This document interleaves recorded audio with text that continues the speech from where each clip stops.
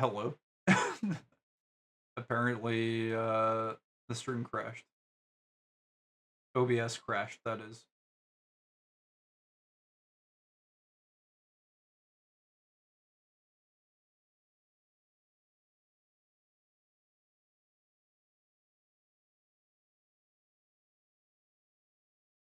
Okay, I think we're good now. I don't know why, but OBS just randomly decided to collapse on itself.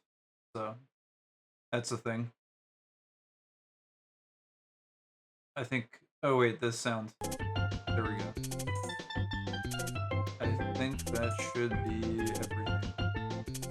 Good. OBS is silly like that sometimes. It's extremely rare. Like, I don't know. This is b3313 though, so you never know. Sometimes things are not as they seem. Let's see. Are you still running IRL? I am, but probably not as much as I should be. Welcome to Mario Wonderland. Where the adventurous tour pay visit to the castle ahead.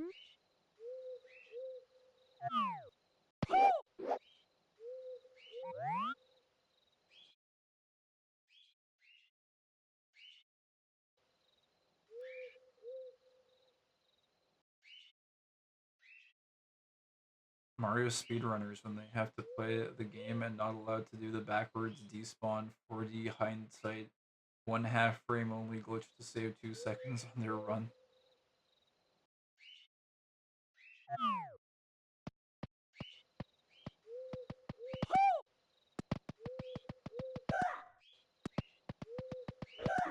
There we go.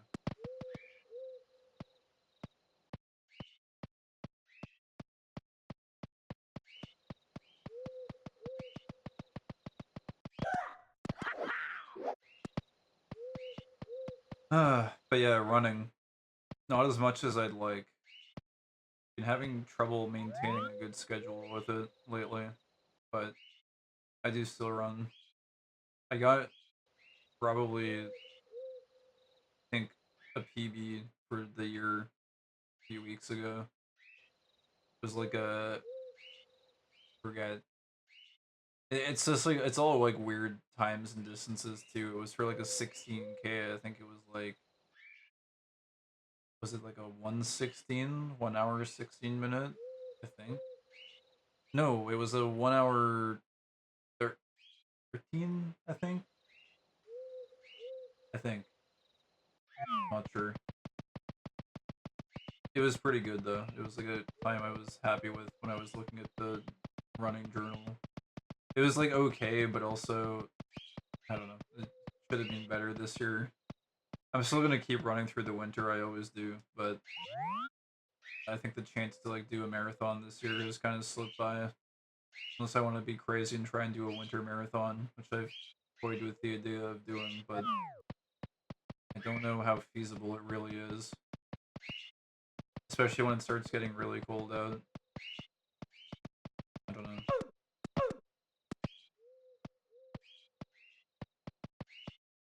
That's fair. Yeah, I don't know.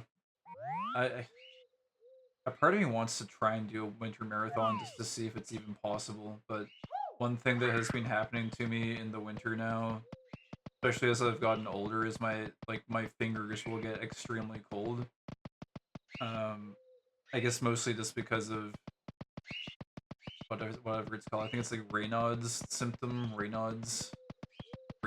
something like that, Raynaud's, where it's like your blood flow gets like consolidated to the central areas of your body because that's just what your body wants to do to keep things optimal.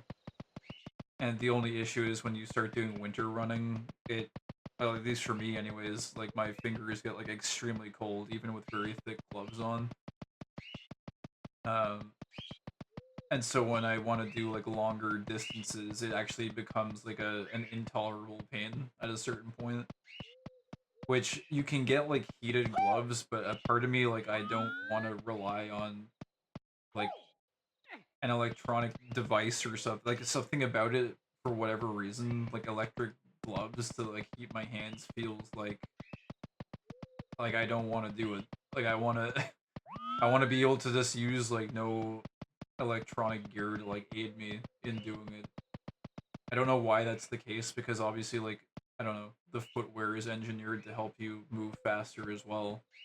But there's something about like using an electronic heating device that like rubs me the wrong way. So I've been trying to like find ways to try and do longer distances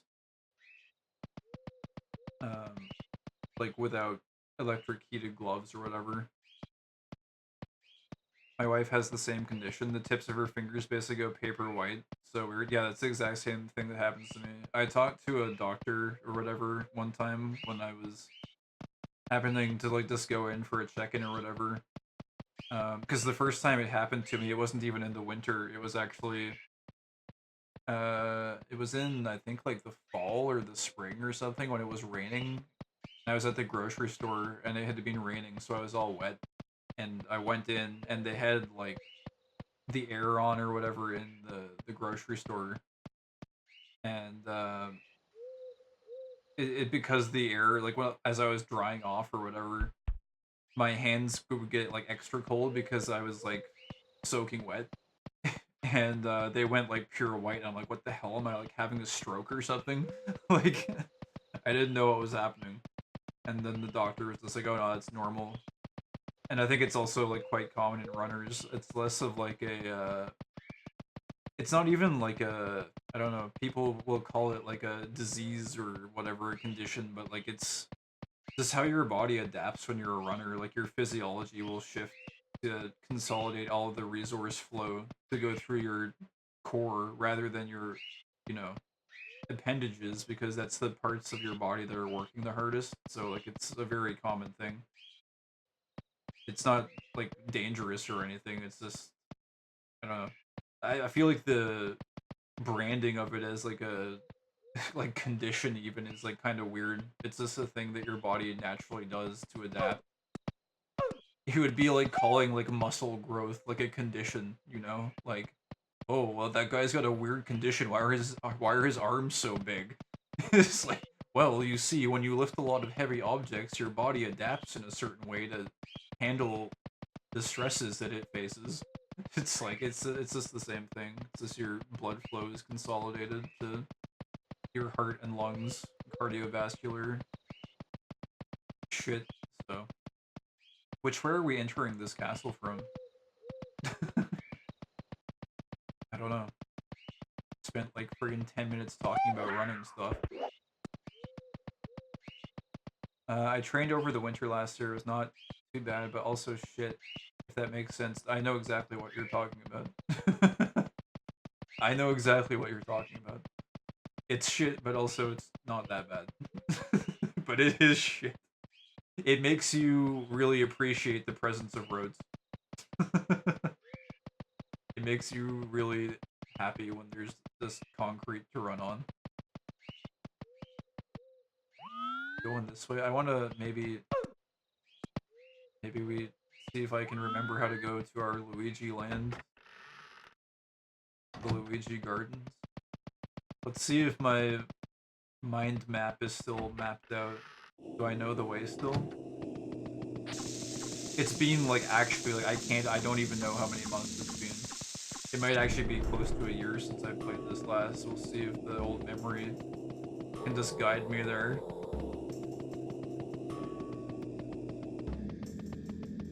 But yeah. But yeah, it sounds so uncomfortable. Well, that's the thing. The only thing about it is it's not just uncomfortable. It's like it's virtually intolerable. It's pain that is so sharp that I came back one time from a run and I had to like sit down, like crouched, huddled over in pain, saying "fuck, what the fuck" for like 5 minutes because it felt like my hands were like imploding.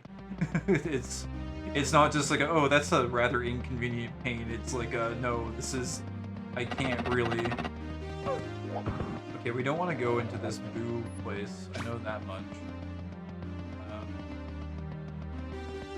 But yeah, no, it's a really bad problem. I've tried like double layering the gloves. I think the only other thing I can possibly try doing is maybe the electric gloves, I don't want to use those, but I've gotten these like arm wraps or whatever, so I'm gonna try like double layered gloves with the arm wraps. And then also sometimes I've found if I like blow into the gloves, the heat of my breath can help with it a little bit as well. So I'm off to run a 5K race in a few minutes, but hopefully you will stream when I'm back. I might still be alive, I don't know. Depends on how lost we get in the Mario sauce. Good luck on the 5K race though, that's sick. Or how many people are gonna be there? Is it like a big event, or go win the race? Hope you do good, man. Get pumped, get stoked. 5K park run? Nice. If you heard of that? I've heard of, is it just like a local park event? Because I don't know if I've officially heard of the term a park run, but like I hear of people just meeting up to do, you know, like a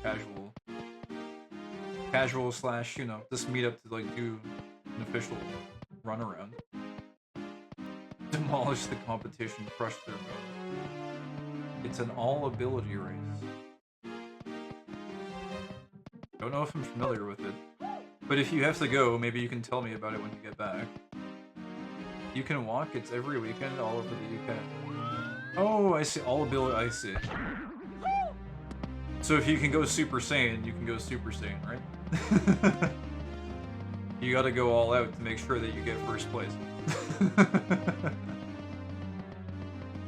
All ability means you're allowed to run on all fours if you want, that's right. All-wheel drive.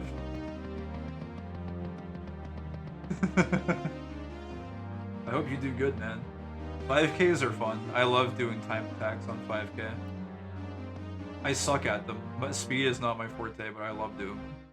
It's nice to try and like just go all out for that short duration. This is the bridge, right? Yeah.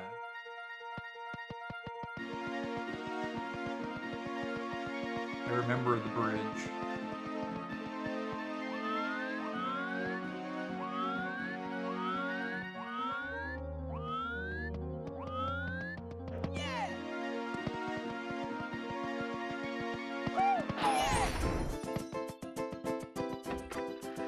Alright, man.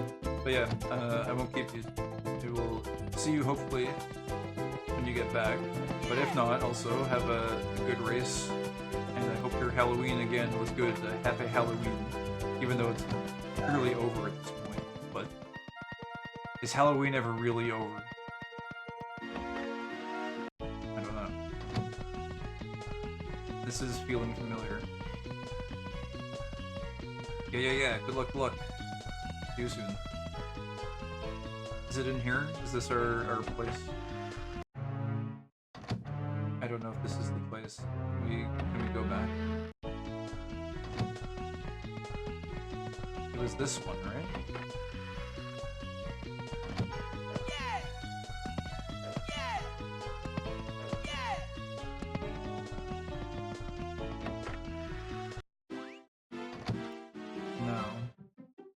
No, not here either.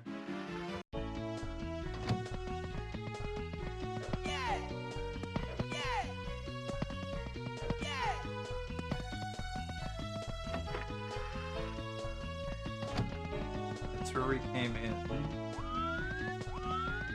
Was it down this way?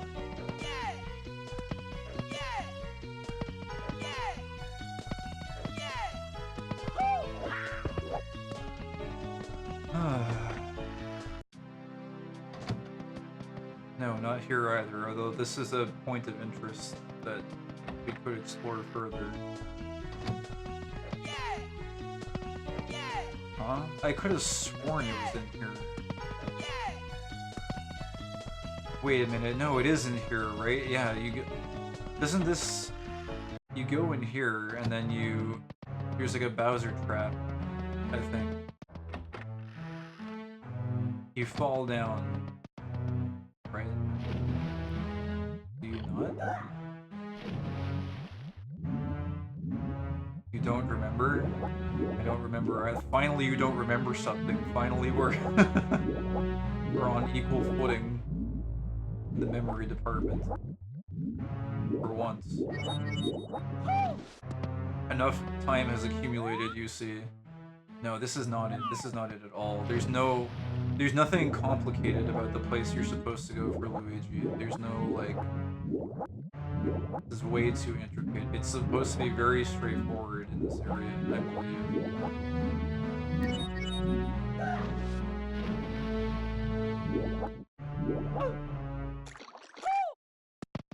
It didn't put it in your mind palace? Ain't right. This isn't right at all.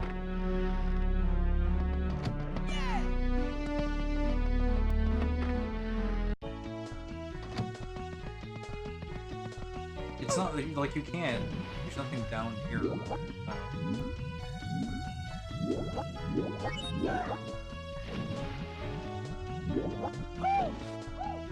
Your superpower is being able to forget anything.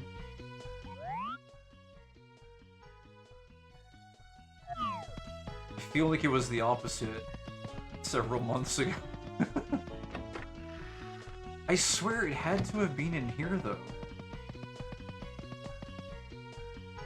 I swear this was it.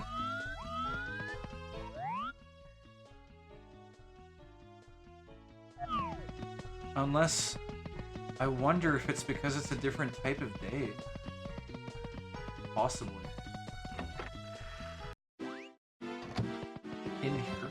There's no way it's in here though. No, this is... This isn't right. Not here. Where the hell was it?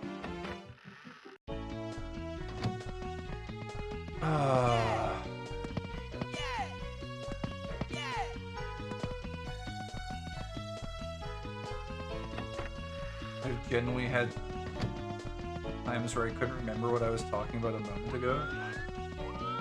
So you have short-term memory issues, potentially, but your long-term is very effective. But I can still feel that whatever it was that I was thinking about wasn't making me feel good.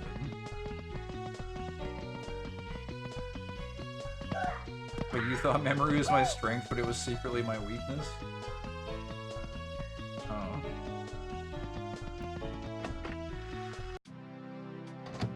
Was it in here?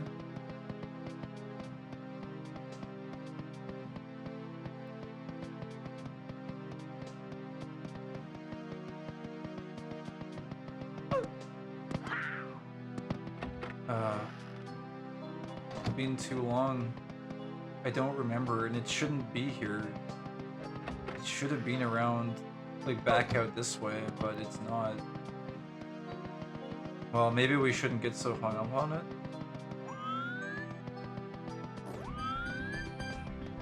I don't know. I think it's this bookshelf over here that can be pushed, right?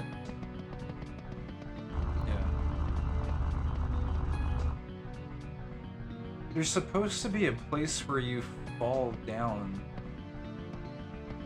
Wait, I think... There's supposed to be a Bowser trap. And you fall down. And then you can't go back up once you fall down. That's supposed to be where it is.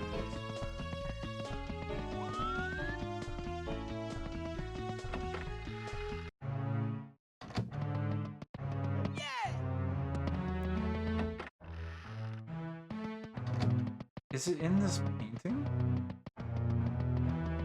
I don't think it's out here.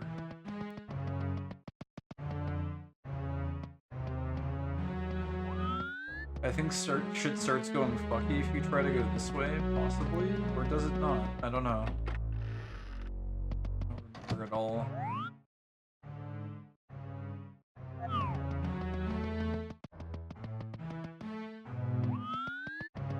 He will only present himself to those that are worthy.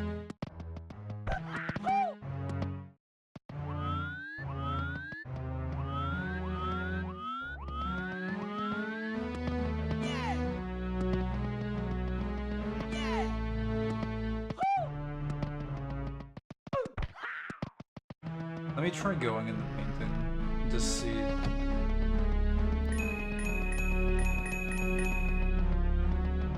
Unless, like, what was down here again? Anything?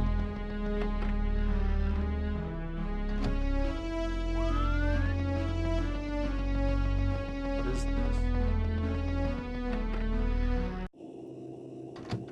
Oh, wait. No, this seems familiar. Yeah, wait. It's this, and then it's either in the Star Door or in this one, I think. Was it the Star Door, or was it this one? Oh, what's in this one? And then if you go back... No, Star Door? No, the Star Door is not even real, so it must not have been that one. No, here's the only problem, though. Wait. There's like a death trap, I think, if you go, like, this way. Yeah, you don't want to go down there.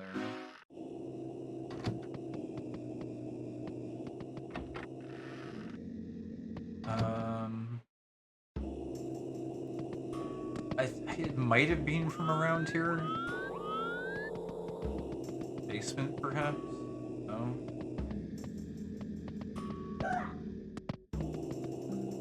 There's only the two ways to go, is that correct? Wait, I can only conclude that I selectively choose to forget those thoughts at will on the spot. The ones that make you feel bad. That might be advantageous in some situations.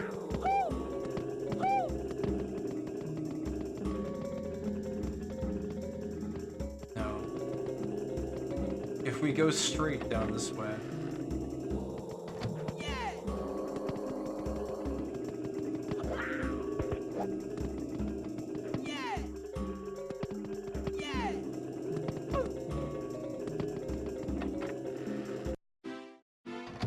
Then we're here. And we go to the Star Door in this one. Bowser Trap.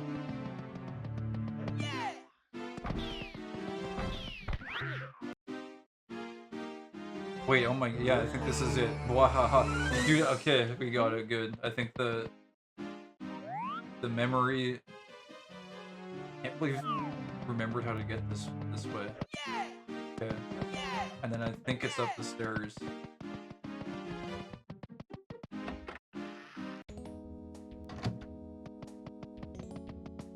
Ugh. Finally made it.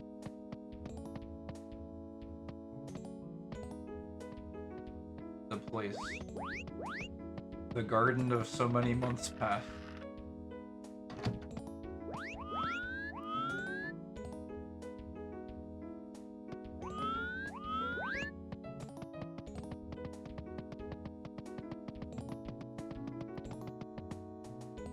It's funny because I don't actually view this as a frigging video game. I view this as like a mental meeting ground. You know what I mean? This is a place that you go to meet with people. This is where you and I come to meet to discuss interesting topics. It's the meeting place.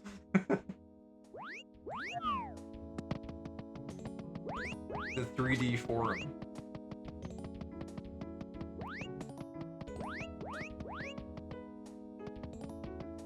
Should we go as Luigi or should we go as Mario?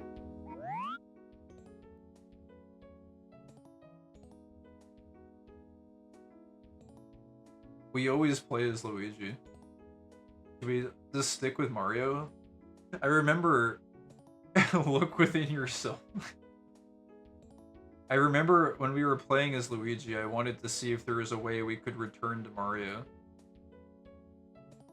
Who do you see, Mar or Luigi? I don't know. I happened to be reading the Mario Party 64 manual as I was cleaning things up. and I read the description for Luigi is that he's more intelligent than Mario. It's been definitively stated in text that Luigi is in fact more intelligent. So Miyamoto has spoken. But then again, who was it that said? I think it was Stephen Hawking. I don't know if it was actually Stephen Hawking who said it, but I've seen Stephen Hawking accompany the quote that intelligence has no inherent survival merit. So, is it necessarily important to be more intelligent?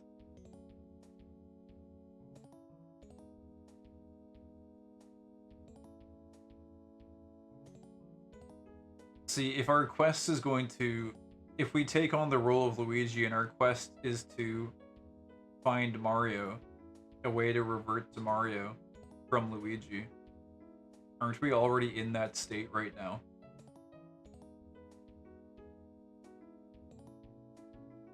So one has to wonder, is it worth is it worth the hassle?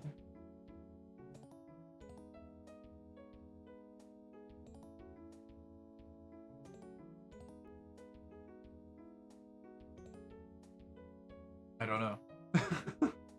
I really wonder if there really is a way to go back to Mario. I feel like that becomes the driving force at that point. The driving force of the entire exploration of the castle, if we take on the role of Luigi, at least for me anyways, will become find a way to revert back to Mario. But do we want that to be the driving force of the experience? Or are we okay with finding something else to be the driving force? I don't know.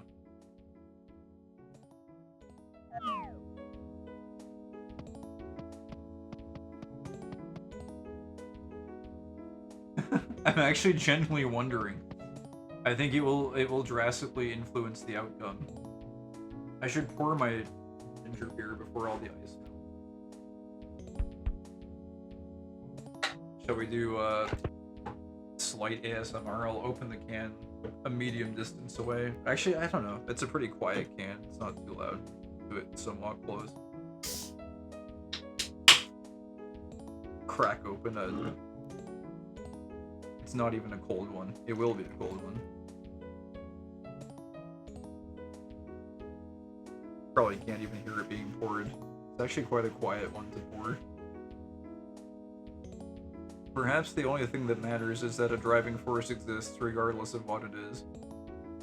The thing is, I don't know if I necessarily want to be hyper-fixated on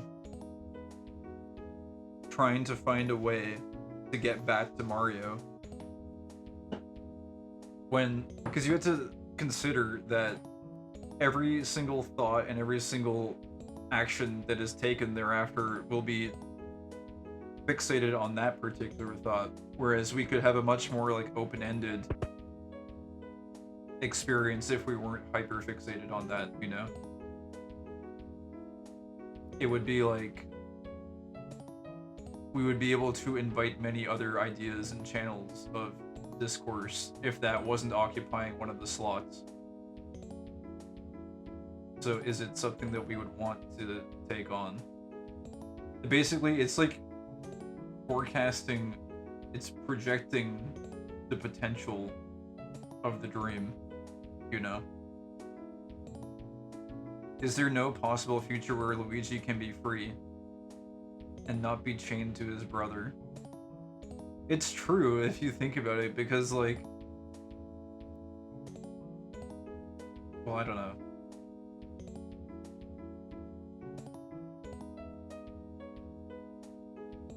I guess the only...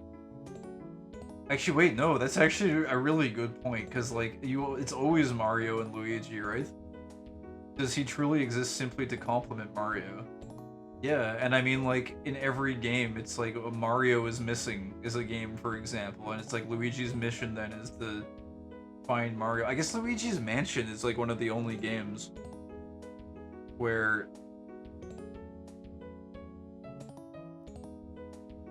he does have his own adventure. He's just one of the Mario brothers. I don't know. How can we thwart this dilemma? I am truly curious, though, to know if there's a way to get back to Mario from Luigi, but maybe... Is that a question that has to be answered today? Is it a question that ever has to be answered? These Goombas don't seem to care.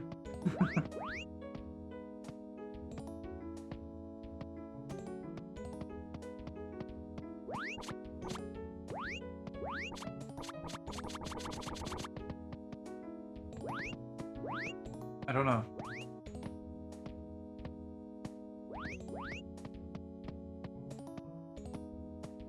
Gotta establish a Mario-based Bechdel test to find out which games aren't secretly centered around him. I don't even know what that is. What is a Bechdel test?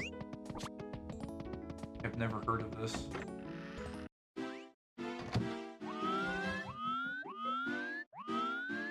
Man, you know, I can't even remember, like, I was trying to be systematic about our exploration of the castle, and I can't even remember where we actually left off.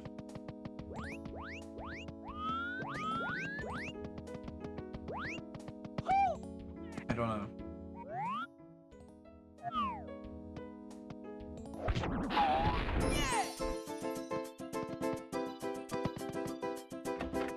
I think a part of me wanted to try and find the wing cap, because we still don't have that. I don't know, did we get the metal cap? I think we may have. Or there might have been like a hint or an area that like felt like the wing cap or metal cap was close. I don't know if we ever actually ended up getting it.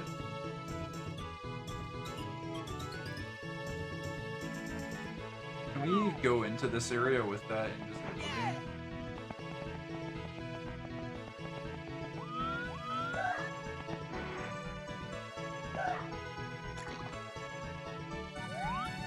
Bechdel test is when they examine female characters to check if they exist as their own actualized characters, or just to complement the existence of male characters. Oh, interesting.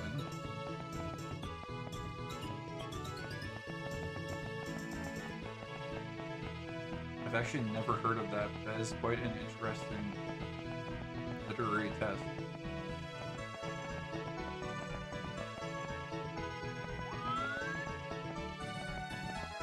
Does it apply traditionally exclusively to females?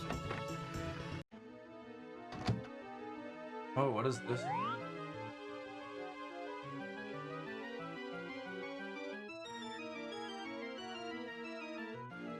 I feel like I kind of vibe with this. Are there any other options out here? This is like the Silver Toad way.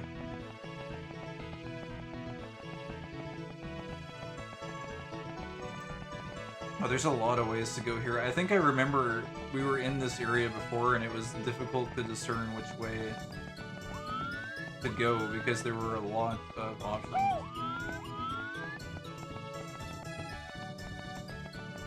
Yeah, they basically just see if in a piece of media two women characters ever talk to each other without mentioning male characters. Oh, that's like the whole test.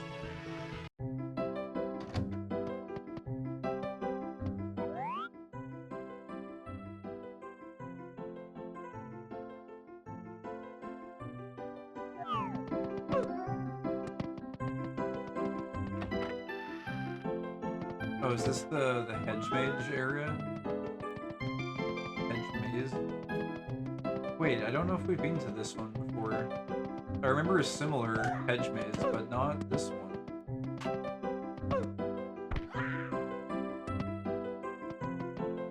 What is this? Well, it looks like our decision has been made for us. This is a one-way trip. Oh, unless... Now I have no idea where we are. We are in Orange Cloud Land.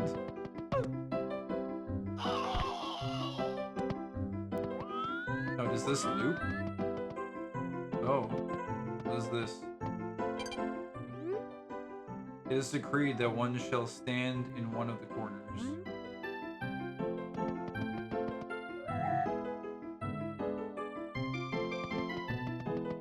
Now you take damage every time you fall here is the only thing. Can we ground pound maybe to avoid that? Nope.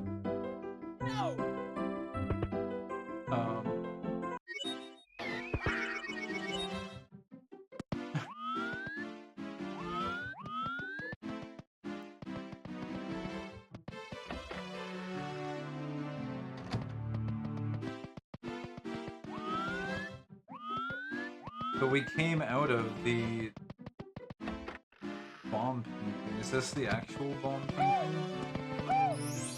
Where exactly is this? Wow, this actually looks like the traditional bomb on Battlefield. What? So we do have the wing cap. Really? I don't remember where exactly we get this. But apparently we have it. Whoa, what? It's like an unlimited height wing cap. Was it always like this? There's no, like, traditional, like, force keeping you down.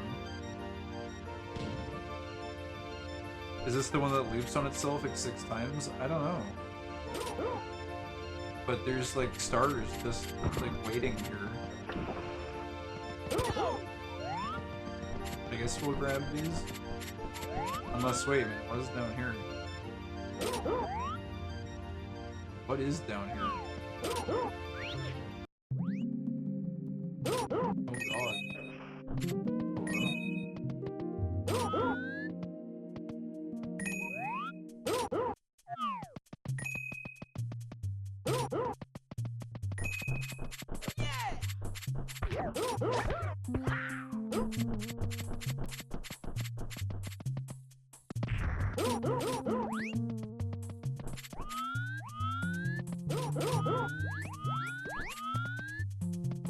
Oh, there's actually a star up there.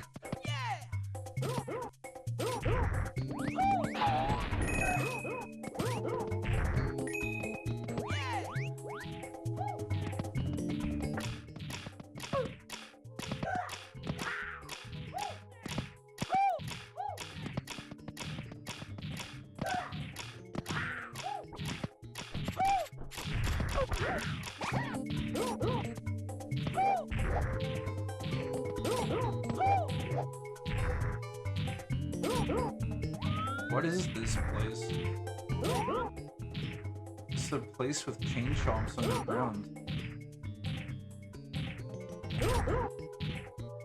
Huh.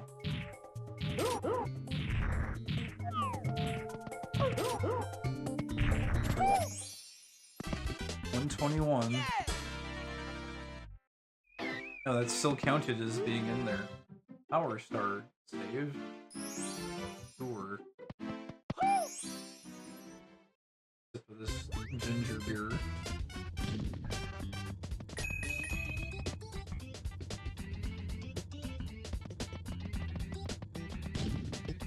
Oh, that's sharp. Holy crap. I haven't had a carbonated drink in so long. I think it's been like since December or something.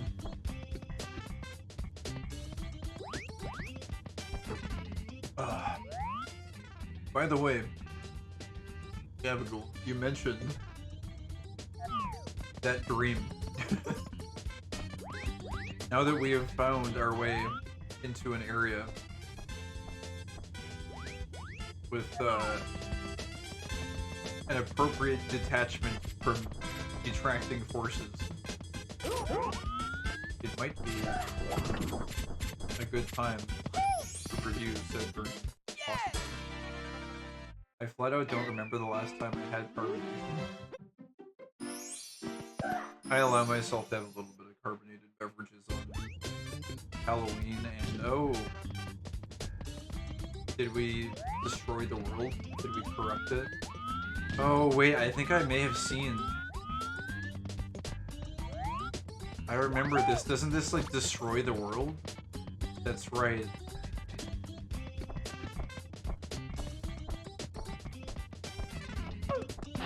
I think if we take another one, this area changes at some point.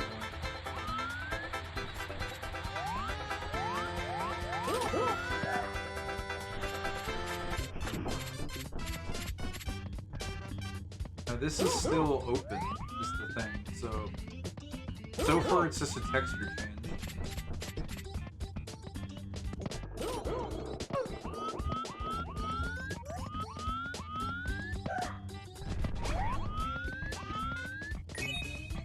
Left my ass up. I was gonna write up recounting of my dream in a text file, but I forgot to finish it. Wait, what? When? Like earlier, or like like when you had it originally? Oh, earlier. Oh yeah, I guess it is kind of a burden also for you to have to recall it. This is... I can stand here. What the heck?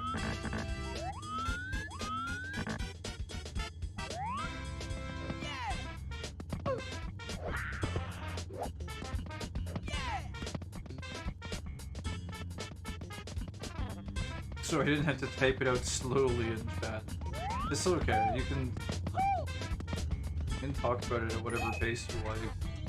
We're not talking about it at all. That's also equally fine.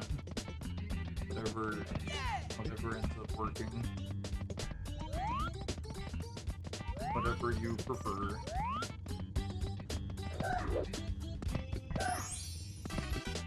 Now this, if I'm not mistaken, I think this like drastically messes up the world possibly.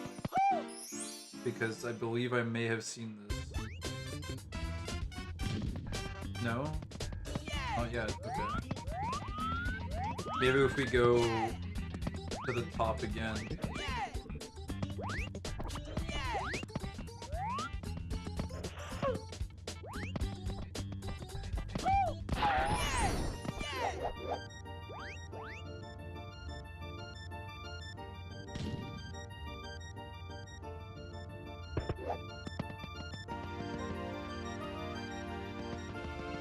And then in the pipe.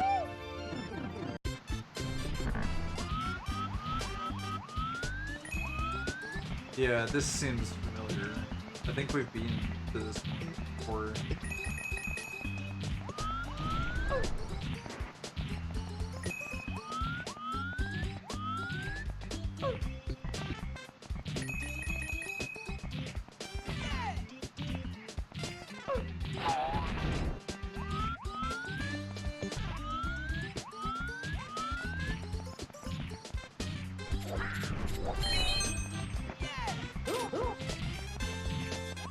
Give me 1 second to remember how Discord works and I'll send the half-finished text. Okay.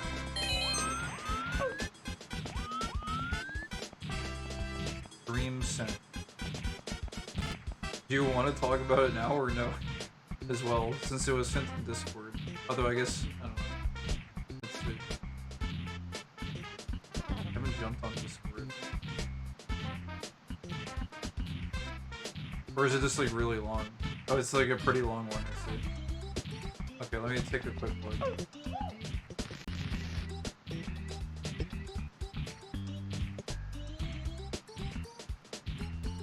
Oh, does this... Oh, let's see.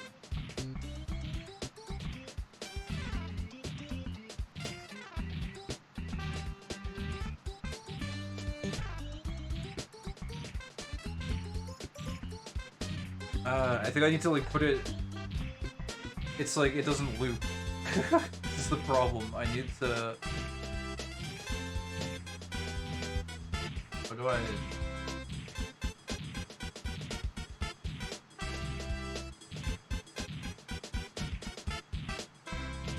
Here we go.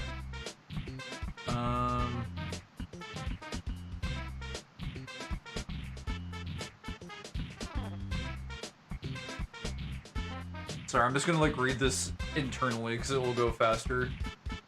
Just read it quickly.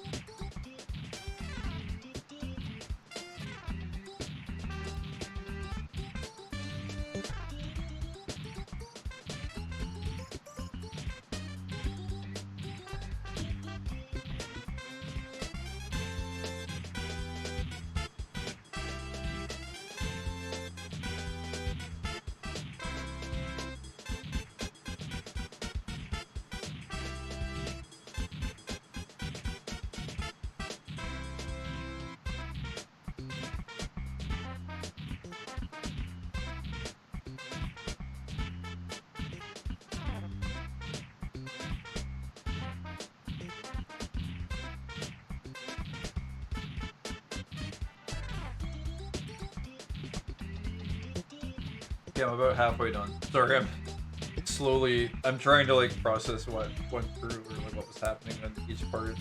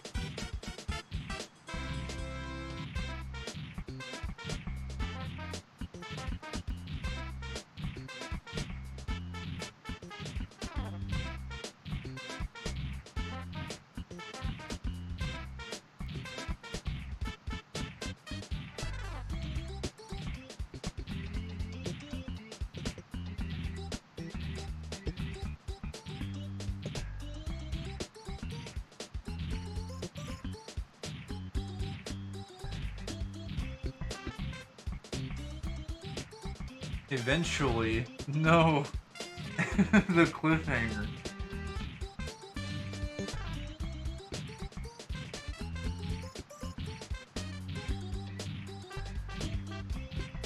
Huh. Very interesting. Eventually. Well, I guess that's where it's at. Was that the part where you like forgot to keep going? It's very interesting though.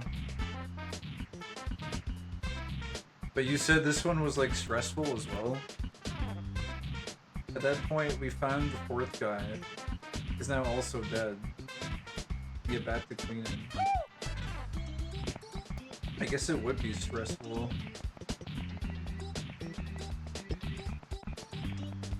So then you like clean up that guy's body, and then does anything else happen after that? Corpse disposal is a wee bit stressful when you don't know what you're doing. Yeah. No, that's really interesting though, what the heck?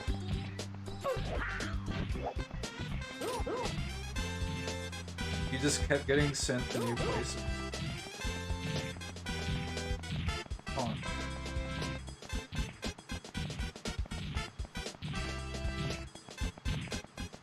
And there was 3 of you as well.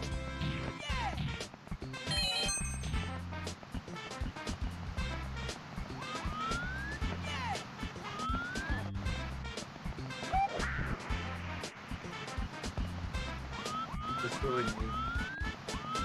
I don't know. And sometimes having to deal with the fact that sometimes there's living people we know are gonna die. Yeah. Do you remember, like, what the feeling was immediately after you woke up? What it was like? Like, was it just, like, stress, like, when you woke up? Gee willikers?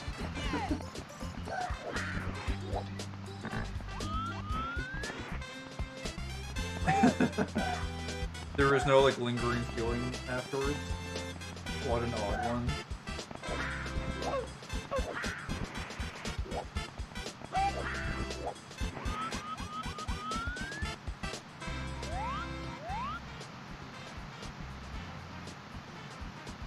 Oh, there's a star up there, apparently. How do we get to the island? But that's it though? Like no other, like, lingering thoughts or feelings after it? I don't know, I've had some, like, really intense dreams in the past where there's, like, I wake up and, like, my entire state of mind is, like, altered, basically.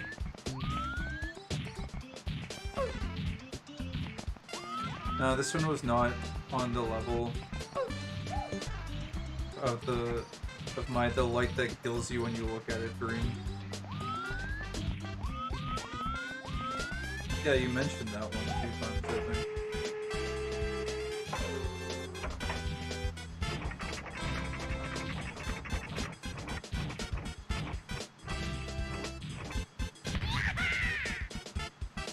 Oh, you can fly out of this thing? May have contributed to my interest in Macabre's stuff. The star right here, too.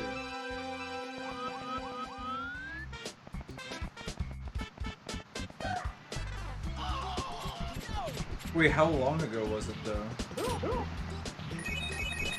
Did you mean, like, the corpse stream contributed to your interest in it, or...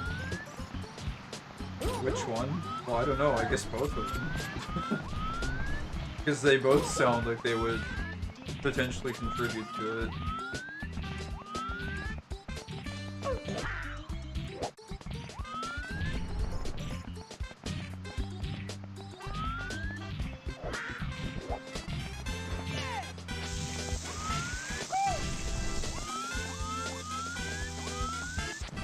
Oh wait, I think it's...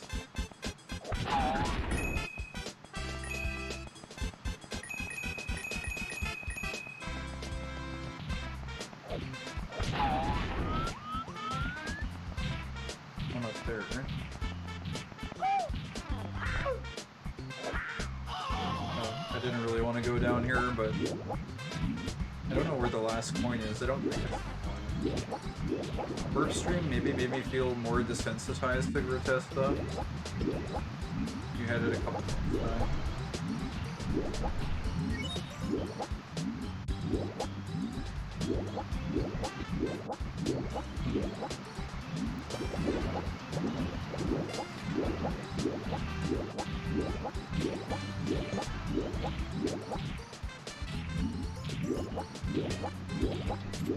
Killing Light Dream was last year. Oh, these are like recent. I didn't realize that the light one was so recent.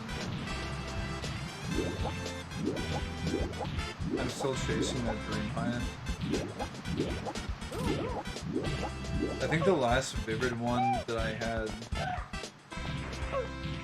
was one that I call the Crimson Dream.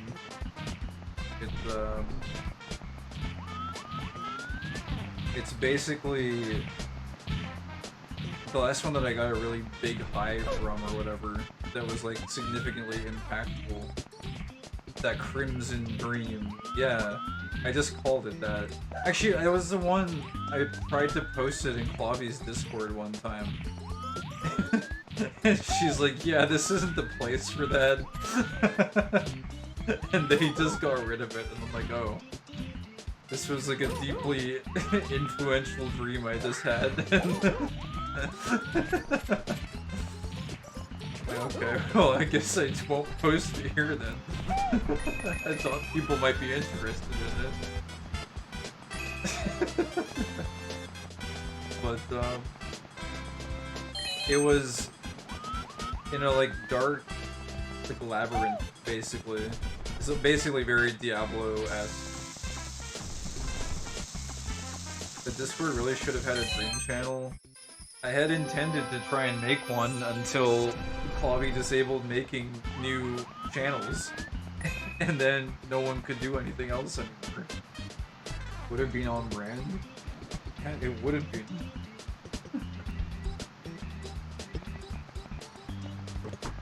It would have been really on brand too if she, you know, kept to that cool ass community that had a lot of really goddamn cool people in it. That had the best music channel that ever existed on planet Earth. And it would have been great. Wait, can you talk to this guy? Hey there, mustache guy. I haven't seen you here before. Hey, something seems strange about this mountain. Am I the only one? Something's not right. Do you mind taking a look at the mountain top? I would climb it myself, but I'm not as fast or tall as the racer. Have you met him?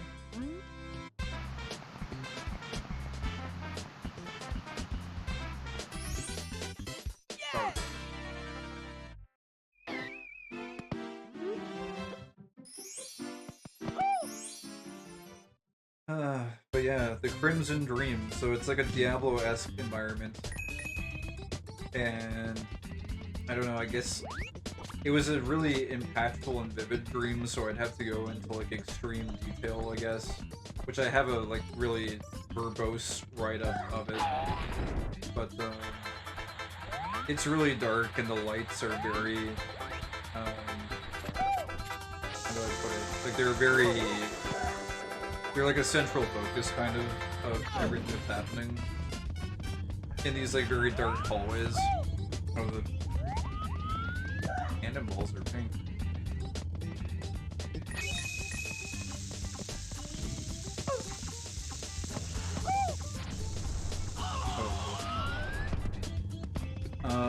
And then eventually there's like this kind of like,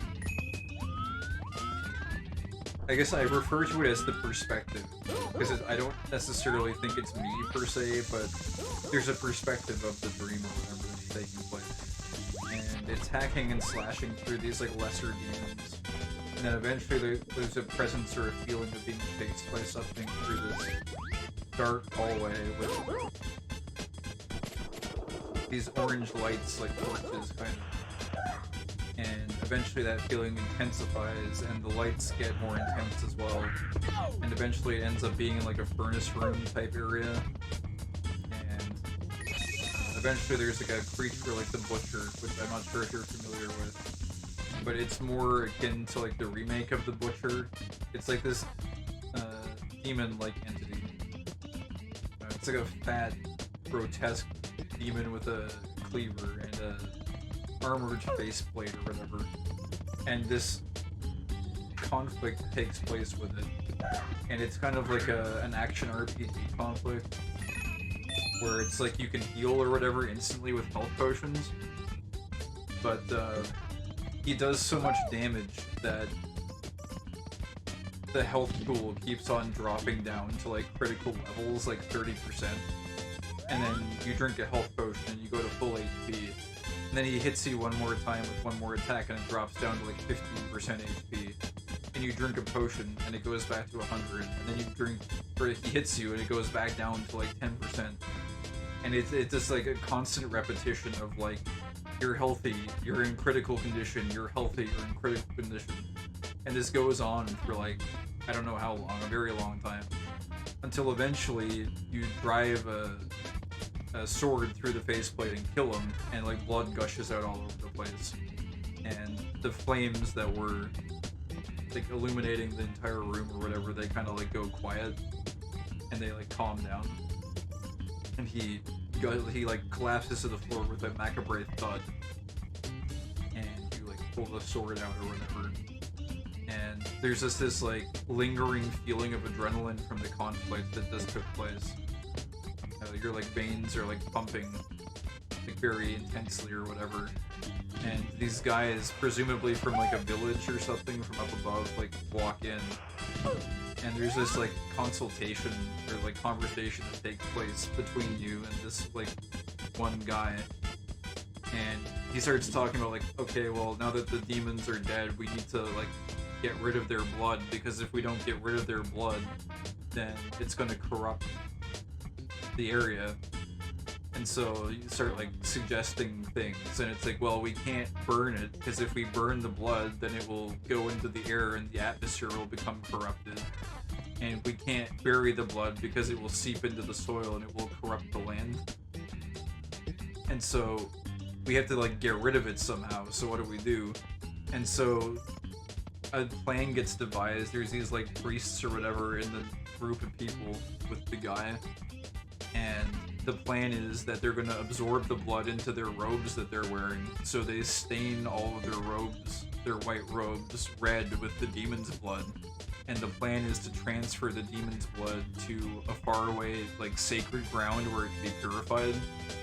So in order to transport it, they dye all the robes that were white, pure crimson red. And you have this, like, group of priests that now are all wearing these, like, bloody, wet, red robes. And they get together in this group, and then they go out on this, like, migration or whatever. And the dream cuts. And it's in this, like, it cuts to like a forest area with like gigantic trees that like go up to the sky, basically. The sky is more or less like covered over with leaves and like foliage from how tall the trees are. And all the lighting is sort of like gray with like a little bit of a hue of green in it. And you just see this like group of, it's around, I don't know, 8 to 10 priests with crimson robes with their hands kind of like clasped together, and they're like walking through this jungle area, and it's sort of like misty a little bit and gray lighting, and you come across these two very tall pillars in the distance, and guarding those two pillars or standing next to them there are these two crimson figures, there's these two guards or whatever.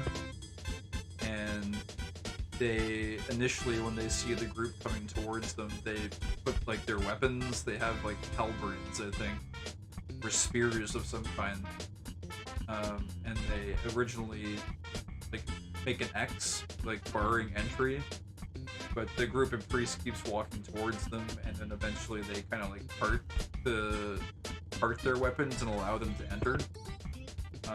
And there's like this presence to them. They have an aura, as the kids say. Like, these are like really badass guys.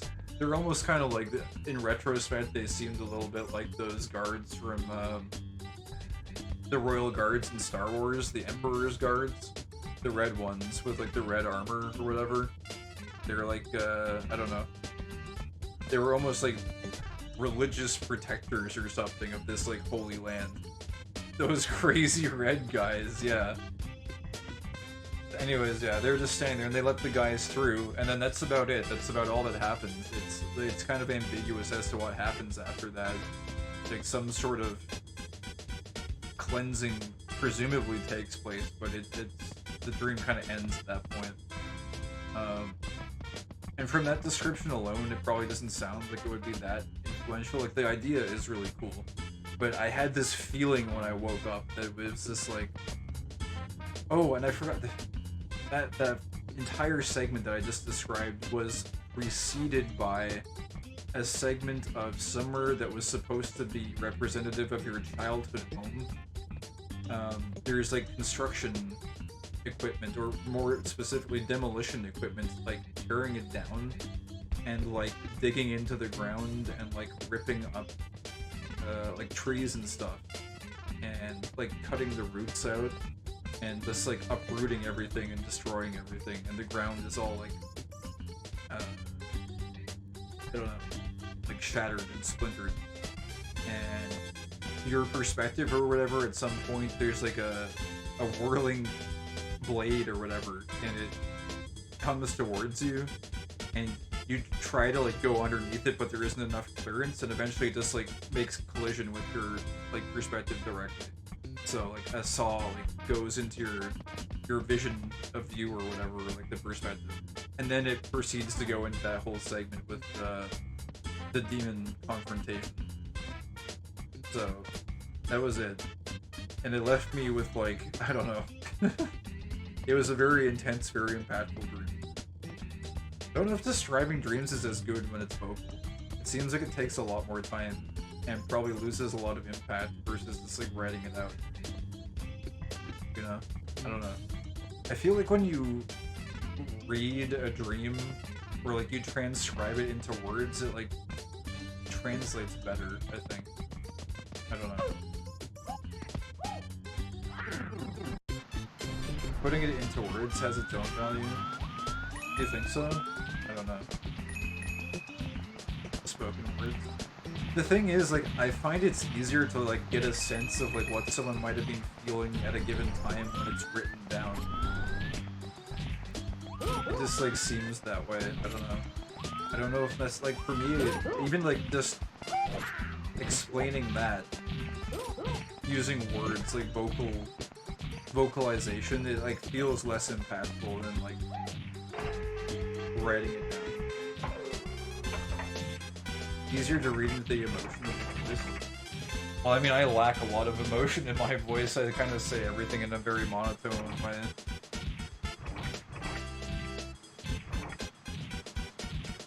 But yeah, I don't know. It was less so even about the dream itself and more of the feeling that accompanied it afterwards, because I don't know, that's why I kind of asked you if you felt anything afterwards, because sometimes when I have a very impactful dream, there will be like a lingering feeling afterwards that kind of almost like helps you interpret like what the dream was supposed to be like what its vibe was, basically, in some sense.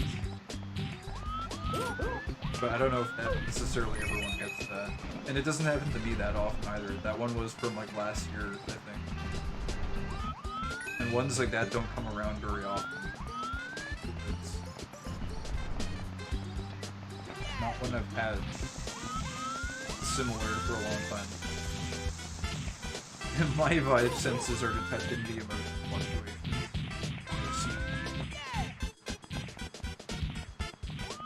But yeah. It was very intense. And I don't know, it's hard to describe, I guess, the feelings that take place afterwards. Because you're just like documenting the dream, which is what you always rush to like write down or whatever, but then there's also trying to like capture the sense of like the impression that it left on you. Which I don't think I necessarily wrote it down right away.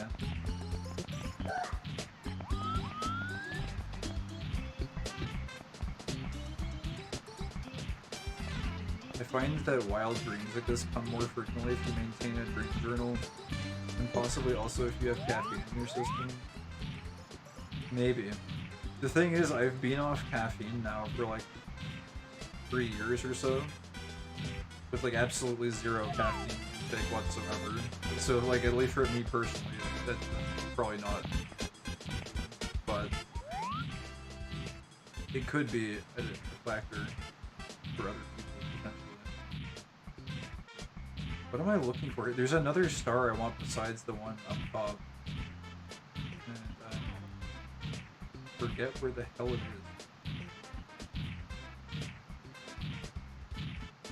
Oh, it's the one on the freaking...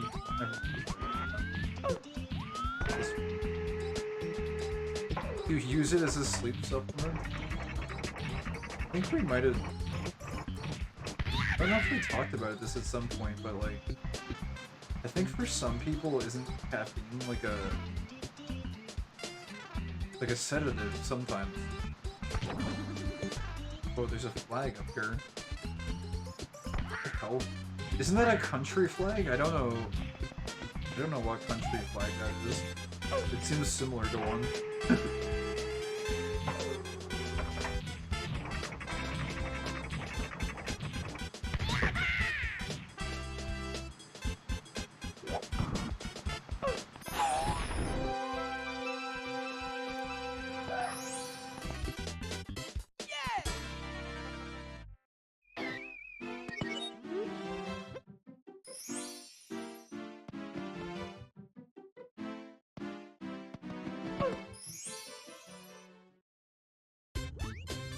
Man. I'm just thinking back to like past sessions of playing this.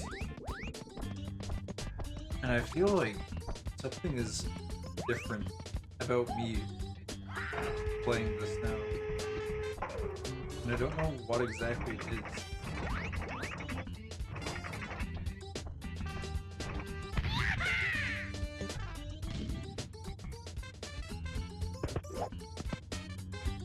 Like, something is less creative, maybe. Every cell in your body has been replaced. Oh, there's that. It's true for everyone.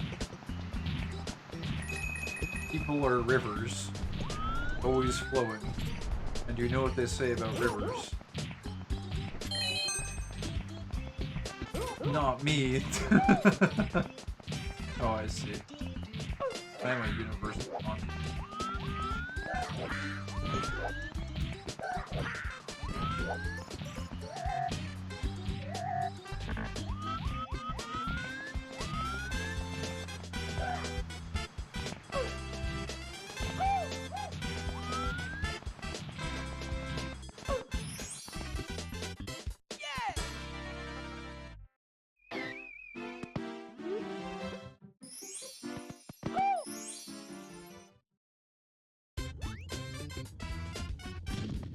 Man, there's still more to get here.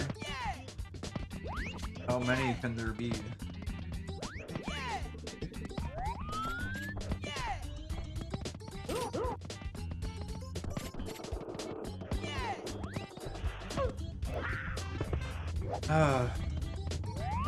What is it though?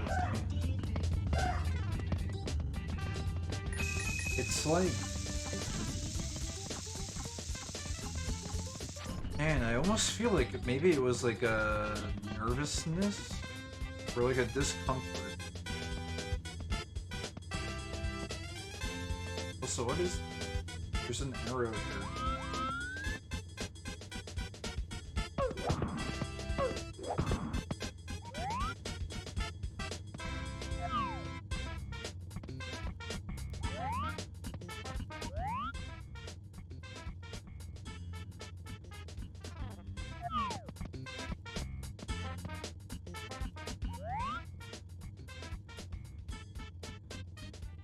It's like a magic pixel if we like look at it.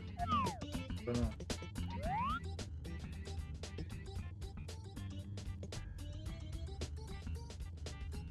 Doesn't look like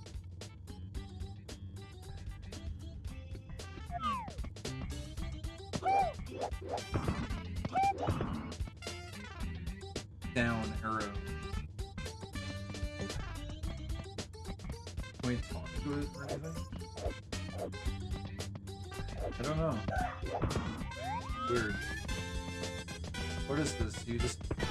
It's just a bomb. Okay.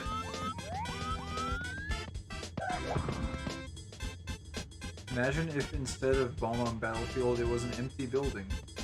And instead of stars, you had to clean a corpse. It is a disturbing dream.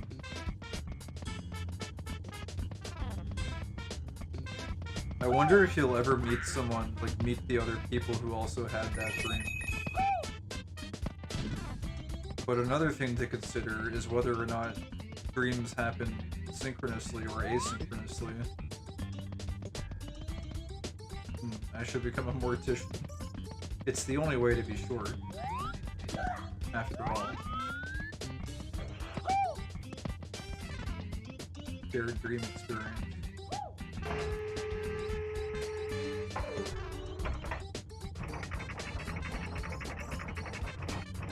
Maybe the other two people who were in your dream haven't had the dream yet. Maybe they'll have it later. And you'll be there as one who has already had it. Or maybe one person in your dream already had the dream and you were the second one, and maybe one person has yet to have it. I was actually on the verge of taking a receptionist job at a cemetery not too long ago. Oh. Why did you turn it down? You just wanted to focus on other things, or? Sounds like it wouldn't be too bad.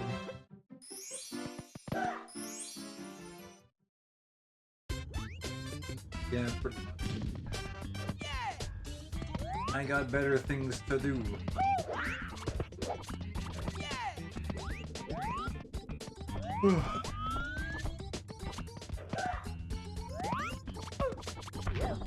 So yeah, I don't know.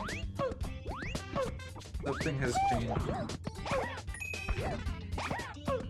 I mentioned like a nervousness or whatever. Maybe that was associated with streaming. Can I not get on this one? Oh wait, you can carry this.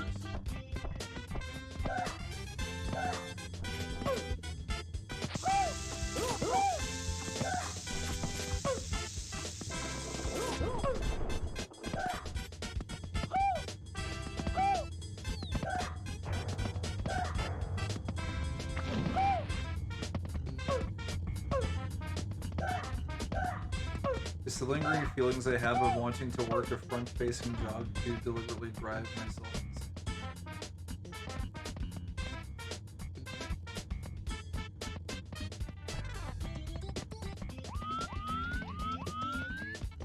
What do you mean? Wait, like... wanting to work a front-facing... Oh, wait.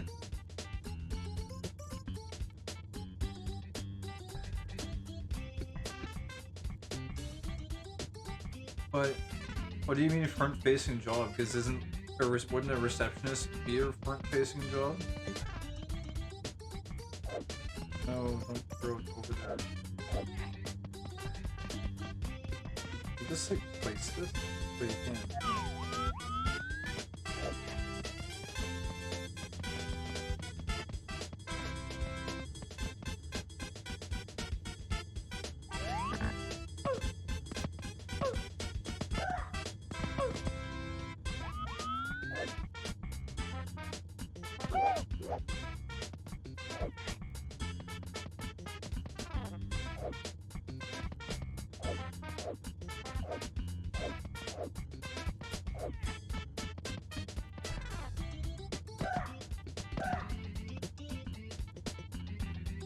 Well, the shell doesn't seem to do anything. So. Yeah, but I decided against it to try for other stuff that's more in my wheelhouse.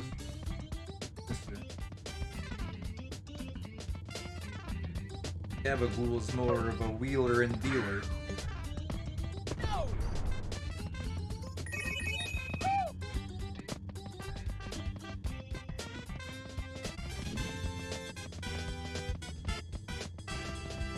Man.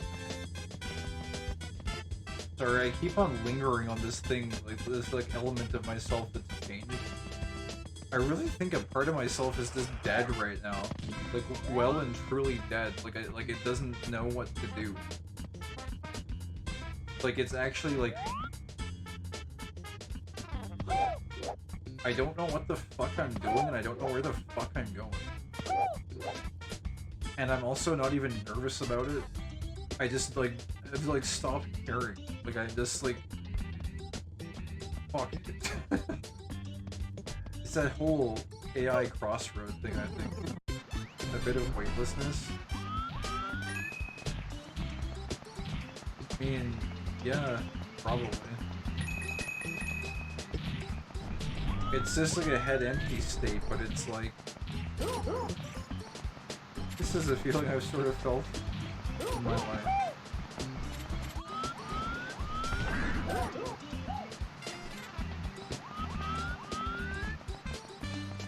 I used to, like, have a direction. Like, I knew where I was going. And this whole AI thing has, like, fucked up everything. Like, I really don't know where the fuck I'm going now. Like, I have no fucking idea. I don't know what I'm doing. I don't know what my fucking purpose is. I don't, like... It's just... And I think another part of it too is I'm getting older now and I'm starting to like not give a fuck about my life anymore. It's sort of like, kind of like a reservation. Like it's... Well, it's over anyways, so who cares? Like, I think this, like, culmination of these forces is rendering me extremely, like, aimless and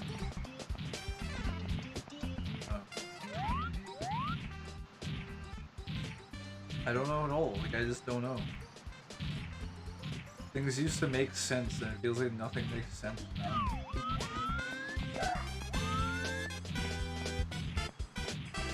And normally, like, I feel like a normal response for me to that situation should be, like, I should be trying to make sense of it, and I should be, like, feeling, like, confused and worried. But the thing that's weirder is that, like, I don't care. And I don't understand, like, where the part of me went that used to care. The part of me that used to be worried. The part of me, like... I say that as if it's a good thing, but it's not. I'm actually concerned about the fact that I'm not worried. Like, I'm a brick. Like, I don't understand. I'm like this fucking womp. Where is this womp? I can hear him right now. He's around here somewhere. It's like me. Where is this guy? I gotta find him. This guy. This is me. I'm this guy right now.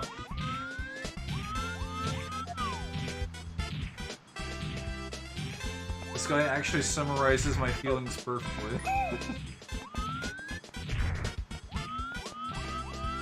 I am the womp. Can you ledge grab this guy? Oh, you can. Wait, can I get the back?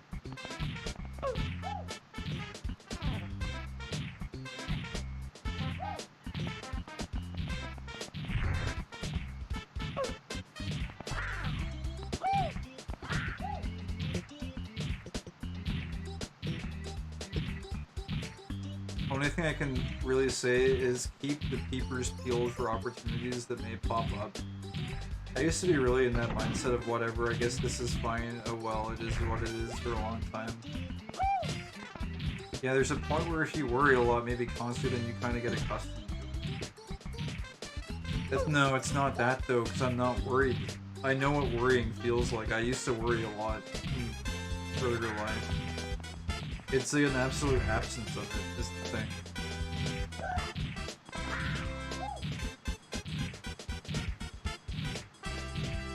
But it's good to at least recognize that you feel something is off.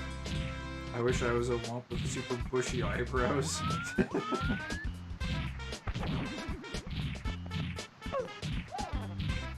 He's got scars on his back. People have been walking on his back for too long. He's tired of it, man.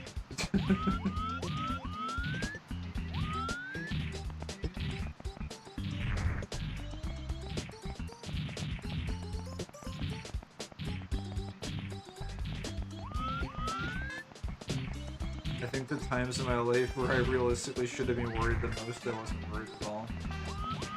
Yeah, didn't you mention that you had an experience or something where you thought you were gonna die and you didn't care or something? Was that you? I can't remember.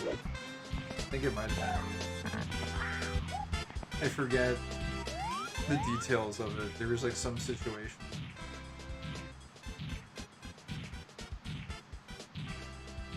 I can recall a distant time when I had like less than $100 but didn't feel like that.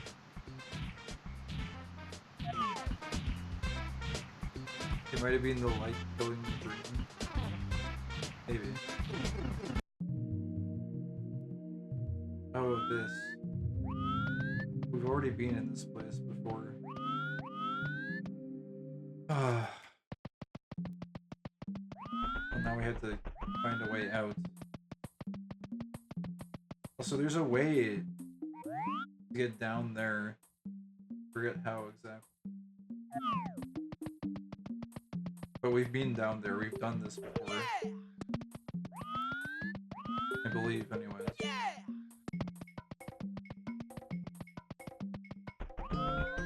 Oh, there's one in there that we never figured out how to get.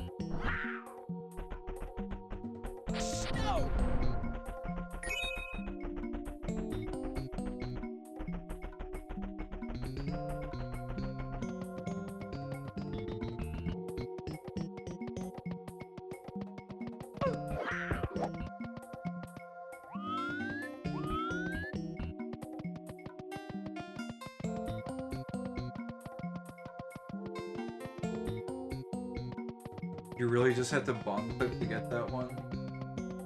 Maybe. I don't even know how to do bomb clip, but the thing is that bomb explodes instantly too.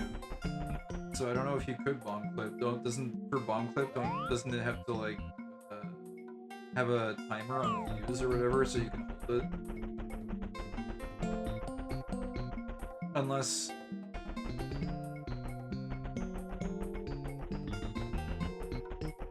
maybe if you grab it, it will have a fuse.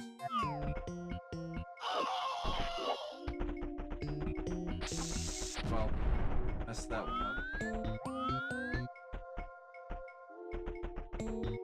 The urge to jump off. Hello, Iggy. How was the 5K? Did you win the race? Did you get first? Or at least good time?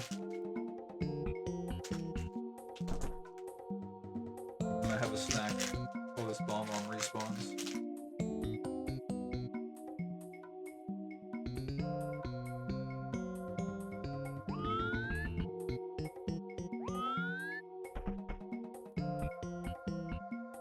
$63rd? Holy crap. How many people were there?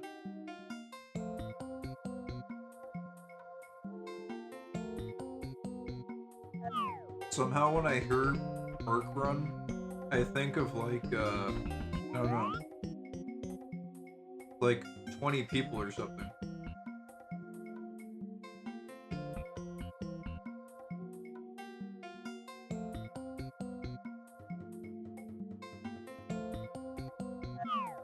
Do you have to like walk a certain distance away for the bumper or something?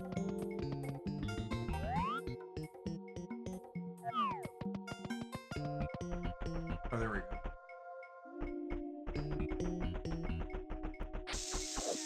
Oh, he like auto triggers even if you're not facing him. Or he's not facing you, rather. So yeah, I don't know if you can bump clip that.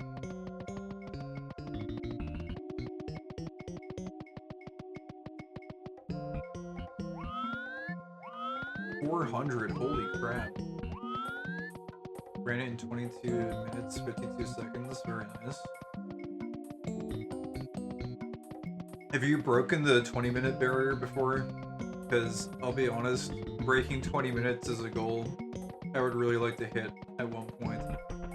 But I haven't been able to do it yet. I always try so hard. I think the best I've gotten, it might have been a 21 something. Like a high 21, I think, but getting sub 20 seems like almost impossible. It's like so difficult. I think I'd have to like specifically train speed training. Never broke 20. I really want to get a sub 20 5k one time.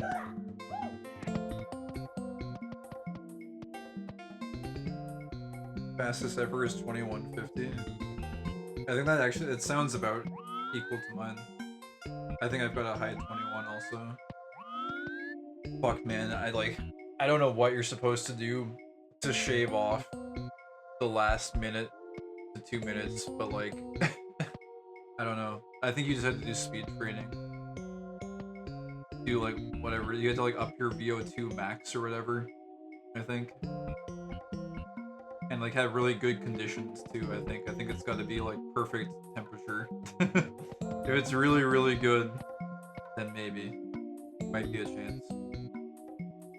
Have you tried illicit blood doping? That'd probably do it. I do have the secret weapon of coffee that I've been off for like 3 or 4 years now. So like, if I get into peak condition and then have a couple cups of coffee, maybe that would do it.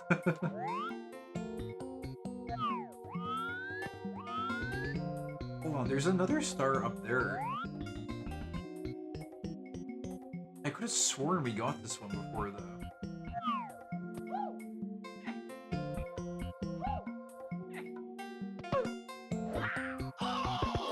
We're gonna die. No, we've come too far. Isn't there a spot where you can like climb up or something? Where I've seen this before.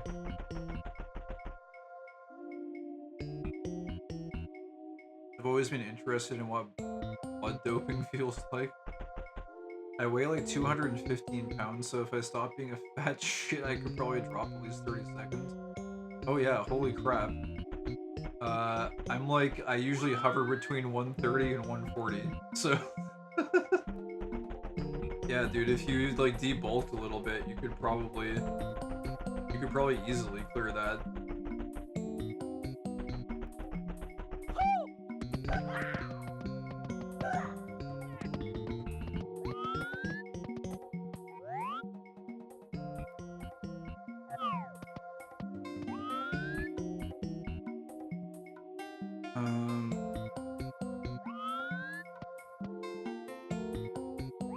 I swear there's a way you're supposed to be able to get up here.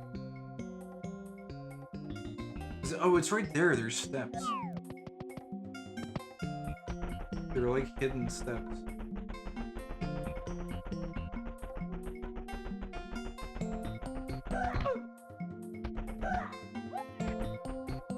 This helps oxygenate your blood. Illegal in competitions, but not any illegal stuff.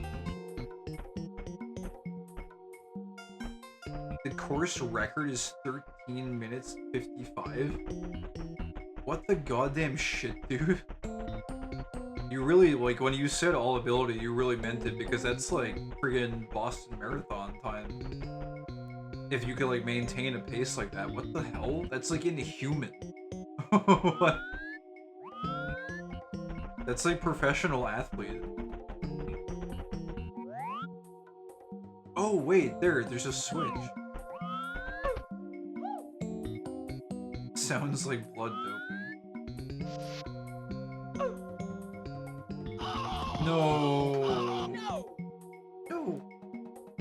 Do we have extra lives? Do we spawn back in here? No. We can get those 2 stars though, I think.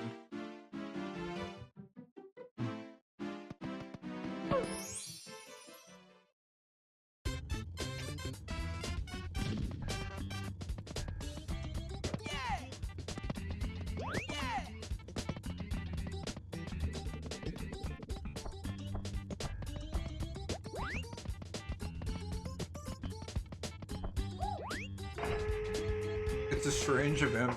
You get almost Olympic level people, normal people, and old people power walking it. Dude, 1355 is actually like incredible though. Like I would love to just see that in action. It's actually insane.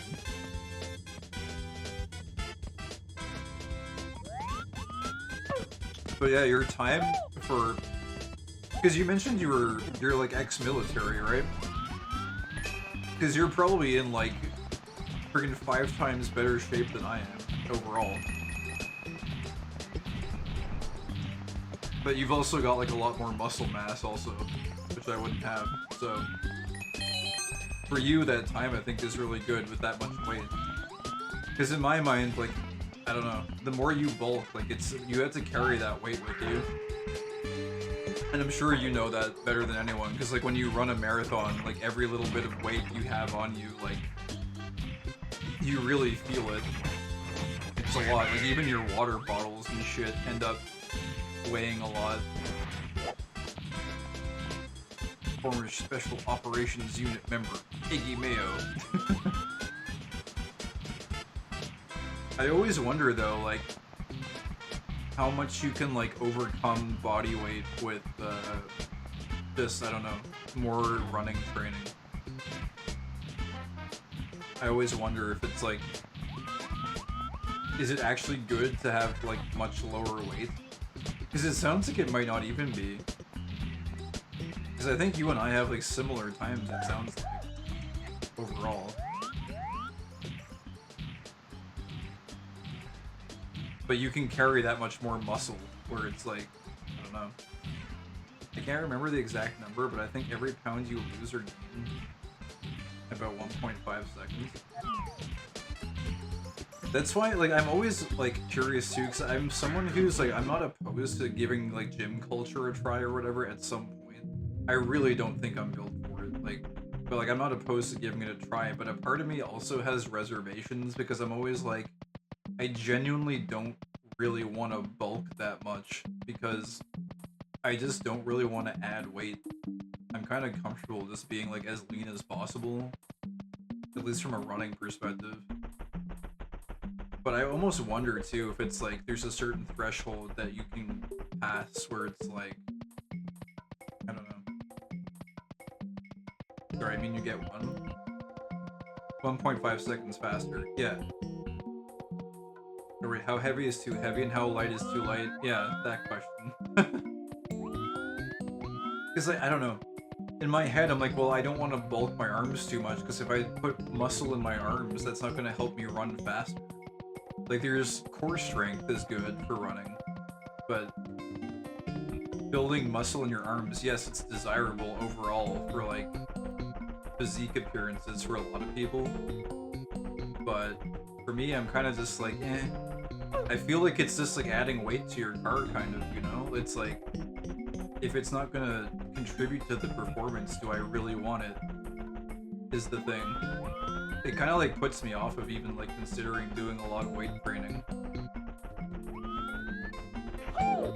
Well, not necessarily weight training, I shouldn't put it that way, because I do a little bit of weight training, but as far as like bulking is concerned, like it puts me off of like that whole bulking mentality of like eat a lot to gain a lot of weight so you can convert it to a lot more muscle. Like, I don't know. But at the same time, I feel like I can't really like get much physically stronger if I don't bulk either. So I don't know. I do not know. I think it's badass though to be able to run that fast while being at 215 pounds. It sounds like a very, it sounds like a lethal pace for someone of that weight. That's a lot of muscle to be able to carry around that quickly.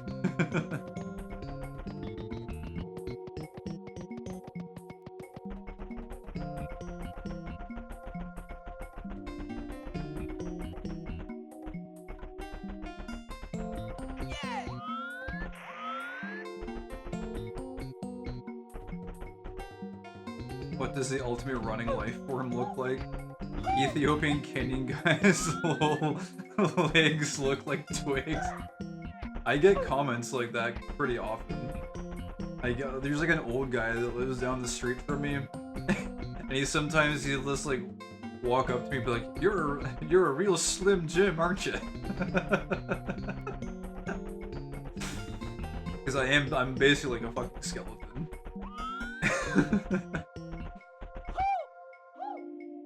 At me. This is what was it? What's the new way of saying it? The skeleton. I don't know. Skullton? Skullton, that's it. It's like a sultan, but it's a skullton. Do I actually have to make each of these jumps? I feel like I can't. I can't skip them. But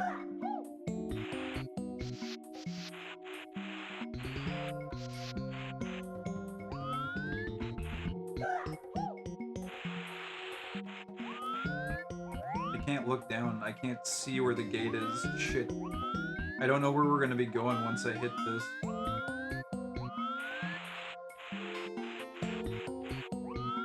Where is it? I think it's down below that ledge. Do I have enough HP to make that jump? I don't know. I don't think so. I think we might die. Oh wait, I can like look around up here first. Oh.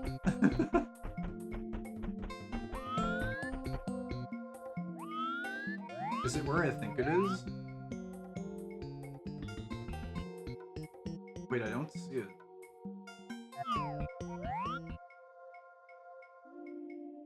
I don't even see it. Where the hell is this? I think it's like right below us. Okay. Oh wait, I don't think it's timed. I think it's just like open now.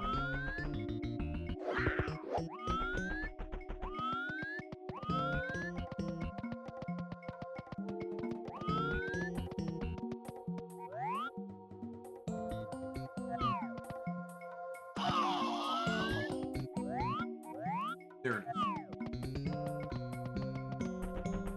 No bomb clip necessary.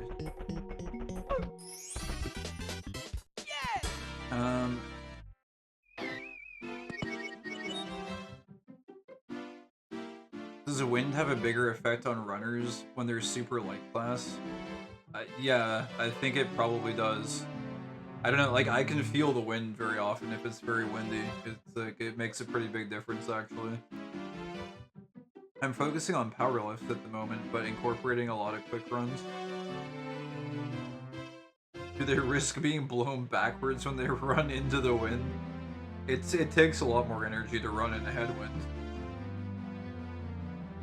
It has a big effect on anyone, to be honest. If it's windy on my course, I can be about 20 seconds slower, just over 5k. Maybe the slim guys have less surface area for air resistance. True, and less mass to be pushed. I don't know. I think that's where core strength would come in a little bit. Like being able to just like keep yourself steady, not be like pushed or whatever. You can actually drift behind people too, same as bikes.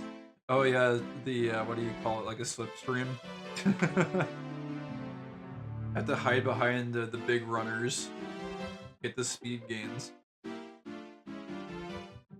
Careful balancing active muscle and mass. I read the ideal distance is 4 feet behind someone to gain their slipstream.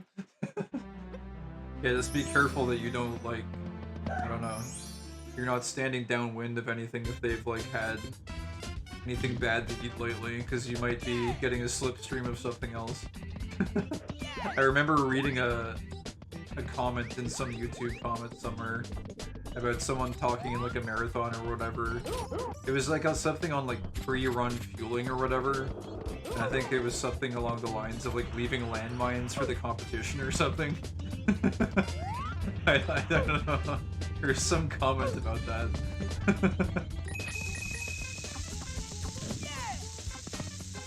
If like your digestion is like not ready for a long run or something.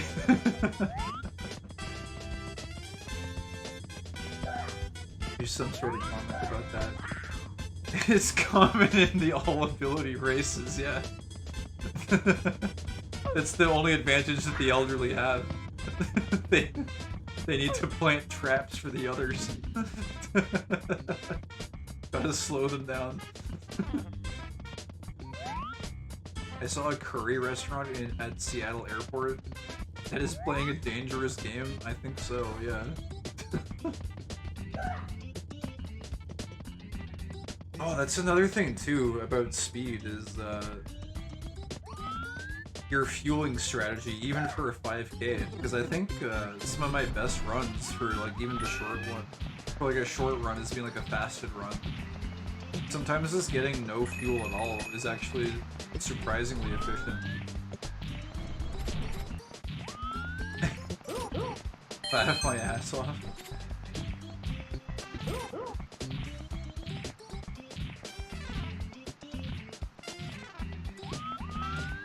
I'm assuming that was for the the old people leaving their traps behind. But yeah, I don't know. For fasted runs, I don't know. I think they're pretty good. Sometimes.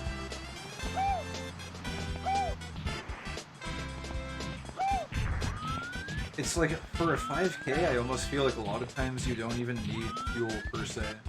It's for those like longer, like mid-distance runs that I prefer for 5K only on the banana. For me, I even find like a banana is too much. Like it's... Maybe it's just because like my digestive system is like too friggin' flimsy or whatever. But like, I don't know. I like being like completely empty. Just some water, some salt water, some sodium, and that's it. You can just go.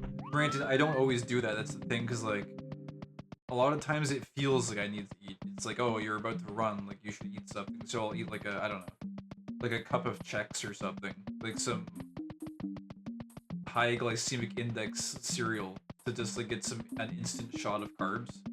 Something like super easy to digest, and just like it'll hit your bloodstream instantly, and then you just like go for the run right away. But I think ideally some of the better runs I've done over the years have just been fasted 5Ks. Not to mention, then you get the benefit too of if you do like a 24-hour fast or whatever. I don't know if you do you must do some fasting, I would imagine. I don't know if you're doing like powerlifting and stuff. Like fasting must come into it at some point. Maybe, I don't know.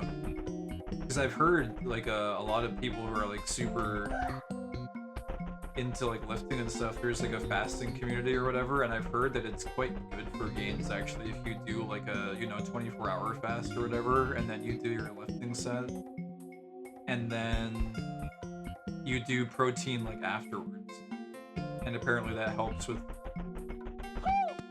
like rebuilding the muscles, from what I hear anyways. I don't know. I've never been much of a muscle builder, but I've heard that it can be quite effective. Well, I've heard and like seen, like it's... What is the guy's name? Is it Thomas DeLauer? Let me see if that's correct. I don't know if I'm saying his name right. Yeah, that is right. Yeah, Thomas DeLauer. That's it. He seems to have like a pretty good bod. Makes like... He's been doing fasting content for ages, but I've watch some of his I used to like watch a lot of fasting stuff back when I was like experimenting with diets and stuff. But I think fasting can be good for muscle gains too. But I don't know. I guess there's different, like a lot of different approaches you can take to diet and lifting.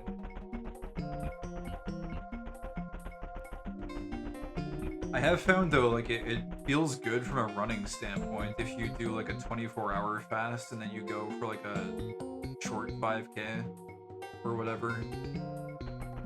Or even like you can get away with doing like a 15K on a 24-hour fast. And then you come back and then you have like a crap load of protein. Like it feels good a lot of the times.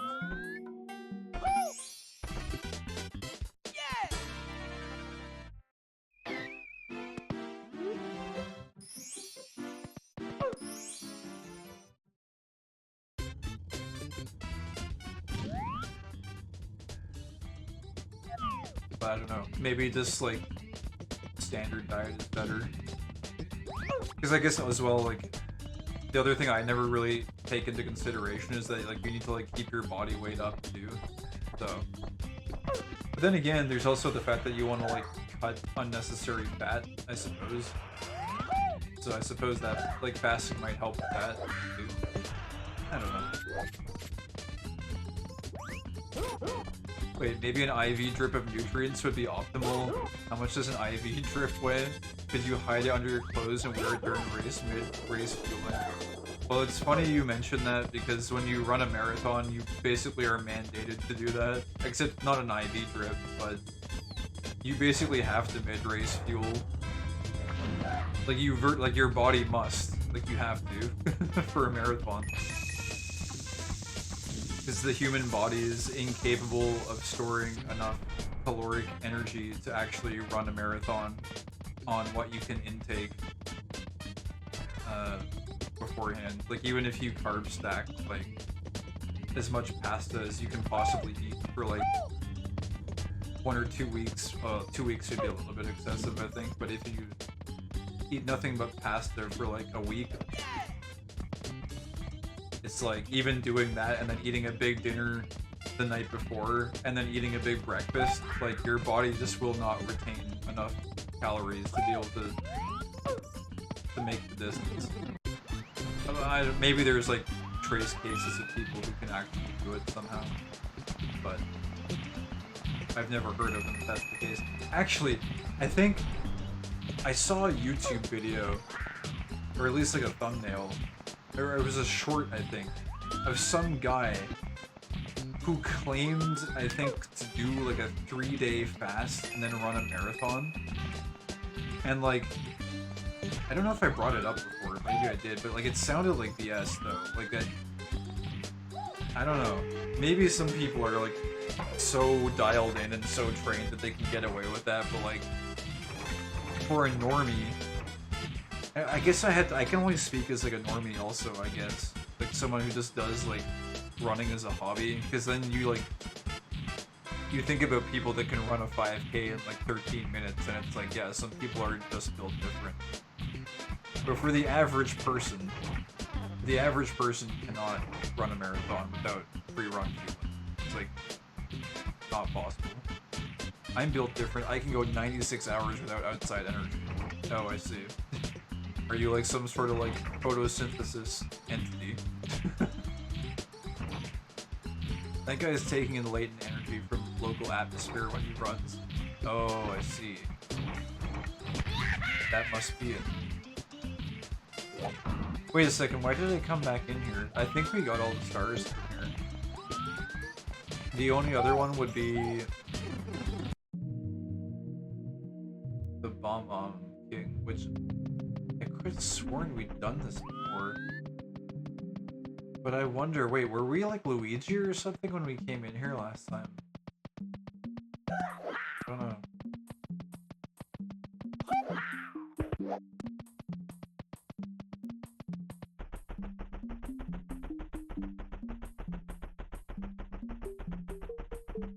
I wonder if there are like certain star differences as Mario and or Luigi.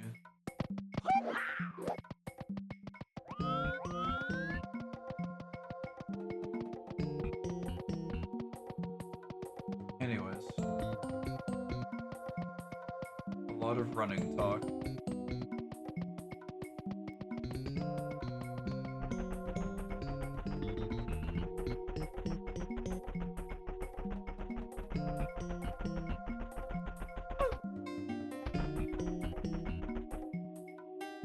Did 44 miles once on a bowl of porridge, 1 bag Haribo. I'm actually not even familiar with what a Haribo is. Oh, gummy bears.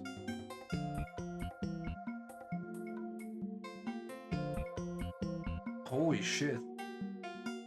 44 miles. Damn, you've done ultra marathons. That's pretty damn impressive, dude.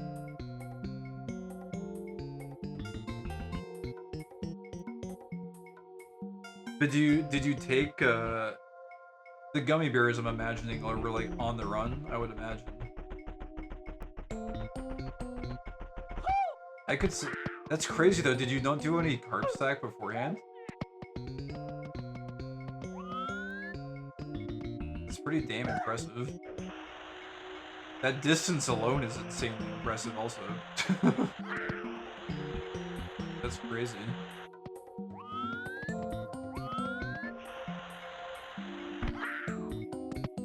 You had a gummy candy for the first time in years last summer. I've been having a weird craving for like some sort of like some sort of sweet candy at some point. I probably should have got some for Halloween or something. I want like an Airhead or something. I haven't had one in like over a decade, I think. That's an insane distance though.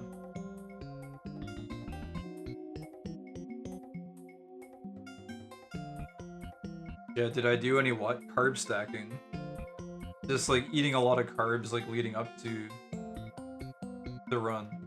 Like on the days and or week leading up to it. I think that's what it's called. I think people commonly refer to it as carb stacking. Where you just like you eat a shitload of whatever, like pasta or whatever, just to accumulate some stored carbs.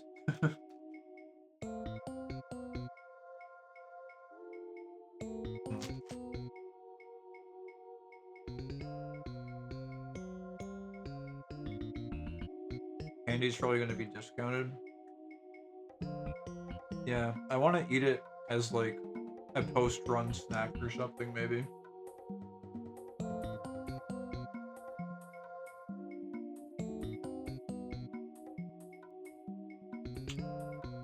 No, just pasta the night before.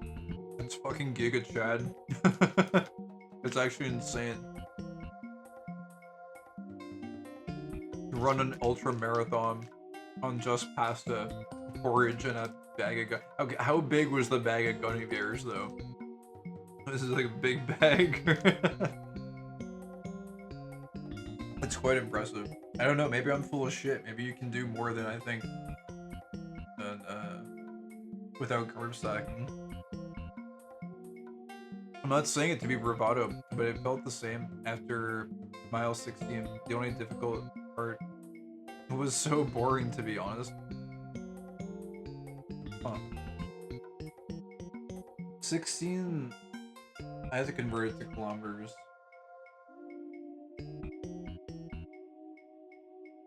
I'm so bad with conversions and everything. 25k. Yeah, 25k is pretty close to the wall.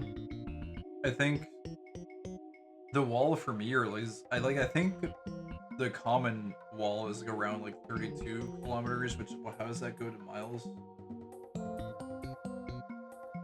Like close to 20 miles-ish, I think. Around that point is like the wall where it's like, once you get past that, I think it kind of stabilizes. Was it a single gummy bear, but it was really big? It was just rolling hills and quite plain scenery. It took 8 hours 30. That's crazy. I feel like now I gotta try and do an ultra marathon at some point. Although I've always kind of wanted to try and do one. Just finding the time to do the level of training to like maintain that level of fitness, like such a challenge. feels like. I don't know, maybe I'm just making fucking excuses for myself. I was complaining about this to Gabba earlier, but like a part of me just feels like it's dead lately. Like I don't know what the hell happened.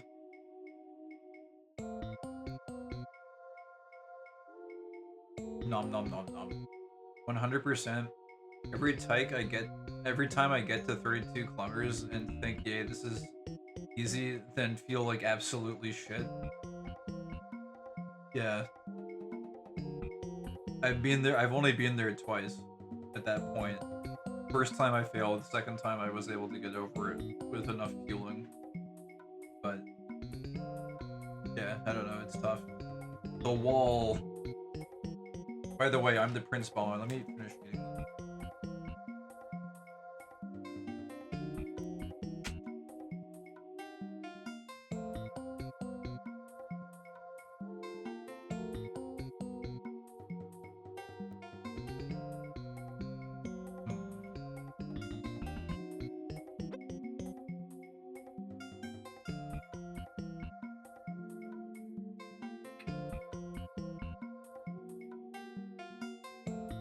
The future lord of all blasted matter.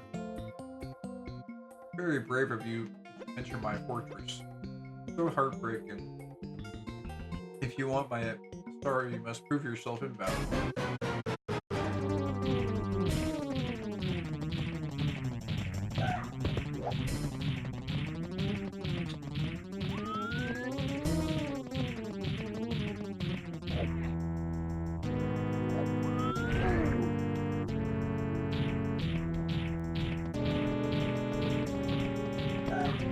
I missed.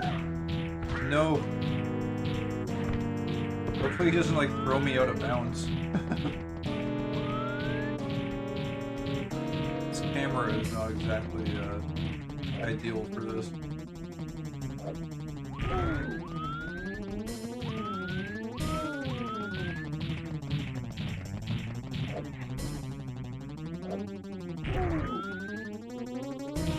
Oh wait, it's more than 3 hits.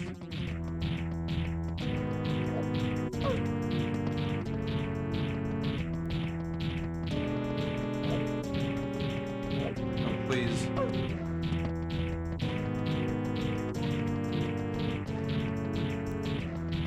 Please. I can't get him. I keep on diving into him.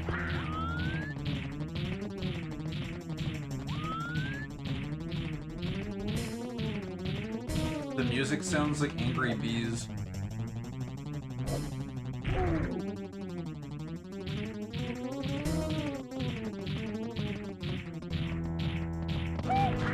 Oh, come on. Stop diving into him, please.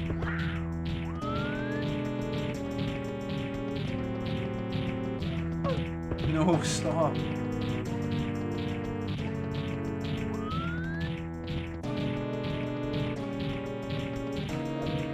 Can you please just grab him?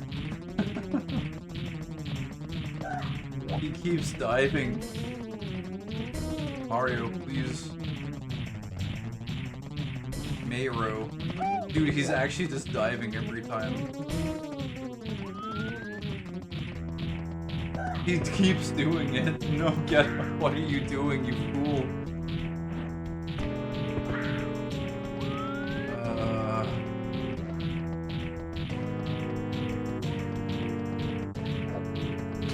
Okay, finally. 5 should be enough. Yes.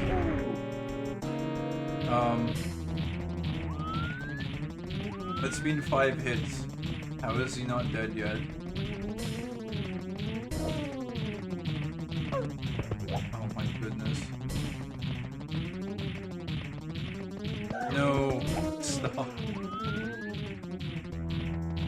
Yeah, you have to like stop running before attempting to grab him, or it's a problem.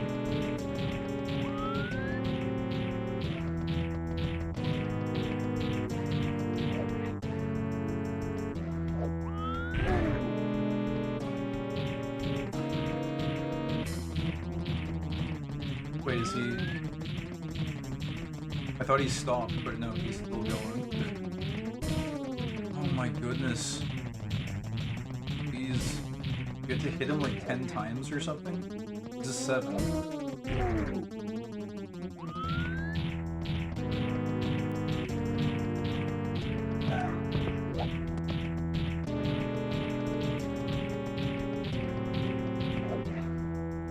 8? Ow, that's smart. So you really are strong, even if you aren't so fast. I wish that my troops were more like you. Oh well, here's the star, as I promised. Jeez, was 8 hits really necessary?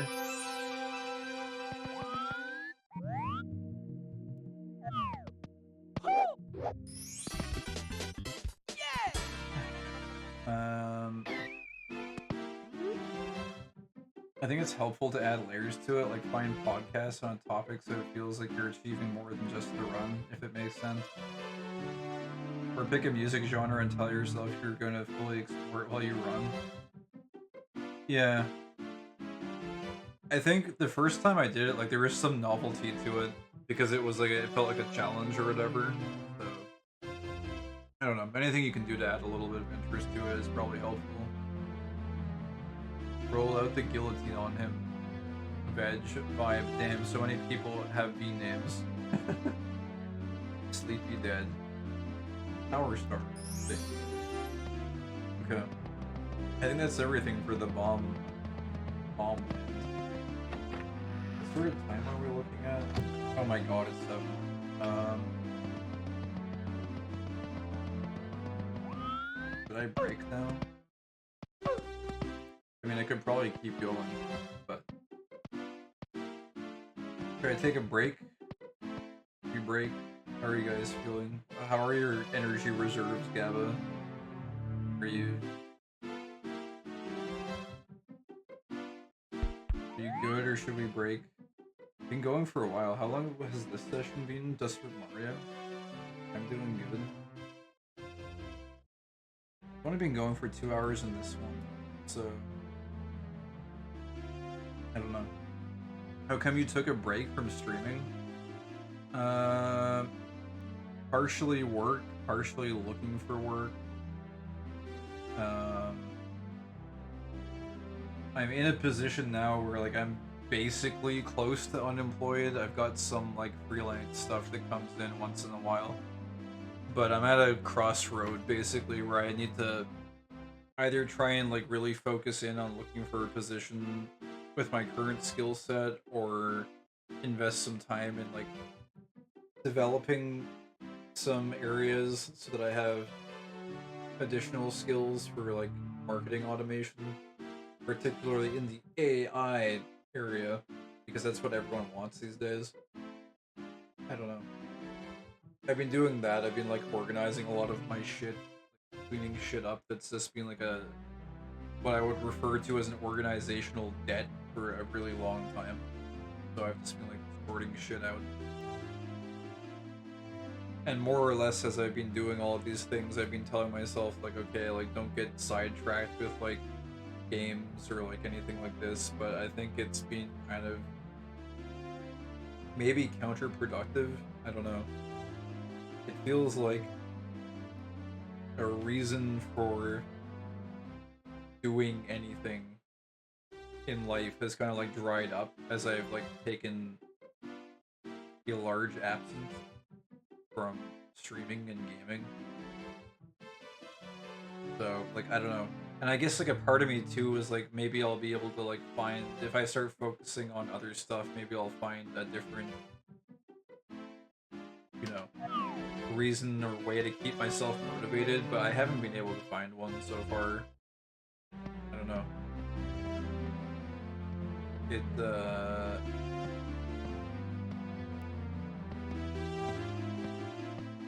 Being away from, like, streaming and gaming and everything, it feels like it hasn't been beneficial. It almost feels like it might have been detrimental, because it feels like maybe, like, my motivation and energy overall have just been, like, completely drained. So, I don't know. It's hard to say, really. But yeah, overall, break from streaming was just, I don't know, personal stuff. Trying to focus on other stuff, but maybe it was a mistake. I don't know. Maybe a schedule that involves some streaming would actually be beneficial. I don't know. Maybe trying to like cut it out entirely is not a good thing. I'm going to be up for quite some time since I have an event to attend in about 6 hours. What if you just lied about knowing about AI and research other stuff instead? So you don't get screwed over by the AI bubble popping. The thing is, there are like legitimate use cases to AI. It's just like not as useful as people are like making it out to be overall. It's very good for some things. Also, this is actually outside the castle, is it? Oh, no it's not. Where exactly the fuck are we? Wait, I know where this is. Is this the booze? Yeah.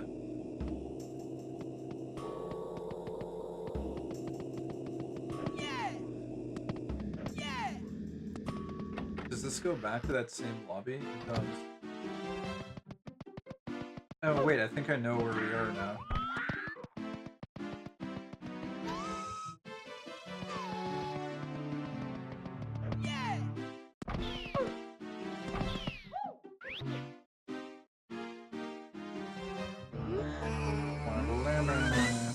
Is this the orange cloud area? Oh, it is. Huh.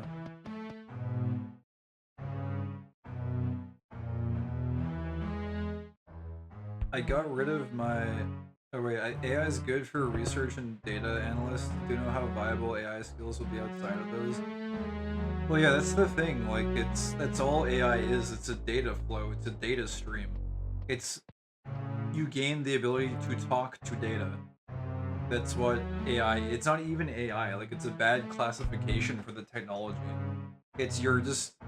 You can communicate with data streams directly. Using English semantics. Like, that's what it's not even... It's not intelligence. It's just data. So, yeah, I don't know. But yeah, it is good for those. If you can set it up in a good prompt flow, it's like... It has good applications sometimes. I got rid of my Xbox, and I can't say I have benefited much from quitting gaming clothes, so I sympathize. Yeah, it's weird. I was like blog posting to myself a little bit about this earlier, but it's like, as you get older, there's this like... It's not as easy to come by energy as you get older, right? And I think a large factor of being able to have enough energy to make things happen in your life comes from the motivation, and the motivation gives you the energy. But you can't really like fake motivation is the thing. So you need like a certain like motivational economy to give you enough energy to do things. And I feel like if you just cut out everything that you enjoy doing completely from your life, your motivational economy is going to be completely shit. And I've tried to like, you know, replace gaming or like streaming with like other stuff. And it just like, I don't know, maybe I haven't found the right thing or whatever, but like you can't really fake passion. You can't fake interest. If you don't have a real authentic interest or passion in something, you can't just like force yourself to do it, right? So, I don't know. Honestly, like, I feel like I've been sleeping way too much over the past few months. Like, this way too much. It's been like, some days it's like 12 hours or something. Which I think is this like borderline depression or something. So, I don't know. I might try and get some streaming back into the mix. We'll see. But today's stream is definitely just because it was Halloween, and I always play Rusty Hearts on Halloween. Do you need vitamin D tablets? I take them. I've got vitamin D tablets. Because yeah, it's a thing. Like, that's this thing too. I've been through, like, I know the depression struggle or whatever. So like, I know the like pitfalls and stuff. I know that the vitamin D is essential.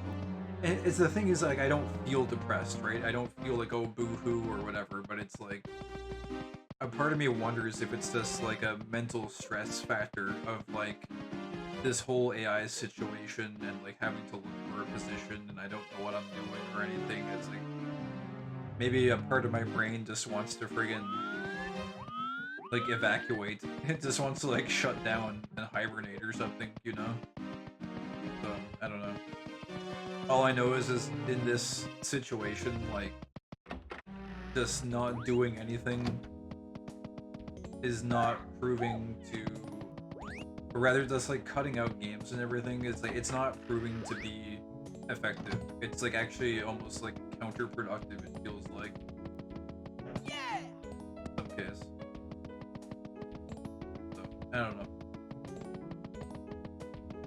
But yeah, that was kind of like part of the reason for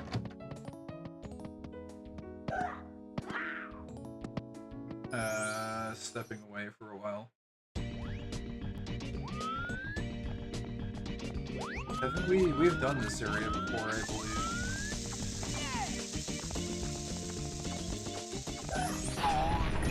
I think we've done this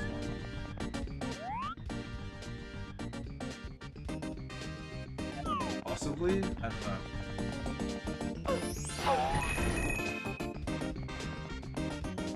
I will say myself and like 3 of my friends feel in a very similar situation.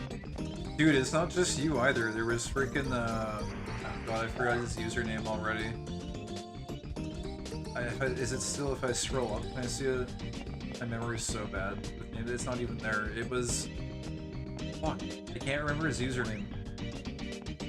It's the guy that makes the really cool 3D models.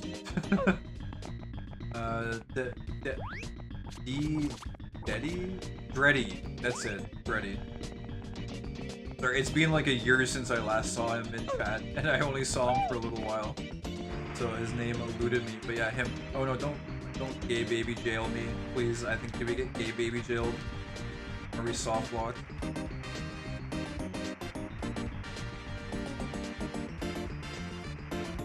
Can we escape?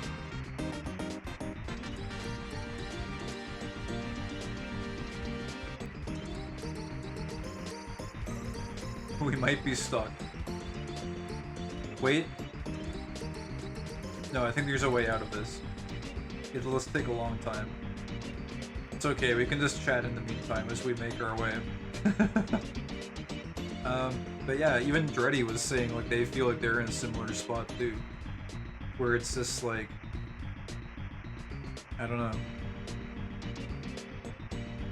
We had a whole conversation about how like basically AI has made every single business enter a cost-cutting mode. And they see like, rather than like quality as being a thing that is valued, it's all about cutting costs now. And every company is basically okay as long as the end result is 60 to 70% okay. As long as it is good enough. If it is 60 to 70%, it's considered good enough, and no one cares about quality anymore. And everyone is trying to be able to get to that 60 to 70% as cheaply as possible. And it has resulted in basically like the death of like quality work, at least in the short term. And trying to find a position now in like almost any industry, it seems like, is extremely challenging and difficult. And I think a lot of people are just like wondering like, what the fuck should we do?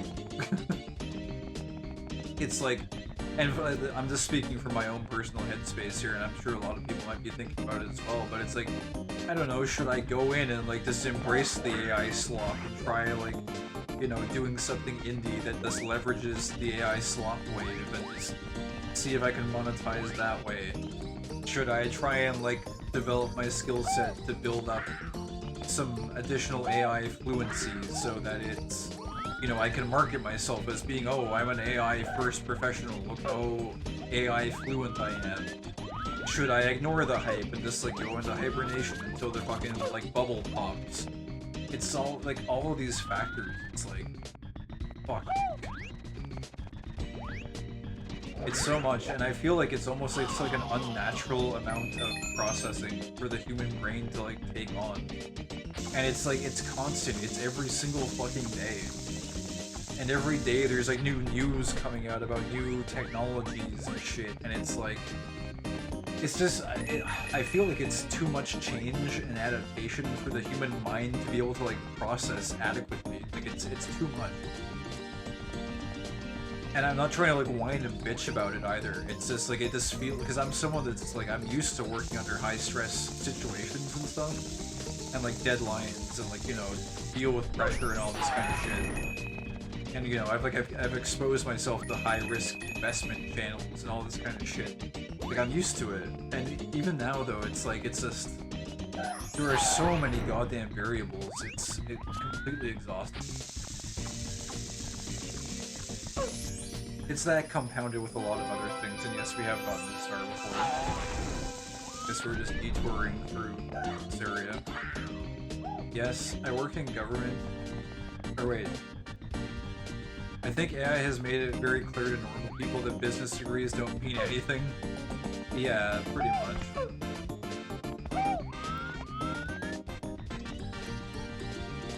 I work in government and AI has reduced my workload to like 1 hour a week, but it doesn't even feel good. Yeah, just make sure that you keep the fact that it's reduced your workload by that much, like, to yourself, as long as you possibly humanly can. Because as soon as they realize that you're not doing much, they're gonna be like, oh yeah, well, we're paying you for 8 hours, so what are you doing there, buddy? Such a stupid, like, the entire mindset of the 9 to 5 is so toxic overall. Where you basically, like, get punished for deficiency.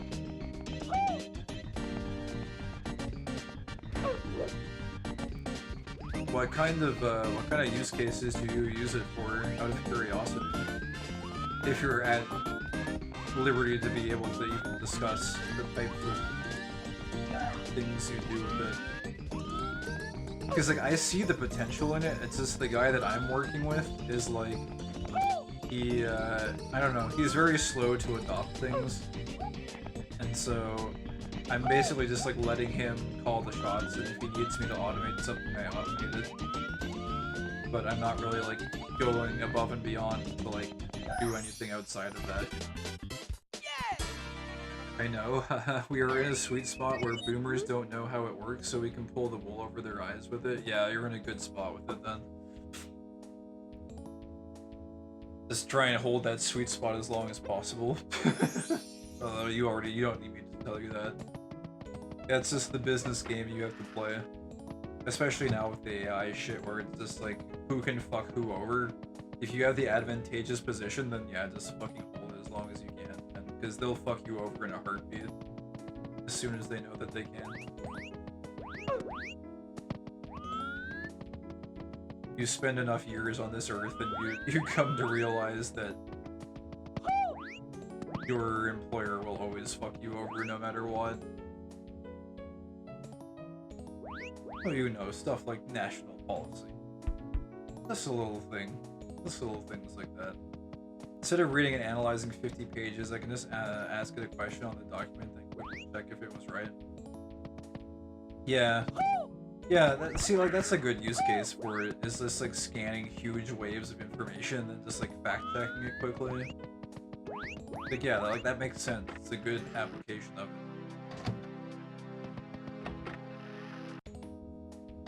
And, like, tools like, I don't know, Perplexity, like, AI search is good sometimes. Like, it's not always, like, a silver bullet, but it's effective sometimes.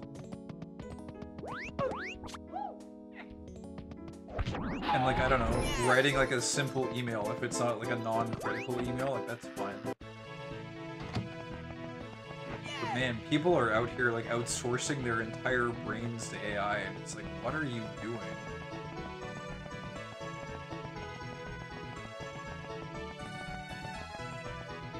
You spend enough years on Earth and you realize that, wow, capitalism really fucking sucks.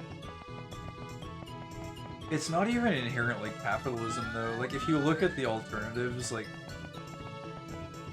capitalism is not that horrible. It's just, like, extreme capitalism capitalism is bad. When it gets out of hand, like it, like dehumanized capitalism is bad. But like capitalism can exist in a kind of benign state where it's quite beneficial when you compare it to alternatives.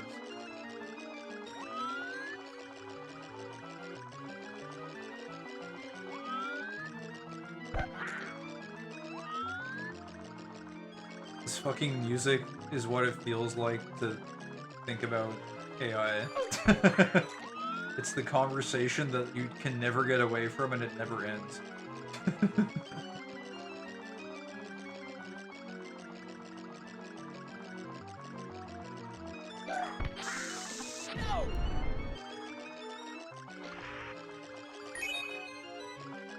It's the primary enabling force, in my opinion.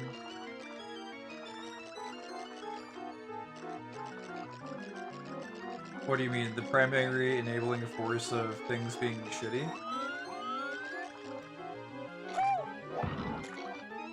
In my mind, well, there's like different ways you can process money and what money is. There's like a lot of different ways you can process it, but like you can process money as it being its own entity, depending on how enamored people become with it. Like if you imagine, well, here's the thing, like concepts take hold of people, right? Like this is an idea that exists out there, that like people don't own concepts, concepts own people. And money is a concept. And in a certain sense, money, with how intertwined we are with it, it's basically its own organism. And like any organism, money has a survival drive. And the survival drive of money is to make people more dependent on it and to produce more of itself. So it's like the money is an organism that is trying its best to keep us reliant upon it and to use us as a means of reproducing itself. It's a self-replicating idea. And it uses us as a device to do that. So if you want to,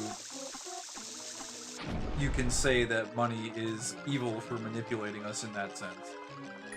But also, money has a lot of utility to it that allows us to do things that we wouldn't otherwise be able to do without it.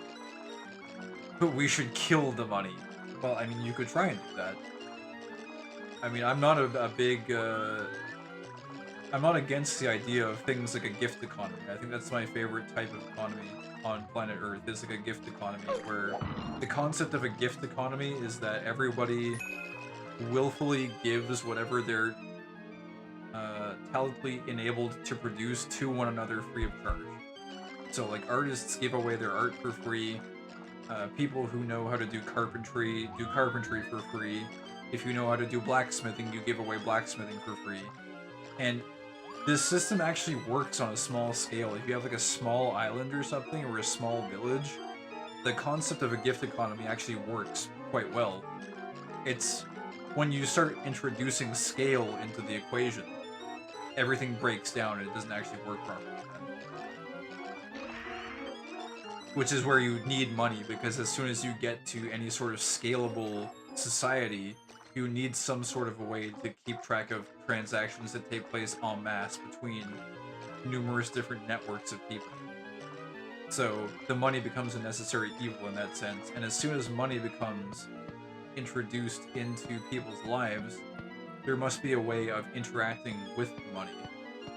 And then you get your different, ways of doing that. You can have your, your communism, you can have your capitalism, etc., etc. Everything in between. And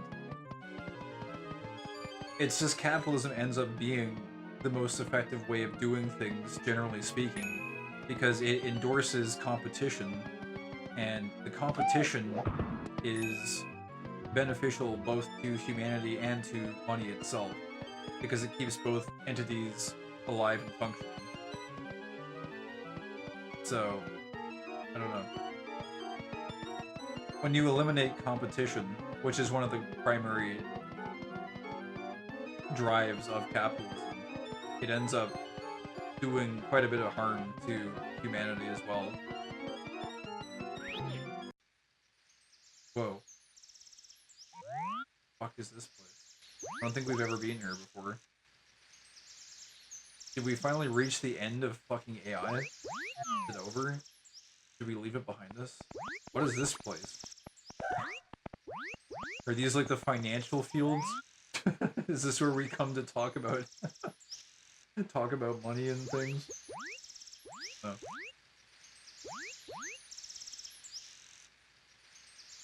Like, you're always gonna have terrible people putting themselves above others, but we don't have to give them the reins over everything. We should kill the money. Stabbing my wallet right now. At what point is that competition harming humanity, though? Well, this dives into like another concept you can consider is um, that helping people in some cases actually ends up hindering them. In some sense, when you help somebody, I'm not. This is very broad. This is a conceptual level statement. It doesn't apply to everything. But in certain circumstances, when you help somebody, you actually rob them of the ability to grow and develop because you have allowed them to overcome an obstacle without actually engaging it. And so you have robbed them of the ability to engage and overcome that obstacle from themselves, which is a manner in which strength is developed. And in some sense, you actually cultivate weakness by not having any competition present in society. You need to have some sort of friction there. This actually goes back to that article that I linked earlier about why 95% of AI pilots fail. Is because one of the things that companies are trying to do with AI is to remove friction entirely from the business process. And when you remove all friction from a system, you find very quickly how valuable friction is because it's like the article describes, you need friction to keep your tires on the road. Without friction, you have nothing to work against. And everything, like, you can't control it at that point. There's just nothing there, right? So, I don't know. I see competition as being a lot of what I just said was like incoherent. It didn't really like tie neatly together. But these concepts, there's something inherently valuable about competition and friction and things that challenge something else. There's a really good video or a section by Alan Watts on certain types of people that you should not help. There's a lot of different types of classifications of people that applies to. But, you know, like not helping lazy people, for example. If someone is too lazy to get off their ass to do something, and you help that person, you are reinforcing a system of laziness within that person. That person, that lazy person, needs to encounter the friction of the consequences of their laziness in order for them to learn to not be lazy.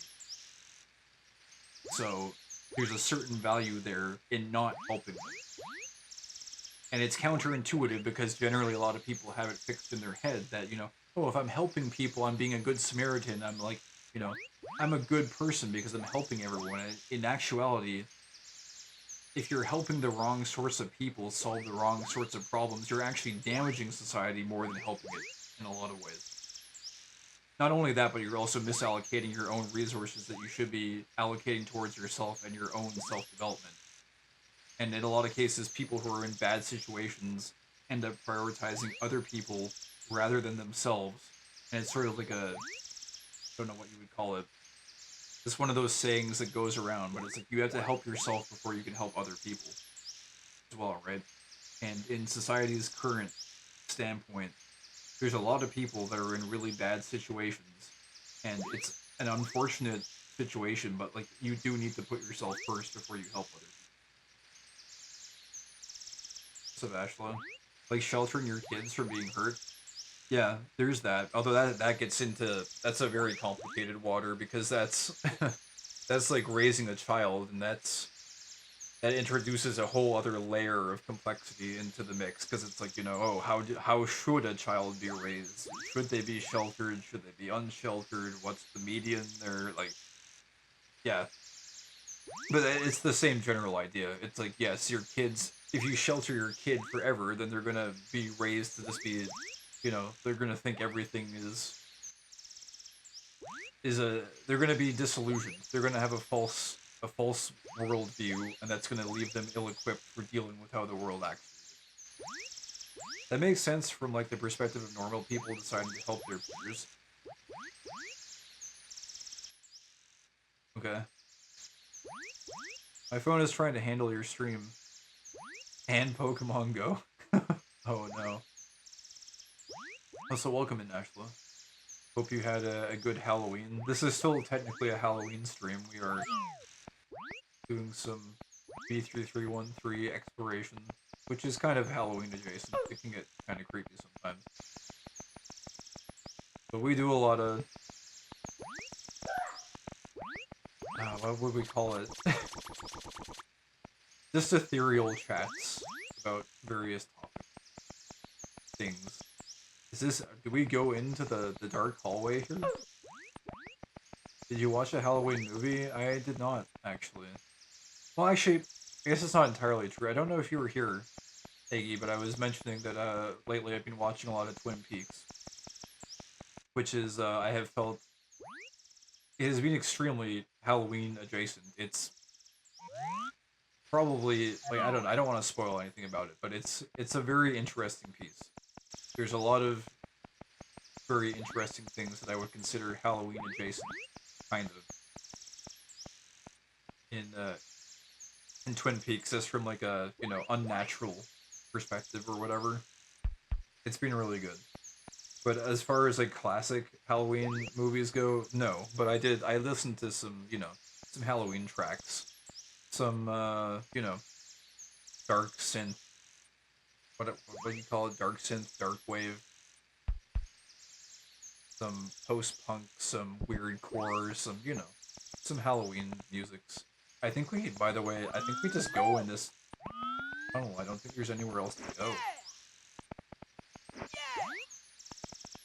But I like this area. This area is nice. There's just birds chirping in the blue sky. What's in the tunnel? I'll listen to some more post punk sometime. Yeah, there's a lot of good stuff. There's a lot of good like post anything genres are usually quite good. Nice. I've been to the town but never seen the show. Really? Oh, that's so cool. You've been to Twin Peaks? That's so neat. It's a fantastic show. I've been handing out recommendations for it left and right all night. I generally do not like recommend anything to people ever. Like even some of my favorite games, like my top 5 games, for example, would be like StarCraft, um, Hotline Miami. Um, what else? I can't even like think of my top 5 games right now. I'm very hyper fixated on these combos we've been having, like Diablo. Um, what else would be up there? Maybe like Roller Coaster Tycoon or something, etc., etc. And those are like my very favorite games or whatever. And I wouldn't necessarily recommend those to everybody. Like they're not. I don't necessarily think you have to play StarCraft. I don't think you necessarily have to play Hotline Miami. I think they're great. I think like they're fantastic. I think if you enjoy those genres, you'd have a great time playing them. But I wouldn't be like you have to you have to play it. Like it's a must, right? Hotline Miami was in my faves. I played that so much. It's in my top favorite games just because like the gameplay is so good in it, the soundtrack is amazing, and also the psychological component and the way the narration is handled is very unique, and it poses a lot of very open-ended psychological questions for you to consider and ponder. which I find useful for like if you're able to talk with someone that has also played it, you can like very quickly reference certain concepts in it and cover a lot of ground in a conversation very quickly by referencing the characters. Um, but that aside, like I wouldn't necessarily say you have to watch or play any of those things that I just talked about. Twin Peaks, I would go so far as to say is a must watch. I almost think it should like be mandated. Like I don't know, it would make it uncool if it was mandated in schools, but it's such a critically influential piece of media that you must watch it before you leave this earth. I would go so far as to say it because it will equip you with ways of looking at the world that you didn't have prior to watching it. It's like it really like gives you like a different perspective on things. It's insanely influential. I don't know how much more I could say about it than that, but like it's a must watch. I like really I think it's if you enjoy any of my streams where we just talk about this random shit and like concepts and theories about like how to interpret the world, it's like essential viewing because we'll be able to talk about things based on Twin Peaks as a reference point. We'll put it that way. And there's so much to potentially talk about in that show. But yeah, I'm serious. I'm like on the hunt for people that have watched it because it's so good. Anyways, I'll leave it at that because I can't really talk about. You can't really talk about it too much without spoiling parts of it because it covers a lot. Anyways, we can I suppose venture into the one way forward we have, which is you know what? It's appropriate that we came out of that endless AI discussion tunnel.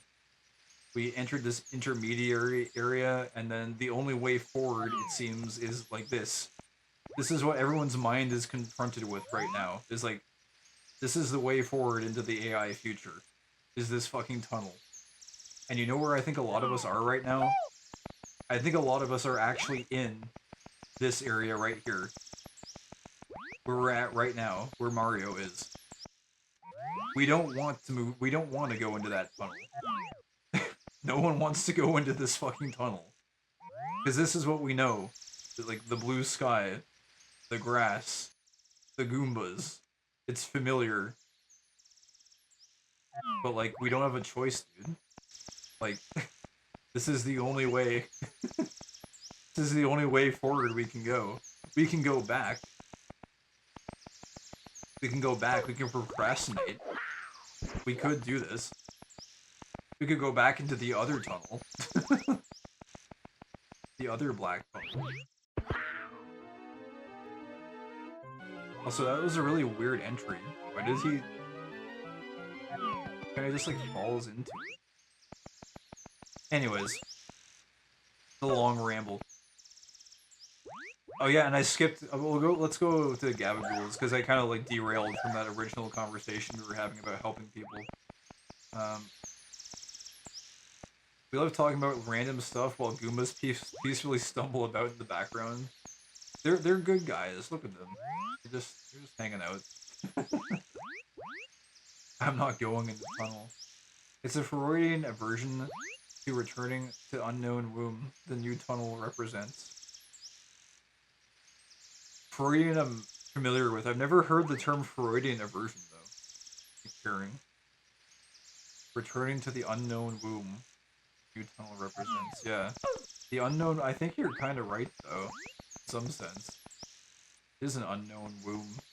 And then how will humanity be born again after this new frontier? I don't know, what the hell is in here, dude? Oh, but wait. I gotta address Gabagool's point first. I don't think gotta look out for myself first and hope others can find their own way out is something that benefits the world when most money is held by a narrow demographic of folk already at the top. Well, yeah, that's the problem, is like the game has already been pre-rigged, right? Like it's been bastardized. It's like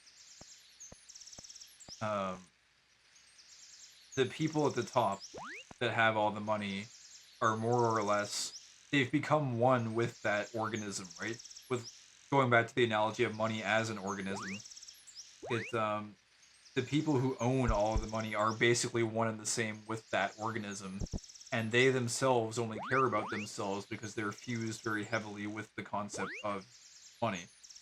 And so they then use other people to protect their position. Like they are the money. The top 1% is money. Like they're less people and they're more money, if that makes sense. They've sort of like sacrificed a part of their humanity to acquire that much wealth because no, I don't think any person on this earth who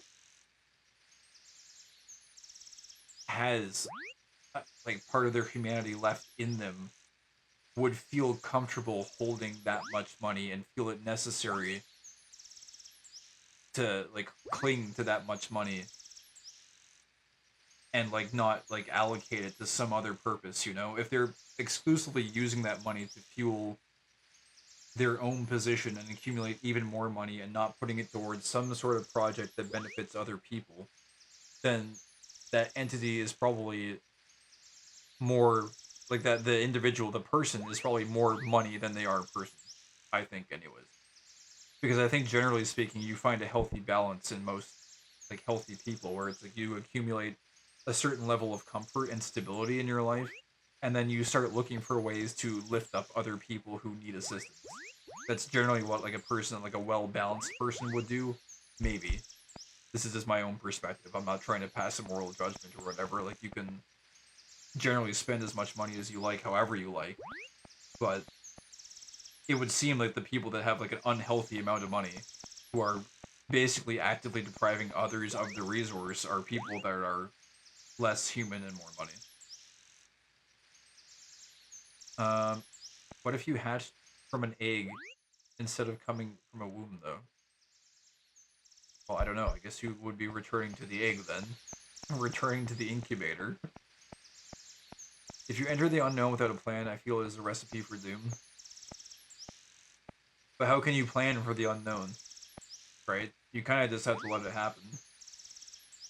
There isn't necessarily any way to plan for it, or plan for everything, per se. Fear or hesitation towards entering the new tunnel isn't rational. It comes from a deep unconscious fear, a Freudian aversion, of symbolically returning to the womb, unknown and engulfing place that represents both safety and annihilation. How interesting. I've never actually heard that term. That's quite interesting. I've heard of that though. I think, in some sense. Although I haven't heard of it necessarily representing both the safety and annihilation. The unknown doesn't have to be scary. Fortune favors the bold. Marches into a minefield. Anyways, the thing is, the only alternative to entering the tunnel is a form of stasis, which is a form of death and also weakness, because basically the tunnel is representing the friction that we have to contend with. So we should confront the tunnel because we simply must.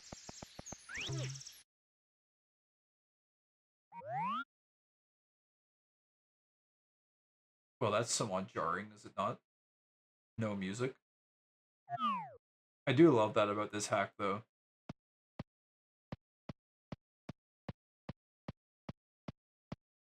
We could run, but we can also walk. What is this place?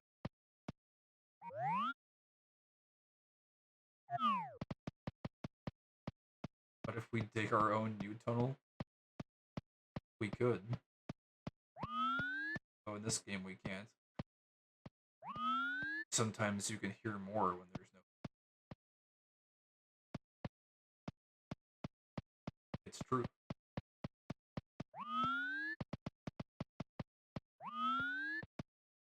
Whoa.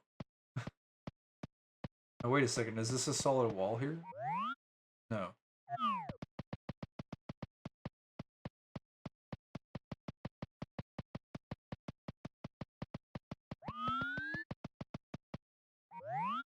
Um.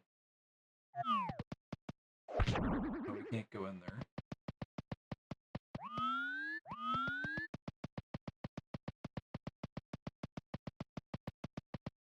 It's quiet. too quiet. There's a pipe. Else down here?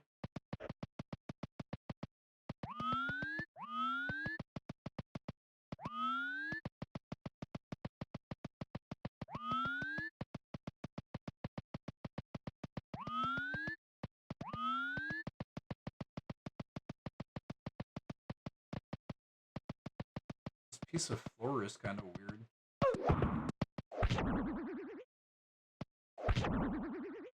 Huh. Well, I guess we just go in the pipe. I don't think there's anywhere else to go in here.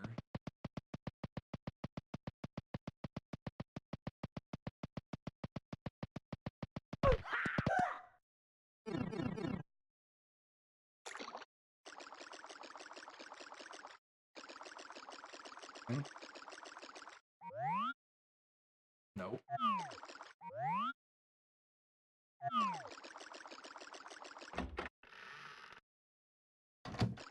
Huh? It's like a flooded basement area, but there's no music in this one. Most of the basement areas usually have music, but not this one. Where has the music gone? There's some out here. What is this? I have never been in this area before. Or wait, or have we? Wait a second. This area. This looks familiar. We've been here before, I think. Isn't this the balcony? Which door is this? The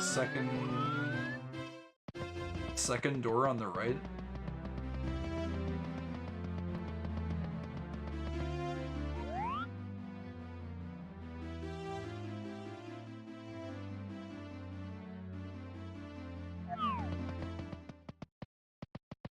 Quiet here too. Wait, yeah, we've been here before, I think.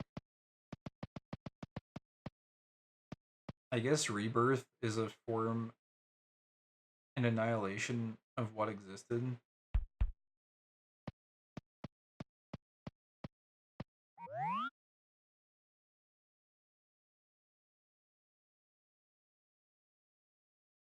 Hmm.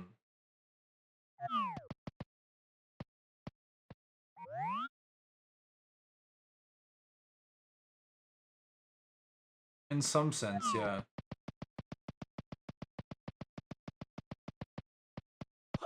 I guess you had to sort of like define what a rebirth is, though, per se. Because can anything truly be like reborn in its entirety? Like in a classic context of like, I don't know, like a phoenix or something, like a mythological creature. It's like, yeah, a phoenix can be fully reincarnated as itself after, you know, undergoing an incubation period. After returning to the egg. But in, like, our reality as human beings, like, nothing is ever truly, like... That's the door. I'm just trying to see if we can get back to... I guess what we would call the quiet hallway. Is it this one? Does this, if we go back into this pipe... Does it lead us back? It does. Okay. Because sometimes these pipes are not two-way. Sometimes they, like, will... you know, switch the area or whatever. But yeah, it's, like, human beings are never actually truly fully reborn. There is a birthing process, and, like, parts of, you know, the entities that come together to host a birth are passed on, but it's not a full rebirth, per se. Although I guess it could be, I think that's debatable, depending on, like, what cultural background you have or whatever. Because, you know, I think in some cultural beliefs it is, like, a full rebirth, like a full reincarnation.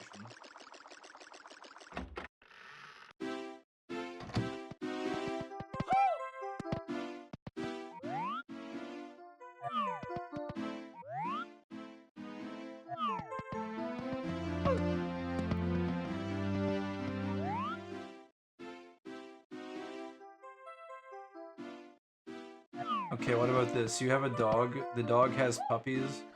That means it has a father.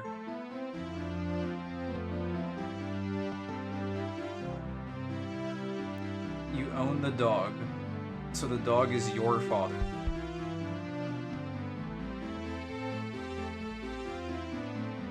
How does this... I'm not following the logic here. So you have a dog, and the dog has puppies.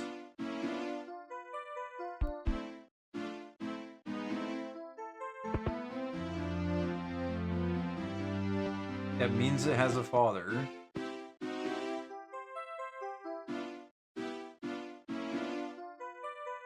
Wait, so are you trying to say that, like, if you trace it all the way back to the beginning of...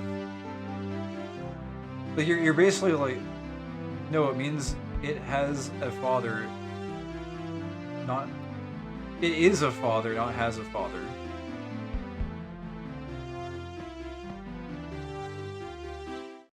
You have a dog. Okay. The dog has puppies. That means it is a father. Well, there's already something, like, you have a dog. The gender of the dog initially is not defined. The dog has puppies. The dog can be a male or a female. That means it is a father. That's a false statement because you have a dog. The dog could be a male or a female. If the dog has puppies, that means it's a mother. If the dog had puppies, if it conceived of the puppies, it would mean that that dog is a mother. You own the dog, so the dog is your father. I'm not following this statement. You have to explain this further. Or I'm missing whatever analogy this is supposed to be from a philosophical or, like, psychoanalytical perspective. Because I've never heard this one before. You'd have to walk me through this.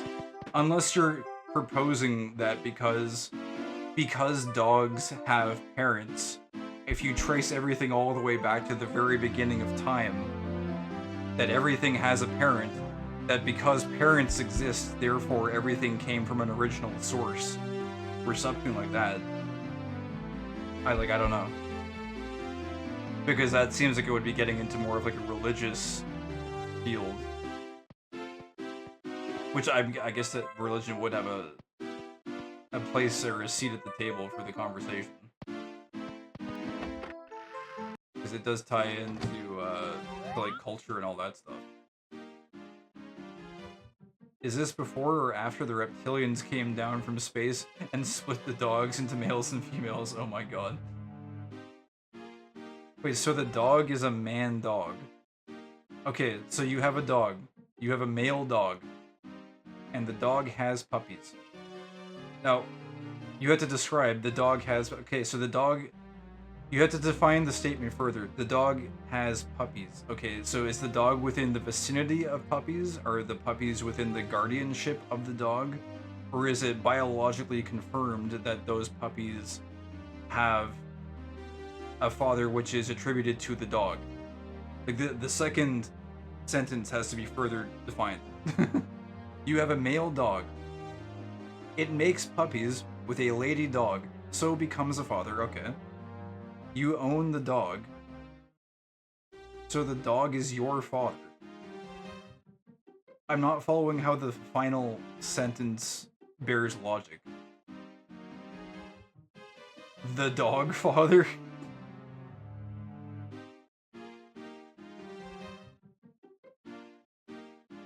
How does you owning the dog make the dog your father?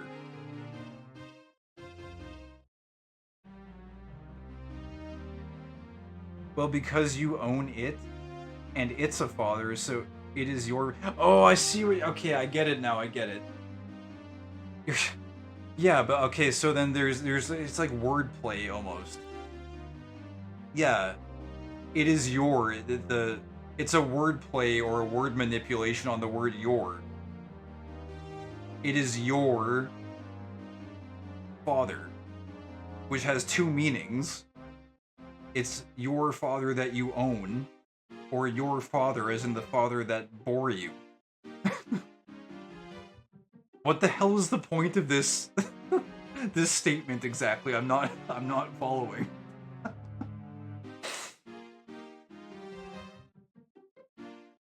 The dog has fathered pups. Is this some sort of joke that's just like flying over my head because I'm a retard? I don't know, dude. It might be. This clearly relates back to the debate on economic systems and their merits earlier.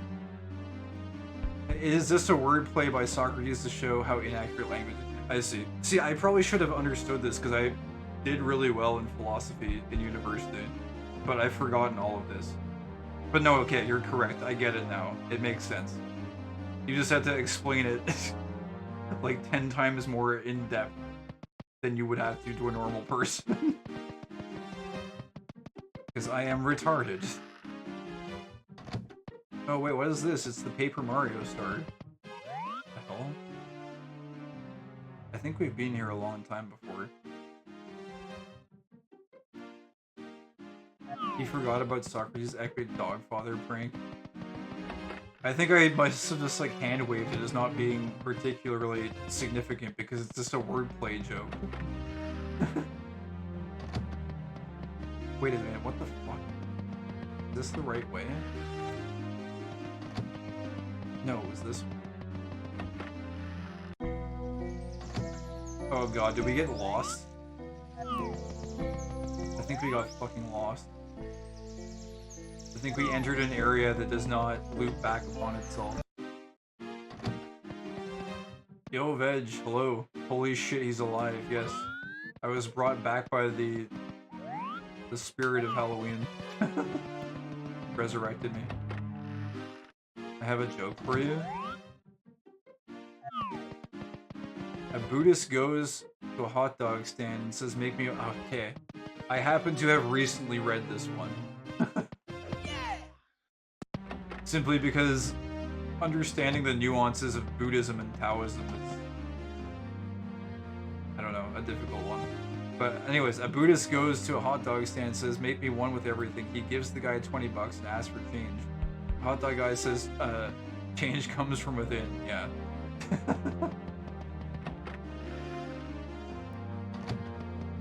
There's some other one, I forget what it is though. I'm bad at remembering the details of these things. There's the same version of the same joke, I think, that like a Taoist goes and does something, but I forget exactly what happens in it.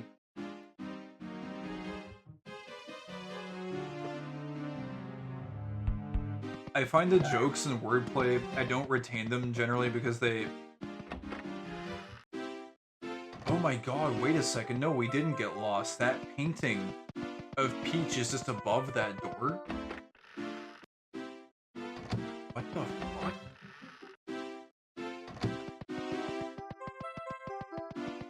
I got a joke for you. Oh god, I can never understand any of Veg's jokes. I swear to god, Veg is like a... He's a different entity when he's in chat. Like, he becomes this like... I don't know. Like... Wait, what the hell? This... 1 second. No, this is correct. Okay. The golden toad statue. Okay. Anyways, Veg becomes like a, I don't know how to describe it. He's like an anomaly, a chat anomaly. And like, entirely different from the limited times I've seen him on stream, where it's like...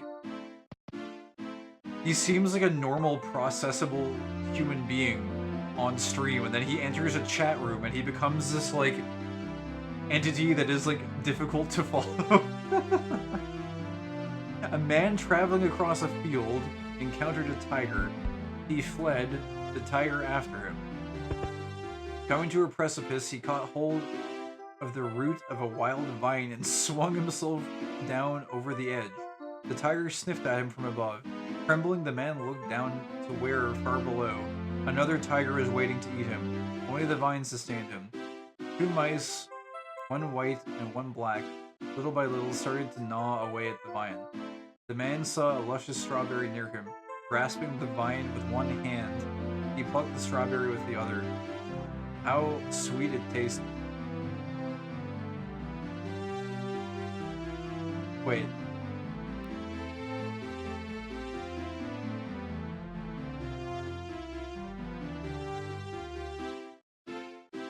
Grasping the vine with one hand, he plucked the strawberry with the other. How sweet it tasted.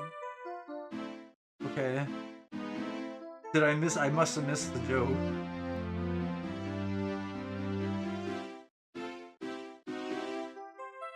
What is the joke? That like a strawberry will make you forget that you're gonna fucking be obliterated by a tiger shortly? Like,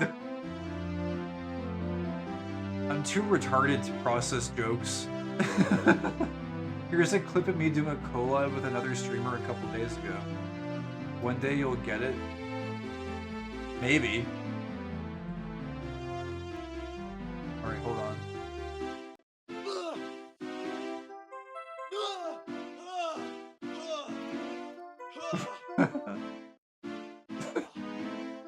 Wait, what the? What? Well, is it just you making noises?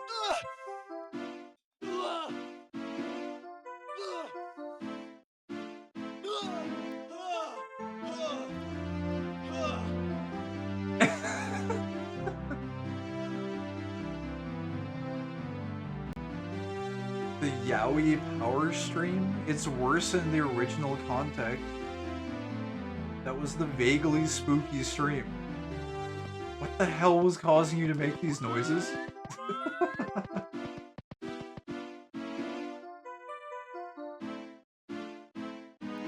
He swung himself down over the edge. The tiger sniffed at him from above. Trembling, the man looked down to where, far below, another tiger was waiting to eat him. Only the vine sustained him. Two mice, one white and one black, started to gnaw away at the vine. Okay.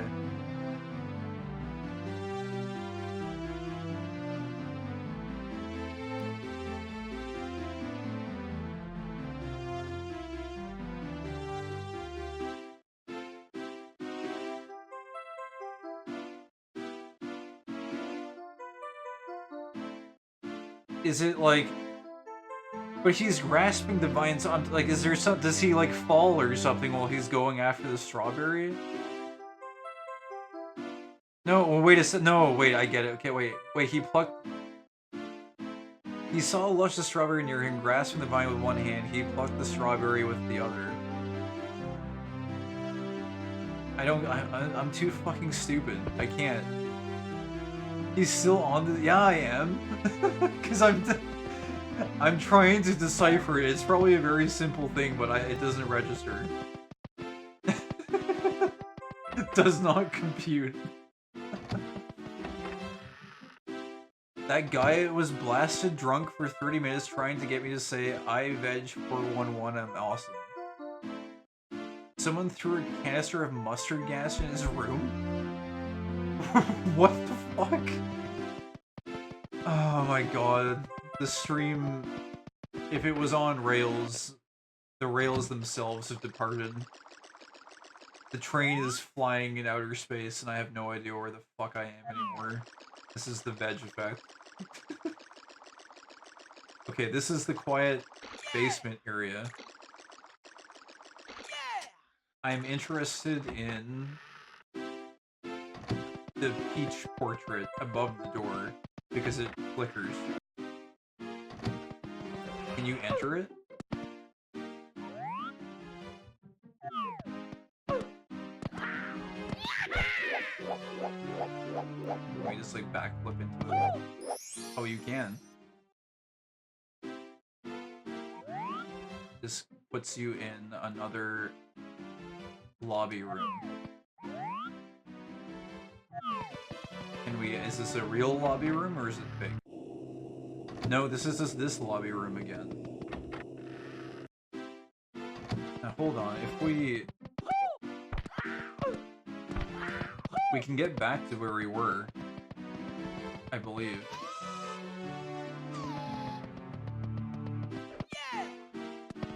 Oh, unless I mess up. I don't want to be in this area. We still haven't gotten the metal cap yet. What happens if we fall off this area? Oh wait, there's a Goomba walking down there. What the heck?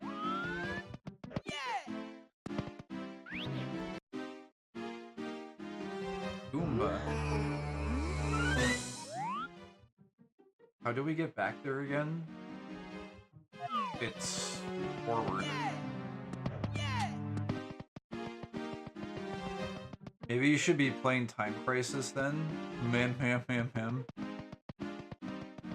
See, now you're making a reference to a game I haven't played, so it's also just gonna go over my head. Is this what you do? Do you just, like, delight in, like, entering a stream and, like, figuring out how many objects can pass over the streamer's head?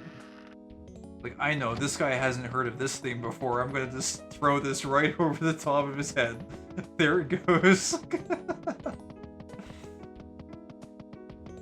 It's like you place, like, a basketball hoop or something above the streamer's head and you, like, see how many, like... You position the streamer, like, in front of the basketball hoop, but not directly underneath it, and then you just, like, shoot hoops and see how many balls can go over top before the streamer reaches up and catches one. Something like this. He makes Simpsons references every 12 minutes. Well, I guess it's a good thing I've, like, barely watched any full Simpsons episodes, and if I ever have, I've probably forgotten most of them. You were talking about the stream being on Rails, yes. I'm assuming Time Crisis must have some connection to this statement.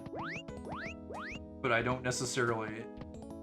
Time Crisis is an on-rails shooter. Well, there you go, but you see, without knowing what Time Crisis is, it is impossible for one to make this connection. Do you not see the difficulty posed here? You could have said something like, I don't know, like Star Fox or like Pokemon Snap or something. Why can't you just understand all of the references? I'm not a god entity. I'm not Gabagool, alright? I can't know everything. Pokemon Snack? No, Pokemon Snap. With a P.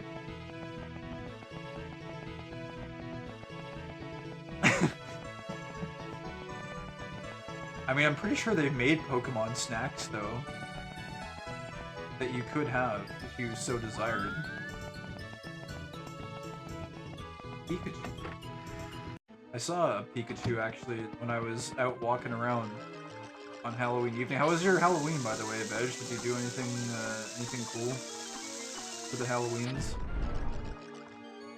I saw a Pikachu, someone with a Pikachu costume, while I was out walking around for all of like 15 minutes before I went back home because it was a drizzling mess outside.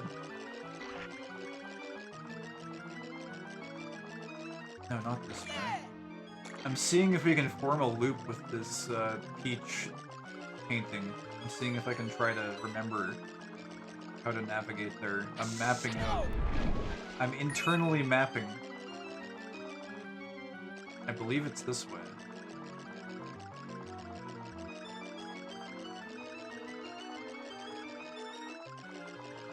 I put ketchup on my face and developed a bad cold? How was yours? I'm still currently... This is like the post-Halloween stream. / is the Halloween stream. It just got reset randomly because OBS decided to crash. So... It is / was going well. It was good. It was a weird one. By the way, okay, Veg, have you seen Twin Peaks? I feel like you, the master references, must have at some point seen Twin Peaks. Maybe. I've been asking everyone lately if they've seen it. Because I happened to watch Twin Peaks throughout October. Well, most of it. I'm not actually done yet, but I've watched like 90%. I've got like a few episodes left. Not yet. Oh my god, everyone. Everyone says it has the same answer. Not yet. Not yet, but I intend to watch it. Anyway, can I borrow 20k? No one has ended their statement with that one. That's a unique one. I flipped his reference on him with the Simpsons one. You got me. That's another hoop, that's another swish for Veg. Who's keeping track? That's two balls over the head. 2 hoops scored. Here it is. The tunnel.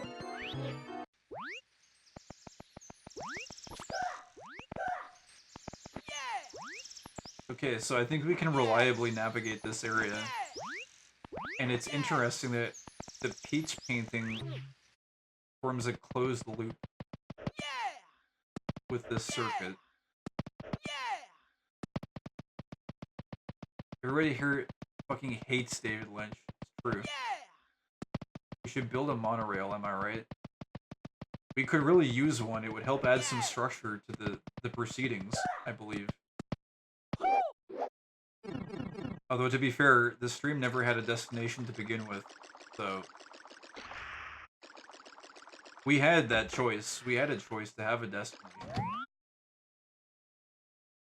At a certain point in the stream, but we chose to play as Mario and not Luigi, so... This is a very open-ended stream, with no particular destination, because of that choice. You see, Gabagool? The choices that we make early on in the dream determine the outcome of the dream. It's important to make these considerations. Did you see that, Veg? I made a reference that you won't understand because you weren't here when the context was formed. So that's why I had to cut up all those bodies. Yes, exactly. And sanitize them properly. Sorry, I wasn't listening. Can you say it again with context? No, the context has long since mutated. It can no longer be found in its original form that it was processed in.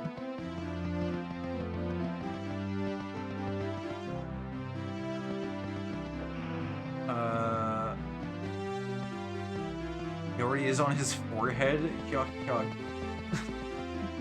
David Lynch is cool. The Straight Story is a good movie. I'll have to watch that one.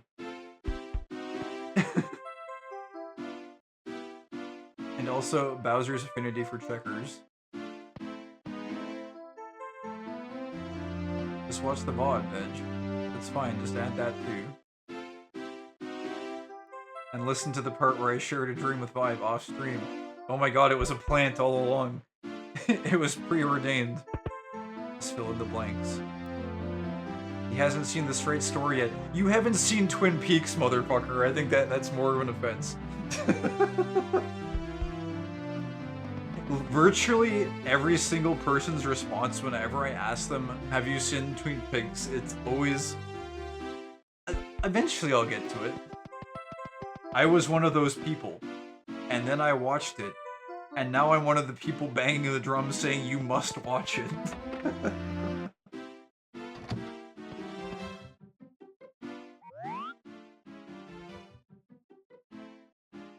That was a direct reference to your comment earlier.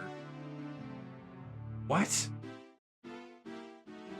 I don't like watching TV shows that are obviously written as a copy of something else. Are you saying that Twin Peaks is a copy of Straight Story?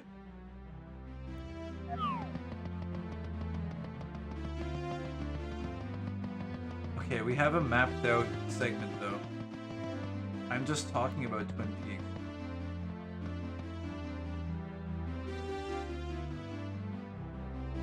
Watch this break his... Fucking god. Watch this break his brain. See, you fail to understand. There's nothing in my skull to break. Like, it's just nothing.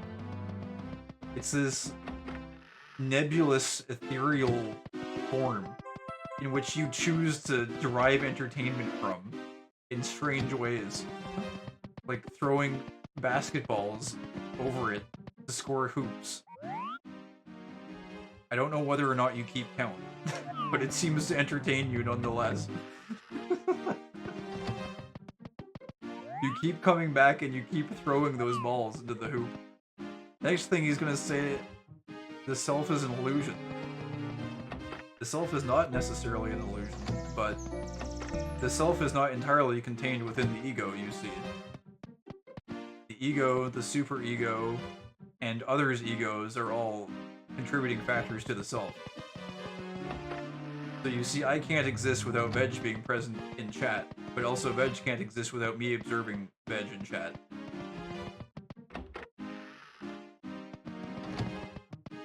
This unravels into a conversation about consciousness and how all entities are a combination of both an inside and an outside, and that as a matter of fact, all of consciousness and all entities, there is no actual separation between any of them, and all consciousness is actually a weave, and that the entire chat and myself, as well as the game being displayed on your screen currently, is all part of the same shared consciousness. If you are to believe such possibilities.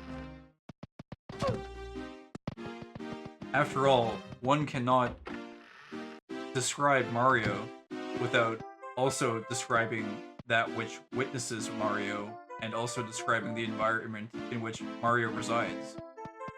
Thus, Mario is everyone. Everyone is Mario.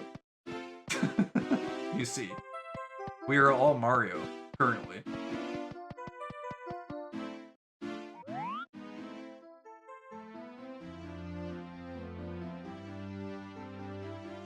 The Mario Continuum.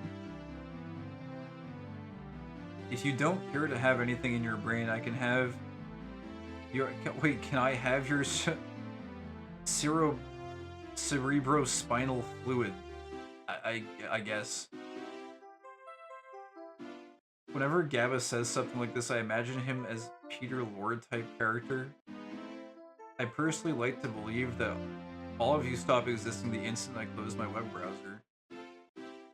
In some sense, we do. If you were to completely forget about us, then yes, we would stop existing.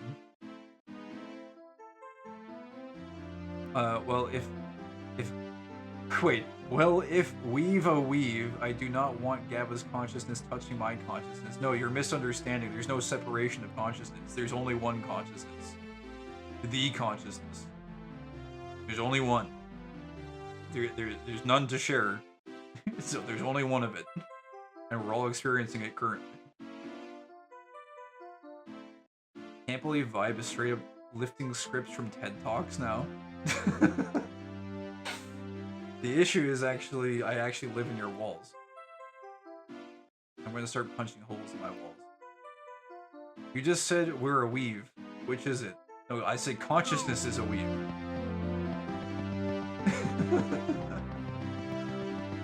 We are all a collective consciousness, and consciousness is a weave of all the entities within.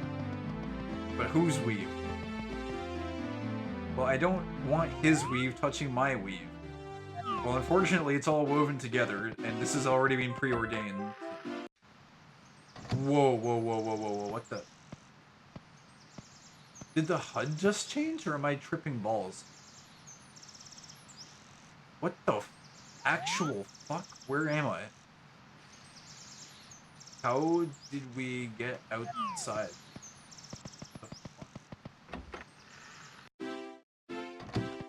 Wait, this leads to the Golden Toad Room?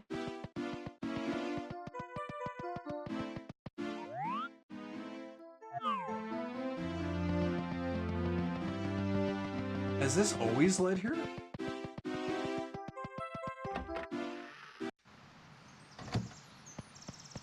Can I share a horror story? It's very scary. I feel like it's actually going to be very scary, or it's going to be very not scary. More obvious statements coming soon to this stream near you. I'm so tired and sleep deprived right now. I love this shit. This is the best state of mind to exist in on this earth. Oh, the water is back.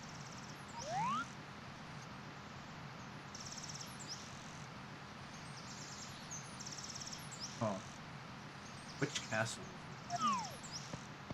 If we... in here.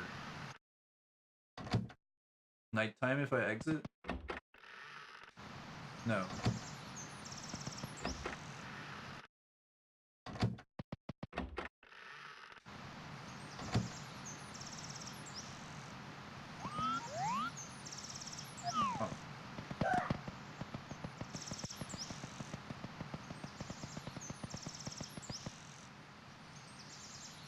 Of all the subjects discussed since I came in, the one that blew Vibe's mind the most is the concept of going outside.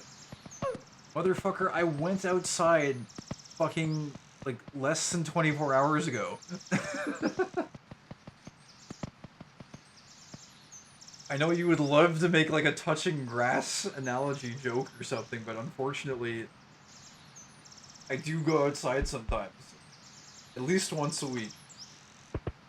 Now, insofar as touching actual grass is concerned, I don't think I've done that in a really long fucking time.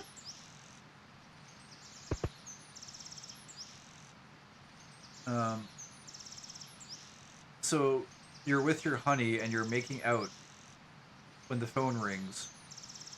You answer it and the voice is, "What are you doing with my daughter?" You tell your girl and she say, "My dad is dead." Then who was phone? Why? I I don't think I have the mental capacity to fucking go back through this. Your honey. You answer the voice is, "What are you doing with my daughter?"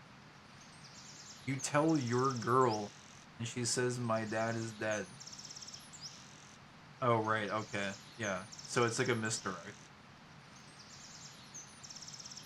I see. That one's neat. I had an original one, a misdirect, like a creepy pasta or whatever that I never wrote down or whatever. And I think it was like it's kind of based on a true happening, sort of. Well, not entirely. Like the origin of it is, but the ending isn't. But it's you hear a knocking. You're in a house with multiple stories, which is obviously like that's the scariest thing of all. Such a thing like doesn't exist. It's a fabrication. Like no such thing exists on this planet anymore, on an affordable means, anyways. But you're in an upstairs area of a house, and you hear a knocking coming from downstairs in the middle of the night. The real horrors are the utility bills. Am I right? Stop me if you've heard this one before, but you're at a job interview and you sit across from the employer and you tell them, "I really need this job. And I think you should really consider me because I've got 3 companies after me already." And the employer turns to you and says, "Oh, really? Which ones?" And you reply with hydro, electricity, and gas. um, yeah, it works a lot more effectively in the meme format, like as an image. I'm very bad at delivering jokes. I'm very bad at processing jokes. I'm not a very funny person in general. Anyways, um, what the fuck? Where were we in this conversation? That keck emote is so like condescending. It's when it's used to respond to a fucking joke. Um, okay, fuck. I need to be able to keep up with chat. This butterfly flying around Mario is something. I was gonna say it's like chat right now. It's flying around, being a nuisance, but I don't know. Look, um, I went outside earlier. Wait, can I share a horror story for sale? Baby shoes still attached. Oh god. But I went outside earlier. Oh yeah, wait, he's weaved with Mario. You're also weaved with Mario. You can't deny this. What if man, door, hand, hook, car door? You tell your girl and she say, "My dad is chased by tigers." You pick up a strawberry. It was the sweetest you ever tasted. Was that how it went earlier?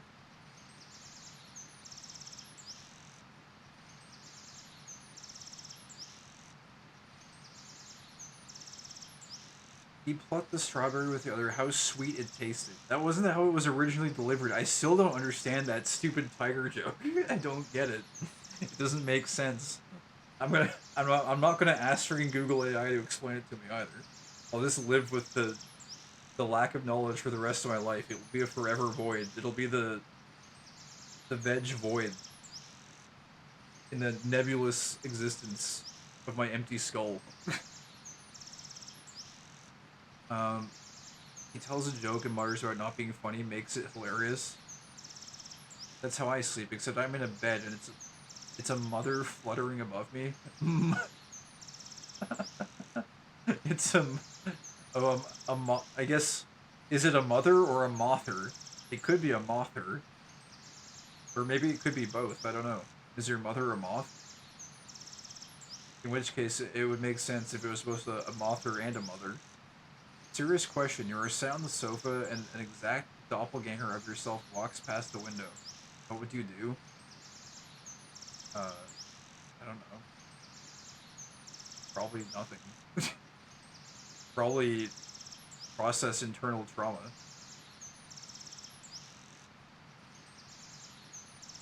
I don't know. Eva secretly sleeps with suspended mothers above him. Move the mirror easy. You always have to kill doppelgangers. You can't leave any risk. Eva lies in bed every night, getting that moth Dan Aykroyd special. There goes another basketball. Like I understand Dan Aykroyd is, but the moth thing, like there it is. Just another point. I think that's 3 now, at least. Probably like some secret ones too. Ghost blowjob. Oh wait, vibes. Gabba's making up words again.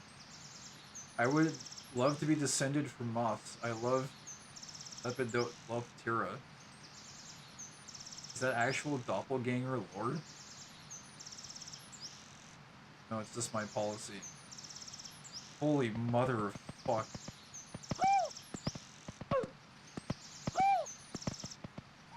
I don't know where I am, like, on this, like, physical earth or in this game. I think I know where I am. I think we could go back to the garden if we wanted to. You know where I want to see if we can get back to? One of my favorite places from recent in this game. It's, the star area, and I don't know if I can remember how to get there, but, it might have to do with the library, possibly. I think I know how to get to the library from here. I would love if Vibe suddenly got really popular and had to deal with a chat of 500 people. I think my brain would just break. Yeah, like, I think the only coping mechanism, like, I would just turn into, like, well, actually, I guess everyone ends up turning into it, but, like, you would just be a streamer that just, like, glances over at chat once every, like, 5 minutes and, like, picks out a random comment and, like, talks about it. Because that's the only way you can process it.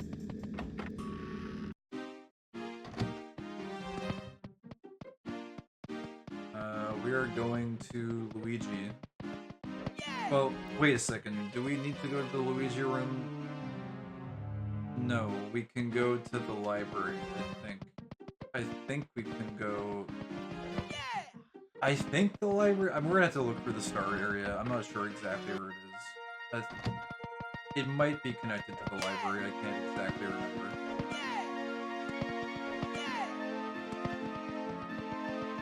Let's see.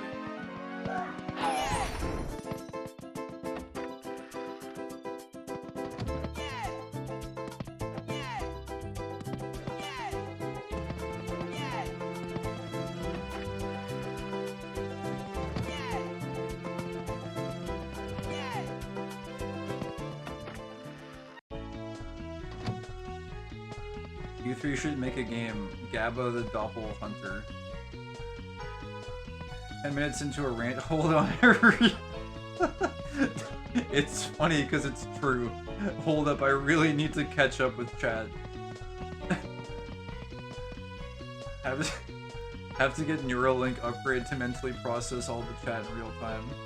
You have to use the damn that's crazy bro exploit. Pick a random chat every 6 minutes and read it out loud and say, damn, that's crazy. Yeah, that's like the Asmongold tactic, right? Either that or you gotta get like an AI plant. Just get like an AI plant that like delivers a comment on a tempo and blends in with the rest of the crowd. And you just like reliably go to that AI comment and just like say, like respond to it so it like furthers whatever you're talking about. So you have reasonable, plausible deniability on like not derailing whatever your current stream agenda is. I wonder if there's any like big streamers that actually do that. I wonder if that's a thing. A tactic that could be implemented. Maybe. Wait, I'm sorry about your grandma? What the fuck does that have to do with anything? There goes another basketball. There it goes. Bump, bump, bump. You hear that? That's the sound of the basketball hitting the ground behind me as it flies over my head. I don't even know what that's in reference to. You say that instead of damn bro, that's crazy? What the fuck? I think you would just come across as a lunatic at that point, would you not? Library is this way.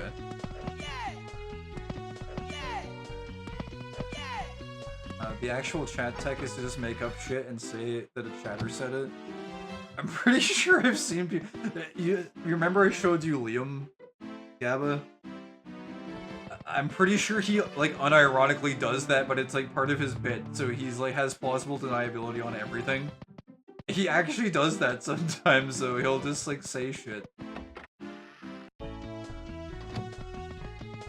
And then people will call him out on it and say nobody said that. Let me heal using the power of this water. There we go. Well, I do have a poster of the Joker on my wall. Can you explain where you got these scars? Oh my god, did I get a reference? Did I make a reference? Holy shit. I have in fact seen some media in this world. Some. Not very much. Question marks? Okay. Playing the classic question mark card, huh? What the hell is he talking about? This is not where we want to go. Why is it so hard to re-navigate to an area in this place? Where the fuck was the library?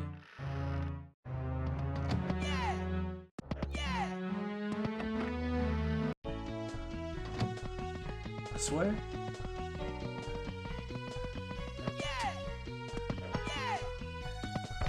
What the hell is he talking about? Like, every now and then, say, guys, can we keep chat on topic and such like? Yeah, that's a good line. Guys, can someone ban this veg guy? He keeps derailing the chat. We don't need detractors here in this environment. We like to keep a conducive stream environment that always remains on topic. This way.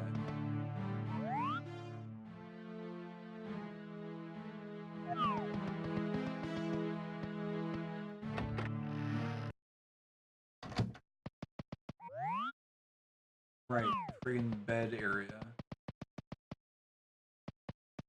Bed area leads to the water area. And then...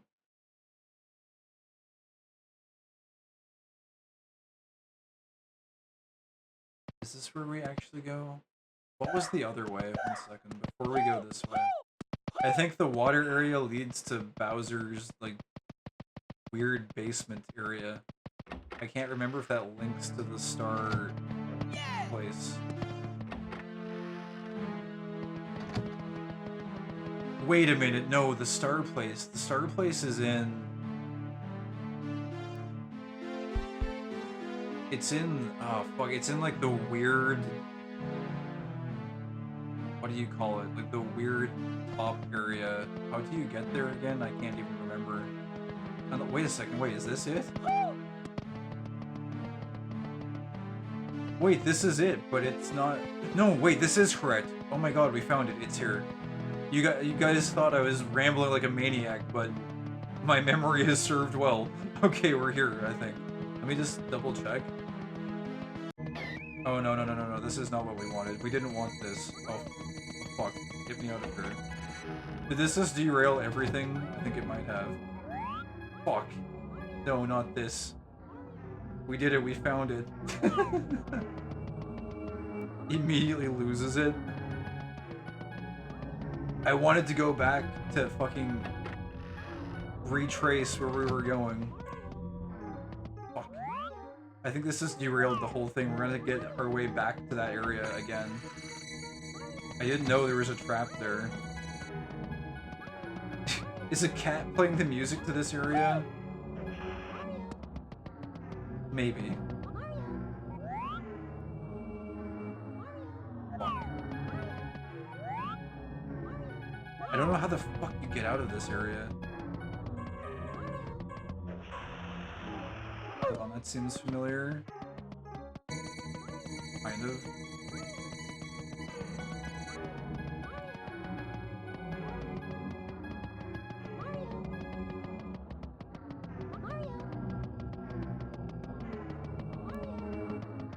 I've never been down this hallway before, I don't think. Let's just go with it. What the hell is down here anyways?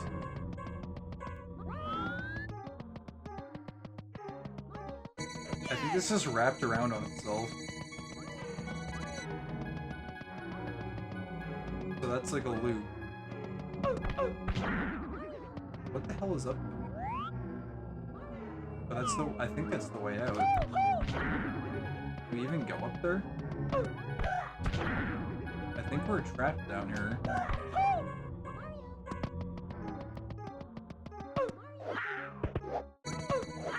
If this area has a pool in it, I'm literally gonna pee my pants. What? Why?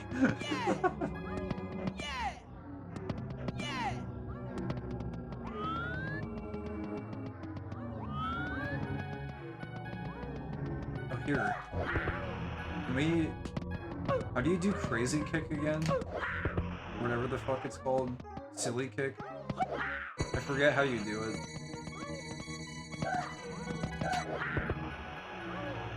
Oh, you hold A, right. Thank you. Very helpful.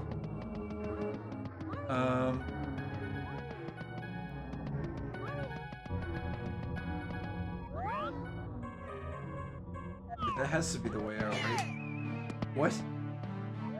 And just like that, it's back? What triggered it, though? Was it the door? This?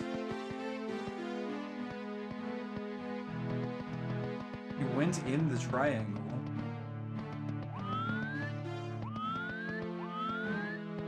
I don't even know which triangle. Look, what was in here?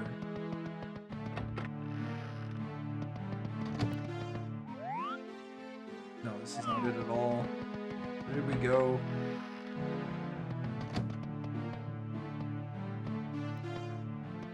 I learned how to BLJ before I ever figured out how to do that. Triggered Mario as a snowflake.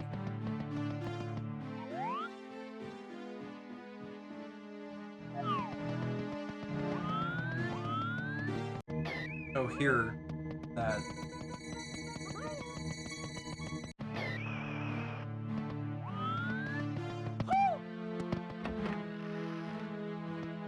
I'm so lost now. Where the fuck did we go?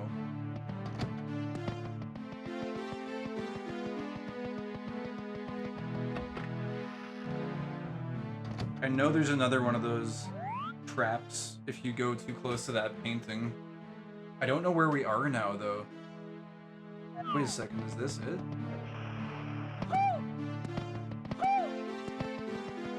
Yes. Okay, we're back here. Okay, good. Oh, I think I walked too close to the painting. That's what triggered it. That's what triggered Mario's snowflake-isms. And then it's here. And library is to the right of the path to God.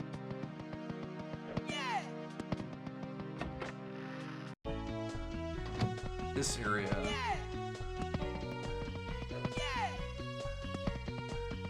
And then this way, I'm trying to. How did you get to Luigi again? It was like one of the ways through here.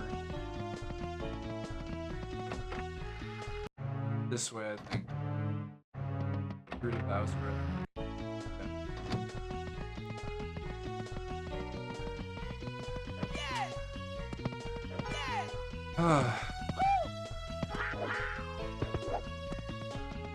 What is the quick save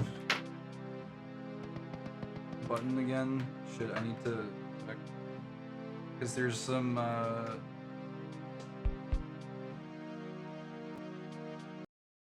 things. The big power button on your PC. Somehow I feel like that may not be it.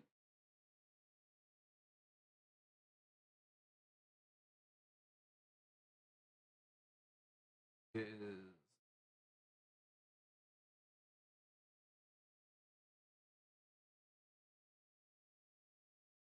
Alright.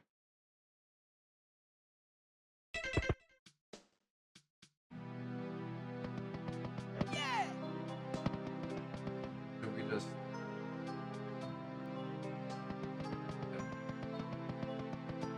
Be fine.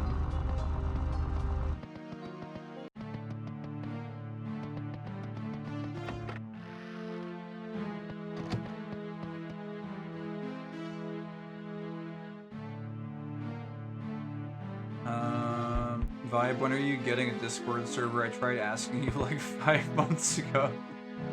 Vibe, when are you making a Discord server and immediately banning Veg from him? He can ban me, but he can't ban all of my sock puppets. Yeah, you have to manually delete System 32 to enable quick saves because you're playing on a simulator. Oh, I see. Okay. I accidentally hit a load save state instead. Save the other day when I was playing Armored Core. Oh no. These guys actually use save states. Oh wait, I almost triggered the friggin' thingo again.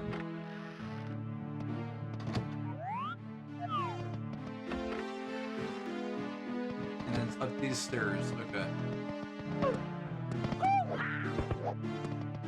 Was in here again? Oh god. I don't even... have I even been in here before?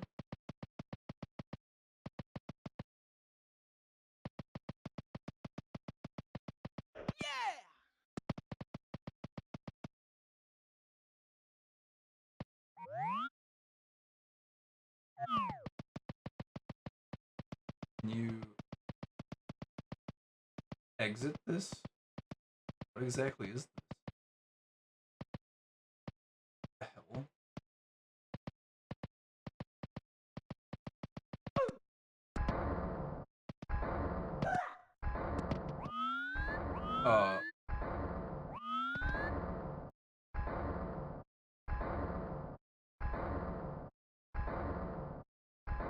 Well. The rolling cube, I know. The existentialism is real. Are we just dead now?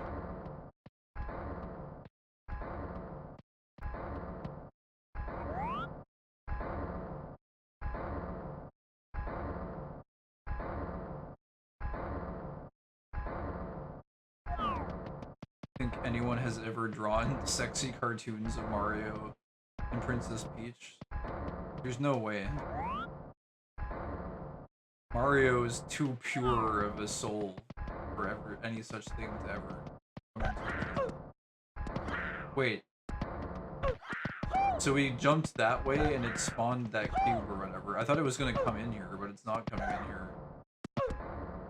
But we can only jump that way. The other ways don't allow us to. The only way is to jump into the abyss where that cube is.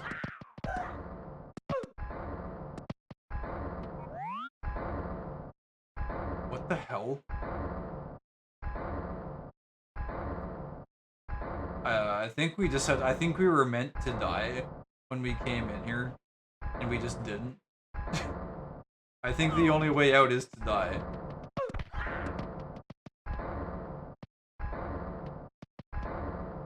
think that's illegal. You're in luck, Egg. Check out a little website called Rule 34. Just Google it and you'll find it. No need to thank me, friend. Just enjoy. I wonder if we can jump on top of this.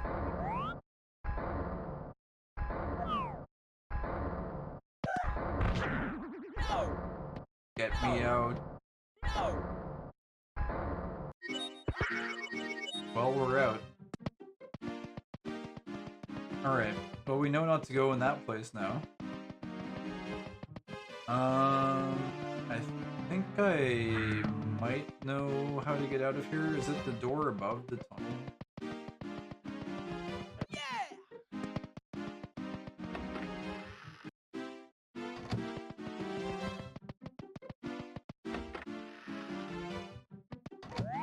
No. We took a wrong turn. We gotta go back into that room.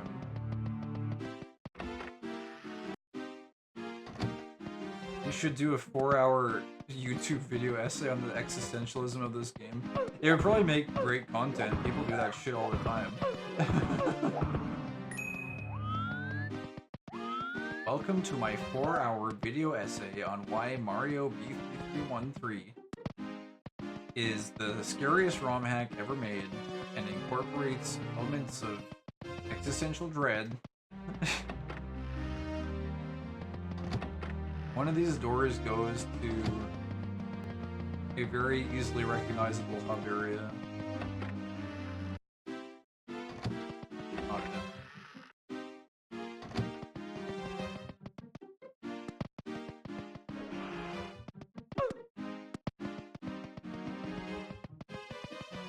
Now, before I start this video, I just have to go over a few things. 1. Nothing that I am saying is fact in this video. These are just my opinions, so please don't fill the comment section with a bunch of useless comments telling me about why I am wrong, because it will hurt my feelings.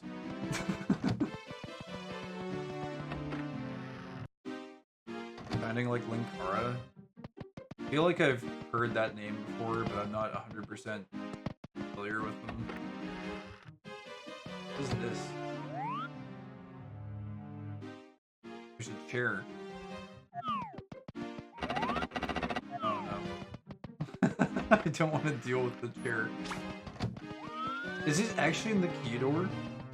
I think it might be. Oh, it is. Okay. Okay, we can get back to where we were then. This is fine.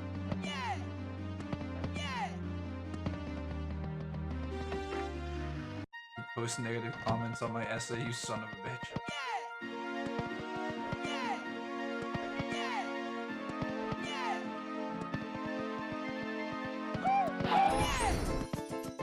The Lightbringer. He spent like 4 hours just walking around in the lobby.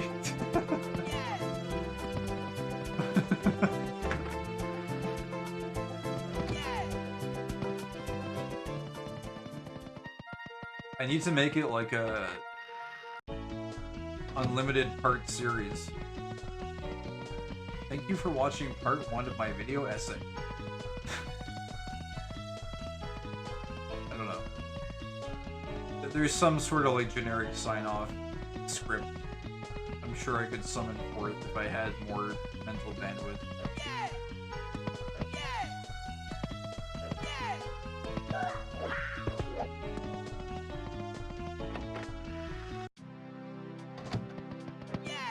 Okay, we're almost back to the place. What game is this?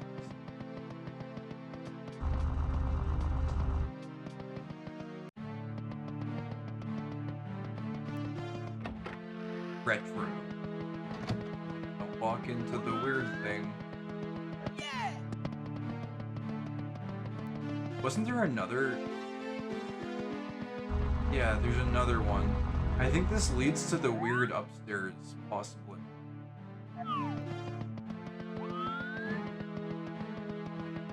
But this is one of my favorite areas in recent memory, I believe.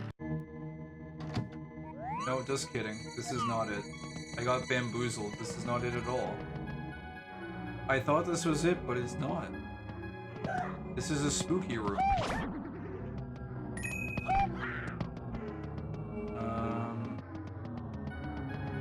But this leads to weird upstairs, I think.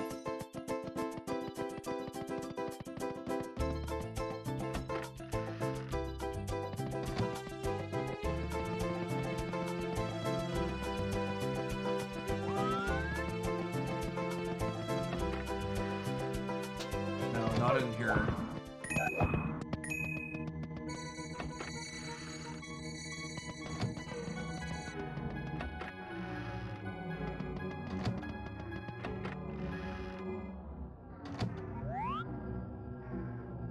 This is somewhat familiar. Like, I'm familiar with this place.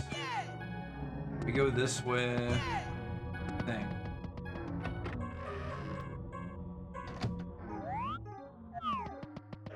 We should be able to get to weird upstairs, but I don't even know if we want to go to weird upstairs.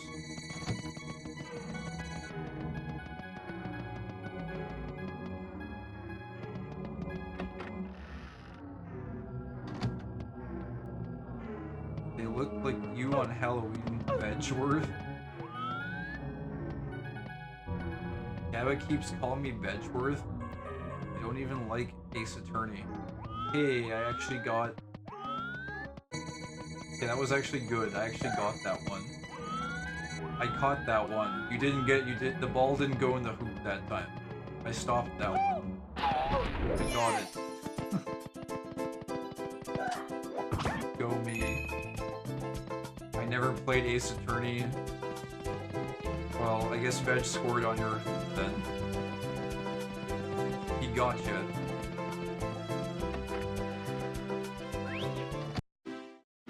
Okay, and then this is weird upstairs.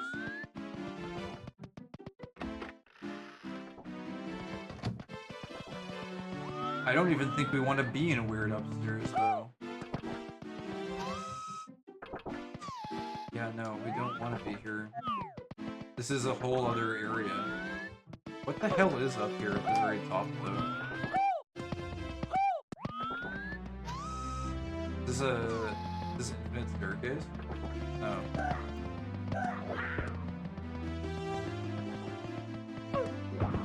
Oh, you can't even go in. But there is something down there. Well, maybe. There's blocks down there.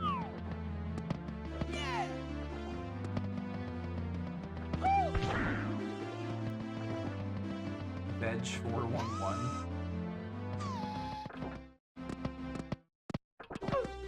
This is bullshit.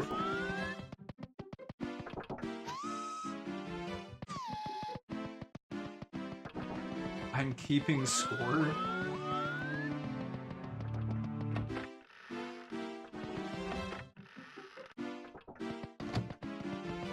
Wait, this part is not even weird upstairs. This part is like normal upstairs.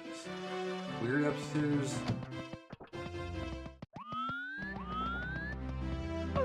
Weird upstairs is in here, I think.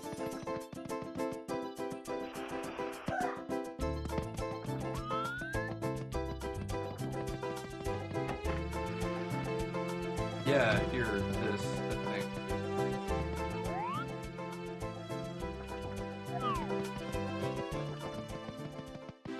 Well, this is one of them. There is another way, though. There's another place, I think. Like, kind of weird.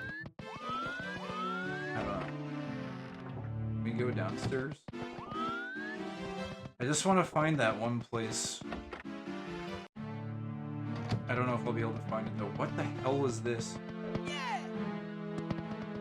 Is there anything down here? Oh god.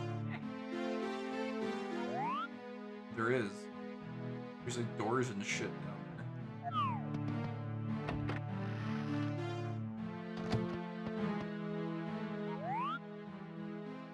Surprise Vibe hasn't brought up how AI search engines are demolishing his SEO side hustle. The side hustle that never really began in the first place. They are kind of demolishing it, but not in a direct way. They're demolishing it through people's lack of understanding of how anything works, more than anything.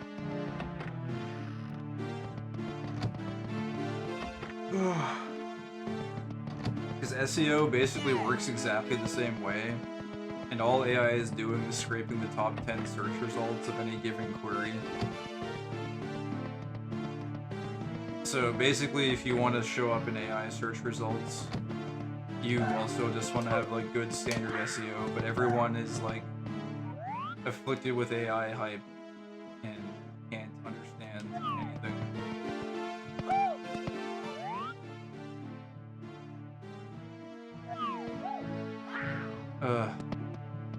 Where are we now? I don't even know.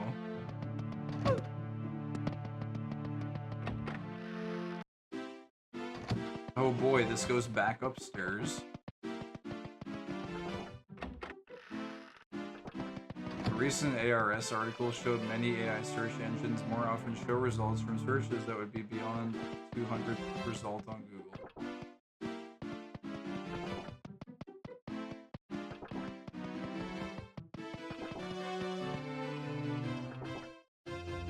Okay. I haven't heard this one. That's news to me. I mean, I guess it depends on how specific the query is. There is a technique you can use called flux. But... oh my god. Wait. Okay, we just turned into Luigi.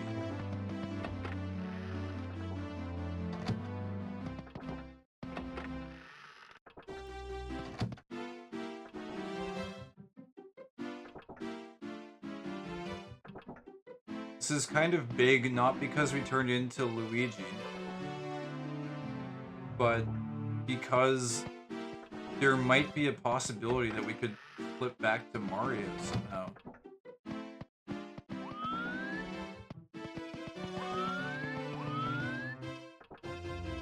See, I told you Luigi would come to you if you just wandered around.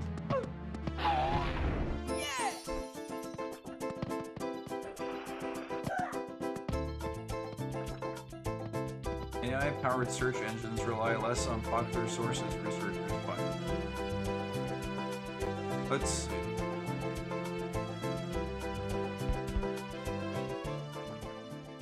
Since last year's disastrous rollout of Google's AI over... I'm just gonna skim this.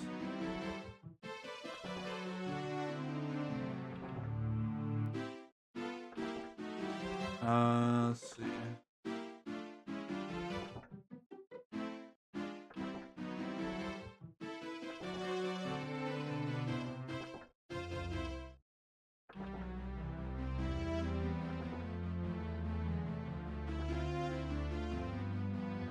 Sources cited by AI engines were the most likely to use linked in Google searches fell outside the top 1,000 top 1 million domains tribal frame code.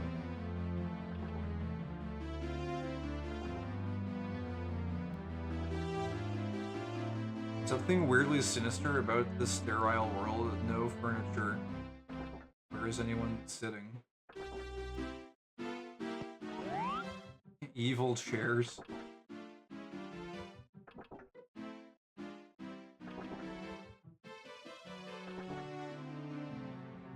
Oh, you mean like in this? In B331? Like everything about B331 is a bit unnerving. Gotta be BRB.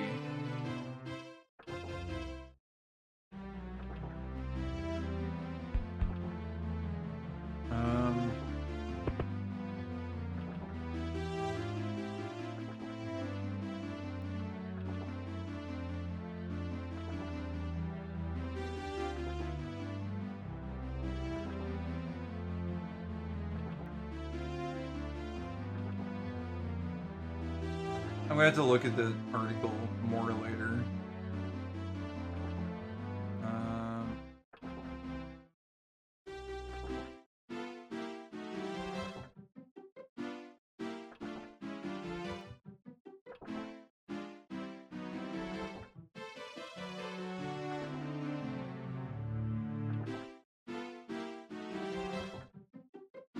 That's weird. It's like an interesting article. I don't know. This from like my own experience though. Like I've seen if you get a top 10 position, the AI generally references you, but I don't know. This is interesting data.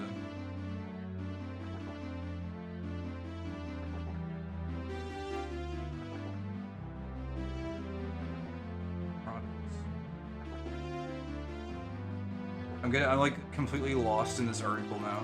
That's neat though. I'll have to look at it later. I also read an article a bit earlier in the year about how AI vibe coding was failing to produce any meaningful increase in software development. Well, that I could believe.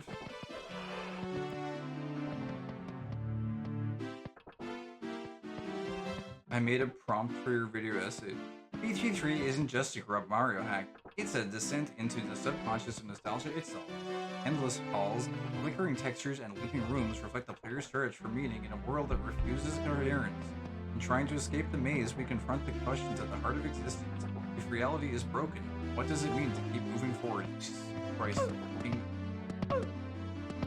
I want to just like punch myself in the face right now after reading that.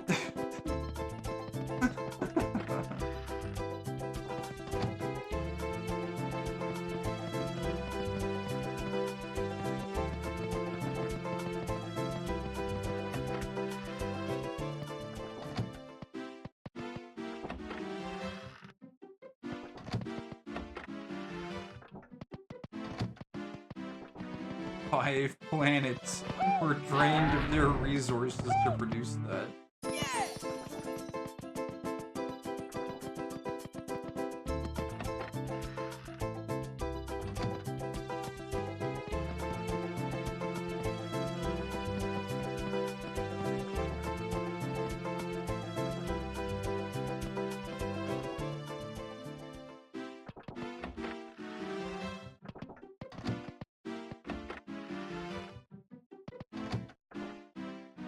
I wonder if we go to the garden, if we can like swap back to Mario since we didn't turn into Luigi that way.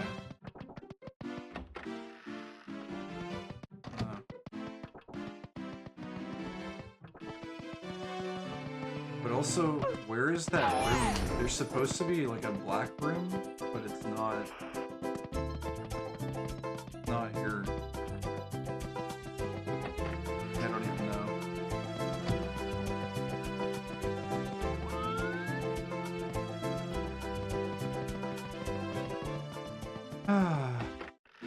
How do we go back? Can we even?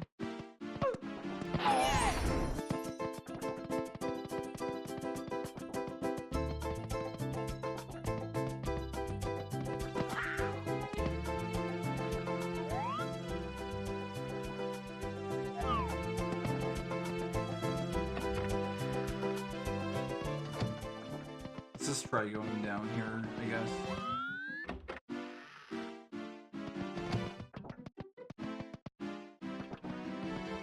Really, this whole session is less of like level exploration, and I'm just trying to like remap how things piece together in my head after being away from so long. Just find that, oh god, this is not where we want to be, I think.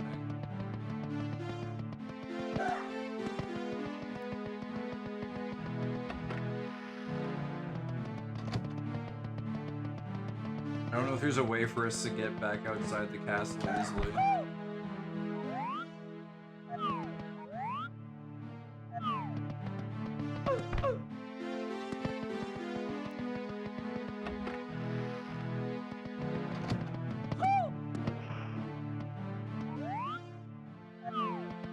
I've returned with baked beans in a can.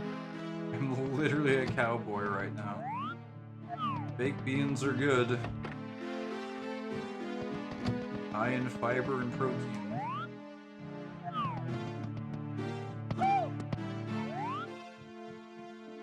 Where's that pipe? Where exactly does that go? Veg survived the cattle stampede. Not an unhinged enough commentary.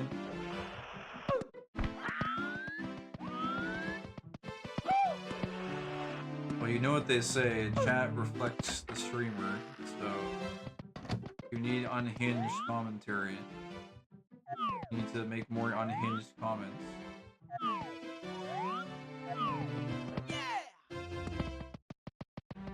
Yeah, this area is familiar in some capacity.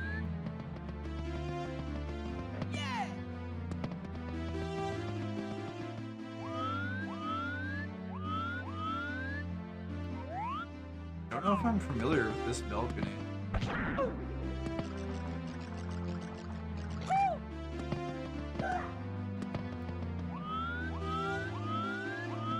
Huh.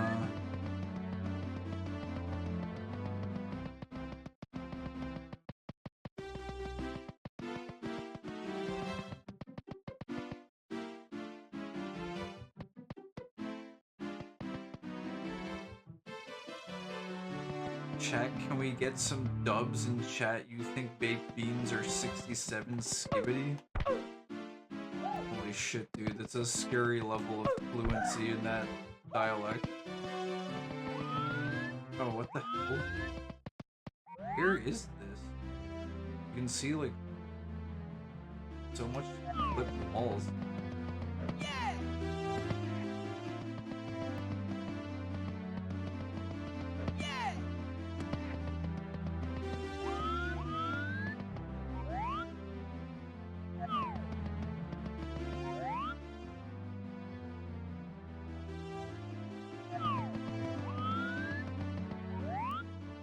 Wait, what the hell is back here?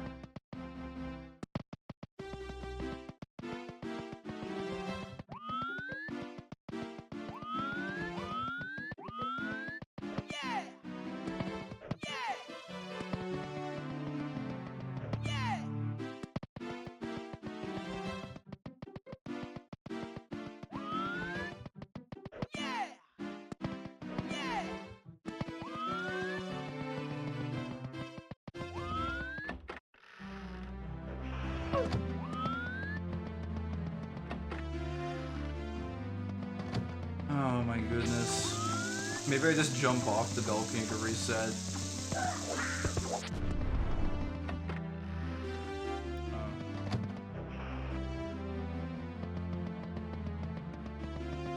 Can we get 50 gifted subs for baked beans?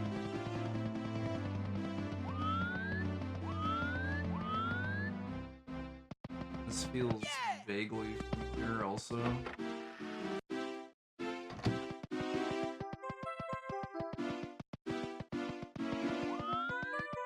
$50 subs, and I will do face reveal in a bath full of baked beans.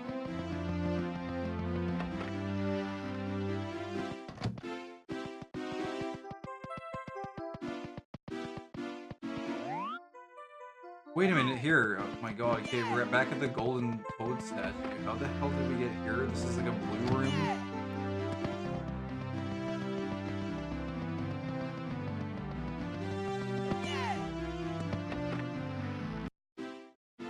He had a perfect chance to say the line and he skipped it. I don't know what line you're referring to. Clearly you've got access to a script that I'm not familiar with. Wait, blue room. This area. Blue balcony. And isn't here.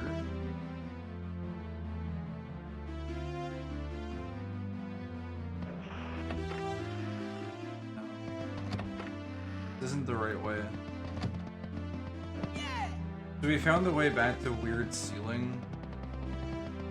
I don't know where the hell like the Star Highway place is. We took a wrong turn somewhere.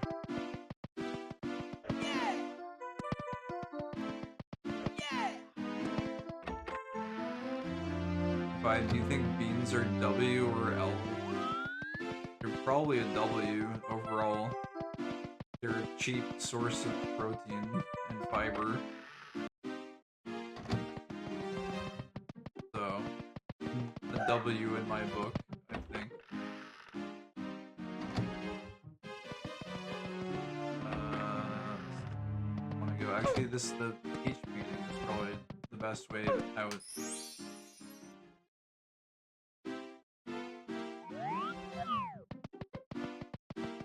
And then this is not the way out. This.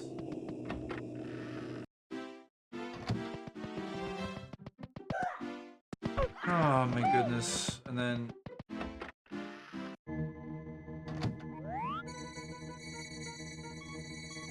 there's this area. But wait, if you exit this area, doesn't this put you back out somewhere else? Yeah. That's right. And then... Wait, this is this area. And then wait, if you go back in again... I don't think you're supposed to.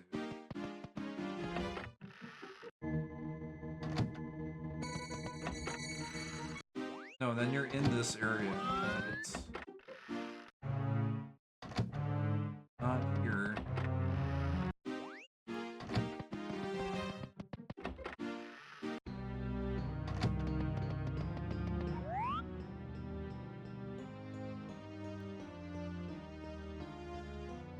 Is it here? I think it's up here somewhere. Maybe. This room is so familiar. What is in this place again? Yes! Oh my god, okay, wait. This is it. This is the place. We found it. No, this is actually the place. No, this is not it. No, you're not supposed to look up there. Now, where the fuck are we? That is the place, though. That is the place. I think we can get back pretty easily.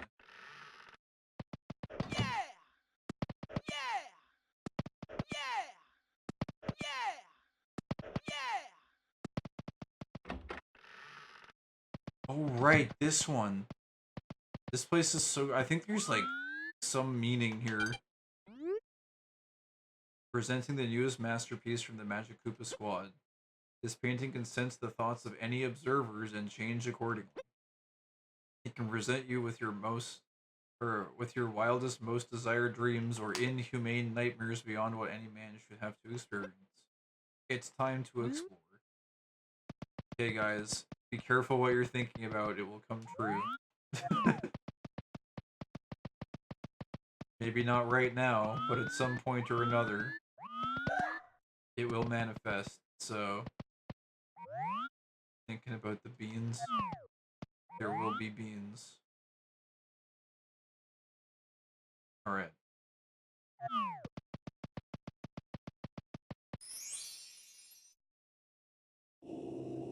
I get that reference. What is this? Warning, if you are prone to seizures, there's a chance you may encounter an unfinished area when testing. If you see any areas with an experimental logo or a Mario icon with an exclamation point, please exit level if you are at risk and immediately report to the head of QA. Thank you for your cooperation.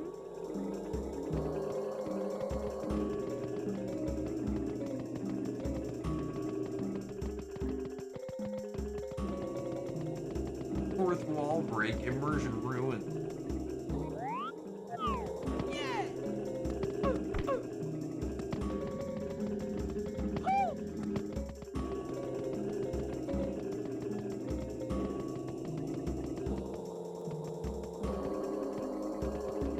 Veg banned me from stream for saying Japanese has higher rate of epilepsy. What? This is a true story.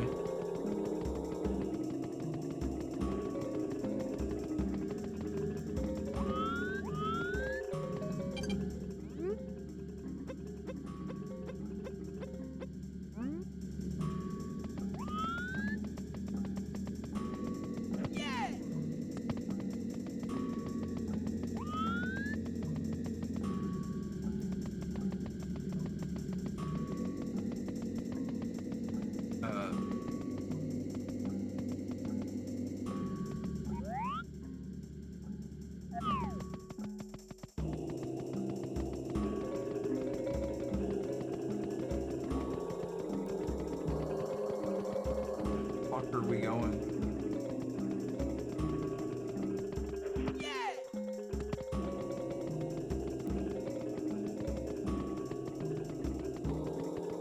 Is this back where we started? No, the sign isn't here. How the fuck do we get out of here?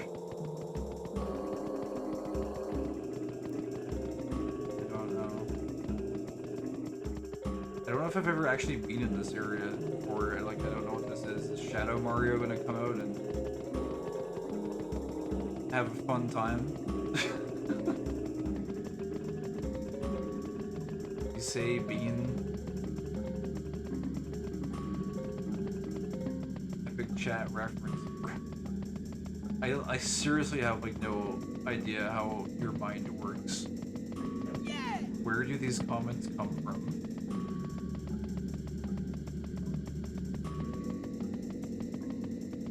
Yeah. Okay, where the fuck? Oh, here we go. We found it. It's the cube. Well, there's nothing else in this area, from my understanding. Oh, what did it say? What did it say? Did it say get out or something? I don't know. There's spooky text on the screen. Oh, what is this? Wait, there's like a panel here.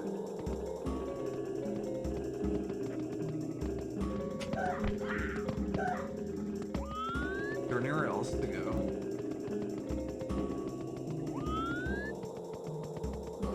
I'm just curious if there's anything else in this area, or if it's just that one cube thing.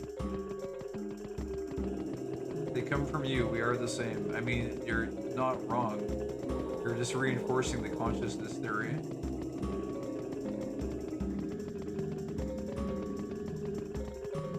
Alright, I think the cube might be the only thing in this whole area.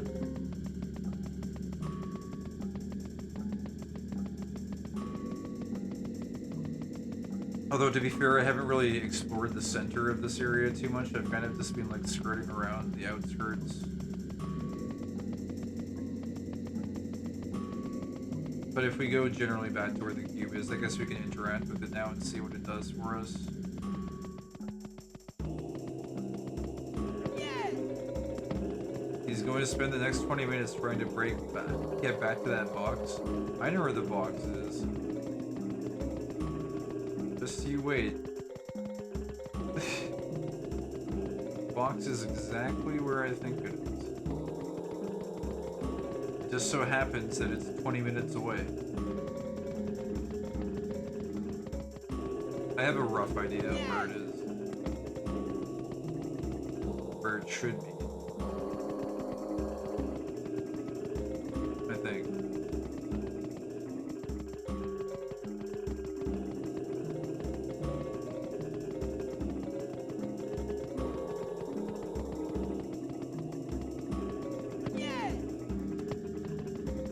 He doesn't. Yeah.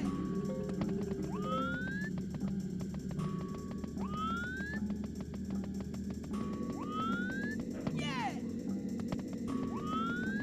Oh, he has no idea where it is, huh? Oh, destroy it.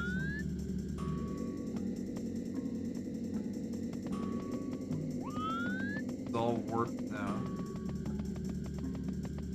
Now, I'm guessing all that did is change the texture of the entire area. I'm guessing there's no point in wandering around for another, like, 10 minutes. But if can we, like, roulette a different texture? We can. I wonder if something else changes in the rest of the area. If we roulette something specific. What textures do we have to work with here? I feel like there were certain oh there's some like eyes that cycle through.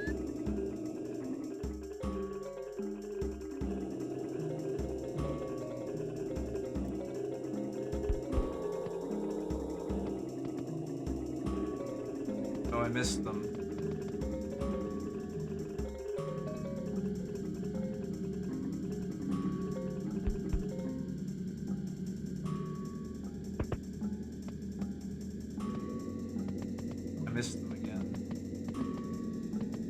I'm guessing there's probably nothing else out there, but what if there was?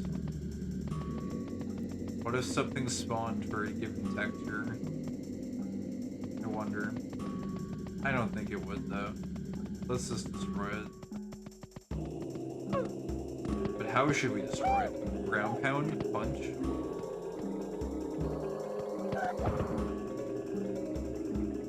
Does it actually just soft lock you? Ah.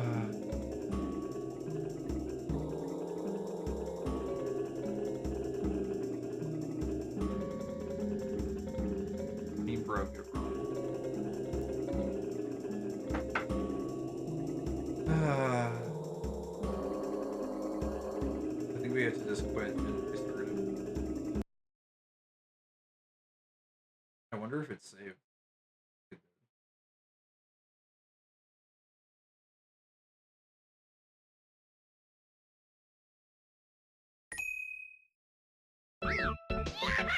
Is it? We playing WoW now? Until I get back to my place. Hold on, I gotta wait for the video capture to pick up. There we go. I know the way this time, I think. Back to Mario again, too. Welcome to Mario Wonderland. You're the adventurous sort. Pay a visit to the castle ahead. Goes a bird, look. Goes.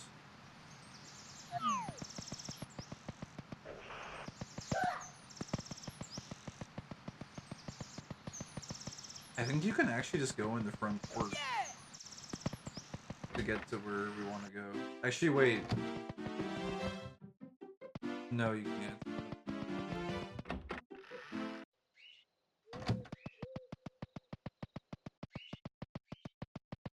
Very normal, outdoorsy person sort of response to a bird.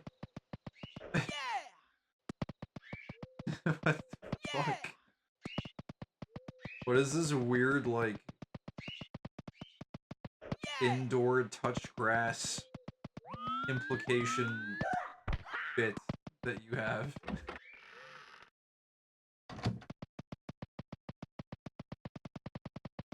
Must infer that individuals have not touched grass in a particular duration of time.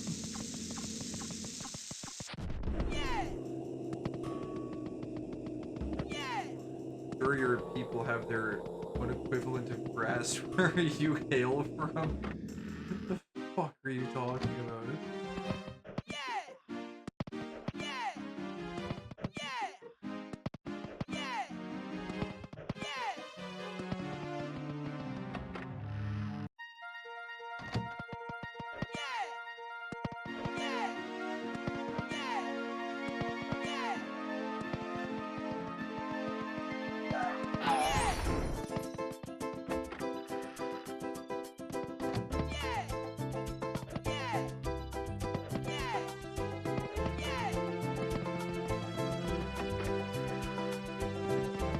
The yeah pisses you off? Yeah! What part of it pisses you off? Is it the part where he goes, yeah!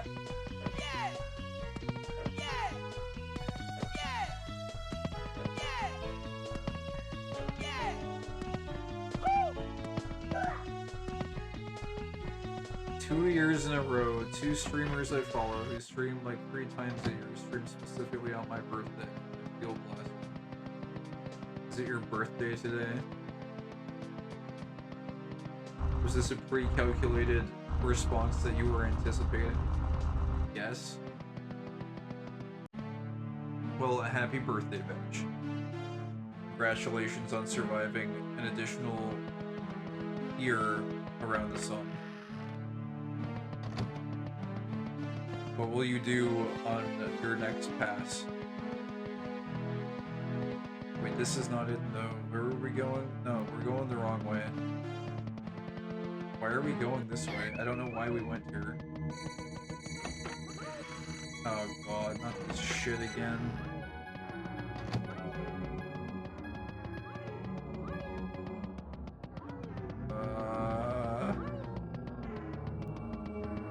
didn't mean to step too close to the painting. Don't you mean around your son? Yeah, there we go. Yeah.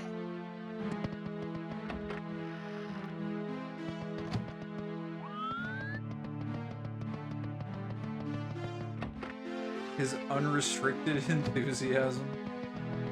Believe me, I'm very enthusiastic. About existence as a whole. Believe me. This is not feigned.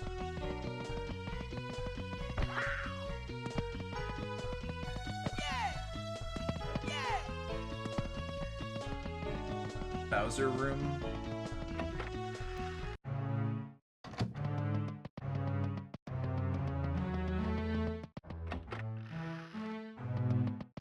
Oh my god, I don't know if I'll be able to get back to that area.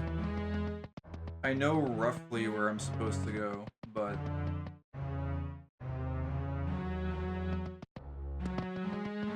Wait a second. No, not in here. Oh my god, I'm so tired now, I'm actually like losing my way completely.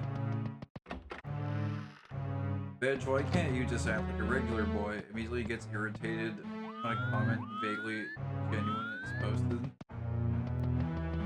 What? What do you mean Who was irritated? God, please go through.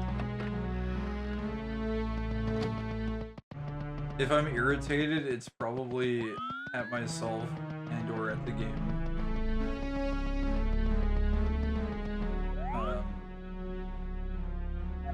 It's not even Resident Sleeper.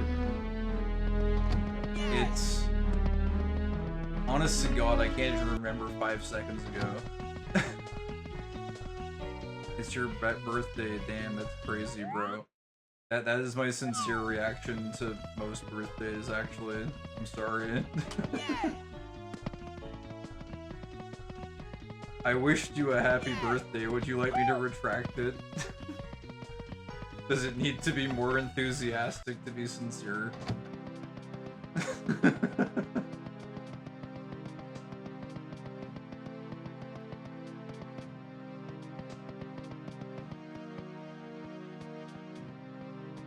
Edge banned me for saying we should nuke Borneo because I hate orangutans. God fucking damn it. Wait, this is an alternate entrance to the garden. What the hell?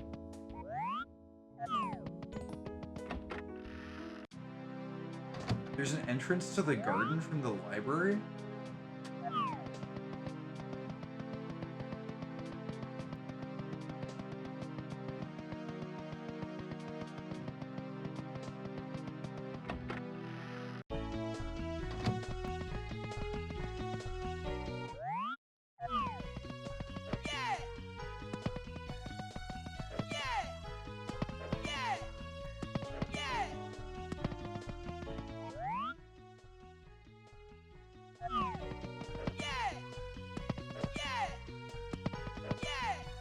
Oh my god.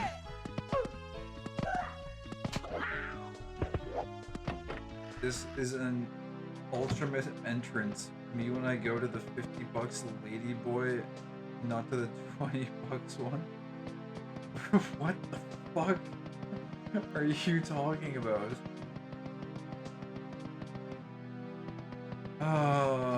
Okay, so you can get there from here. Now what was the other entrance? This is a much easier entrance to remember.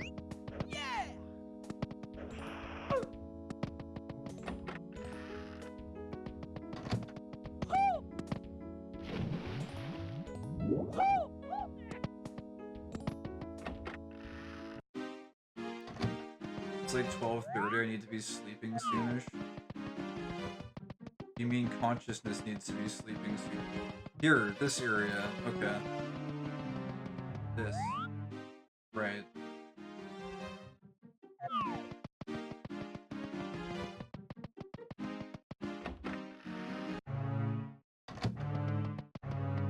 Not gay if you keep your socks on. I guess not.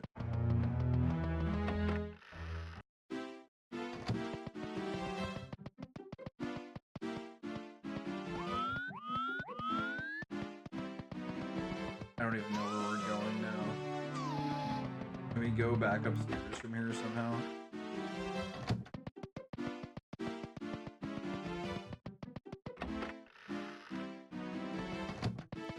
Oh my god, can we actually get there?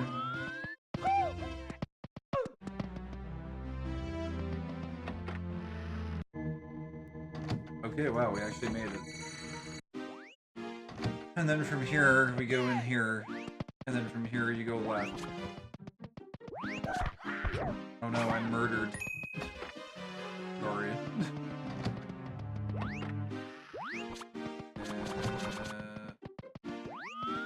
this way. You go right, actually. I think. Somewhere it's in one of these two doors, and then this time we're not gonna get sidetracked with the long, dark corridor.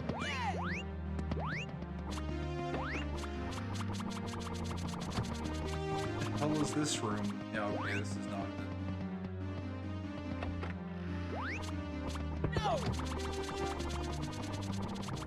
Or is it just straight? It is just straight. And then you this way.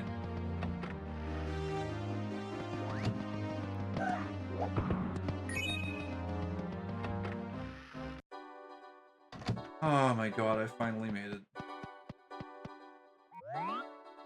I forget what's even down there. I don't even want to go down there right now. It only took like 5 hours or something. How long have we been streaming this? Oh, it was actually almost been 5 hours. What the fuck did we talk about? Why are you guys here? Like, don't you have fucking anything better to do with your time than watch some maniac run around in a like liminal space Mario hack, being lost for 5 hours? He hates birthdays and viewers. This is it. This is the room that you go to when you're at a precipice of decision making. Here, this is it. This is the room of decision making. Which door will you choose? Don't choose door number 1. We don't talk about what's in door number 1. Number 1.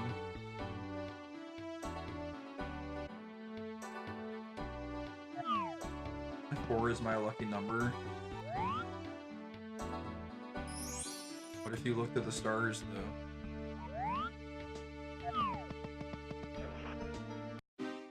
And then fall back into hell.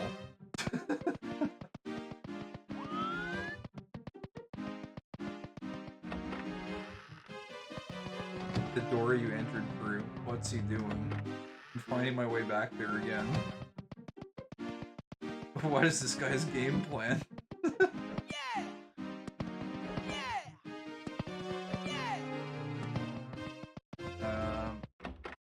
Yeah, to be honest, falling off the platform was not in the script. We're not trapped with you, you are trapped with us. Actually, all entities are trapped with one another within the weave consciousness. I don't know how many times I have to explain this before you understand.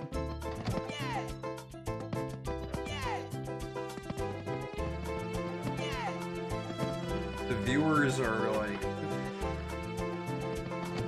conscious entities that have spawned in, and you can't really easily get rid of them. Once the viewers have entered the chat room, they do not easily remove themselves. And similarly, when you take interest in a streamer, it's difficult to forget about them.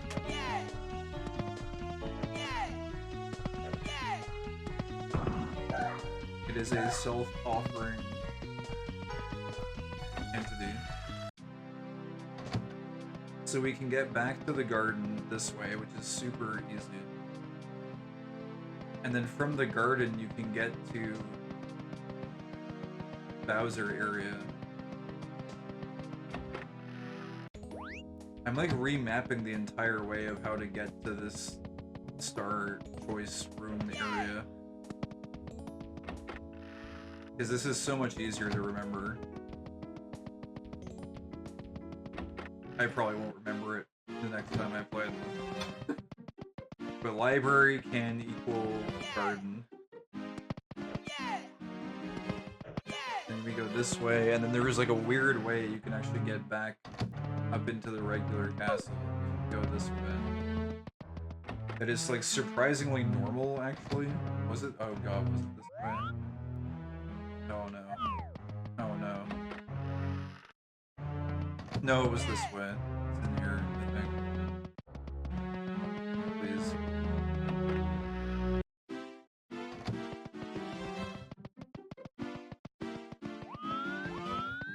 Star door, and then there's this.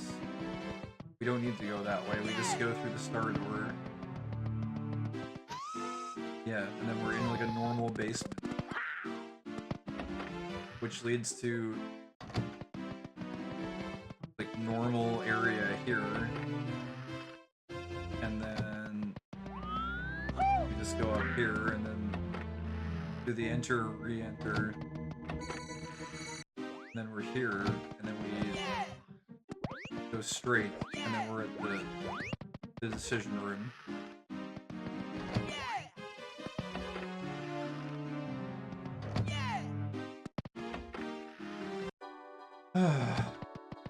We can reliably get back to the most important room in the game.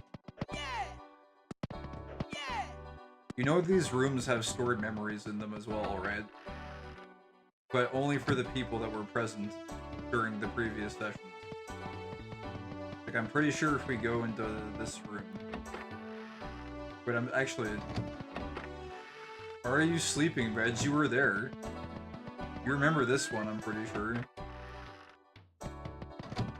Is this the one I'm thinking of?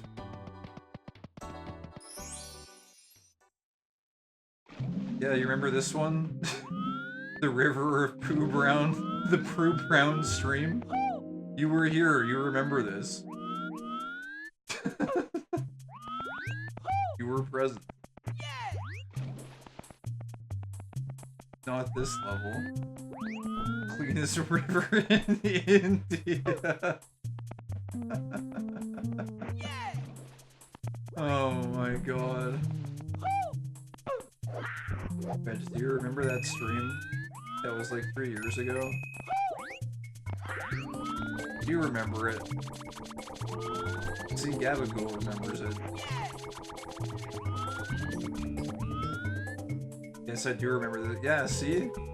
I told you, there's stored memories in these rooms.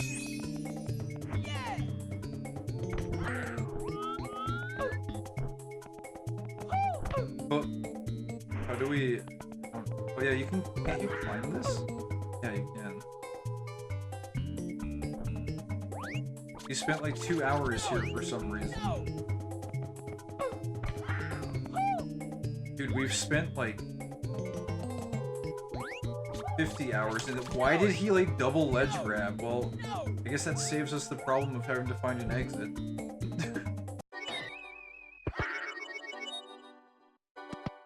Because GABA is an extension of your consciousness and not a real person.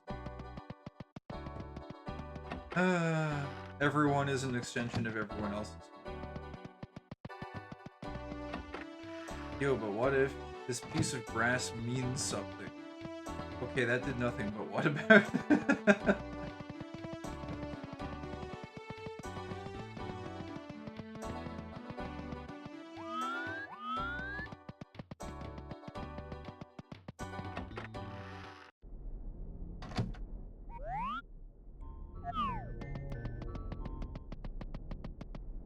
I don't know if we've been in this room before.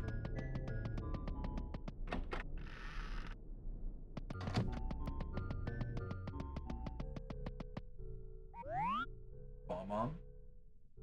The moon?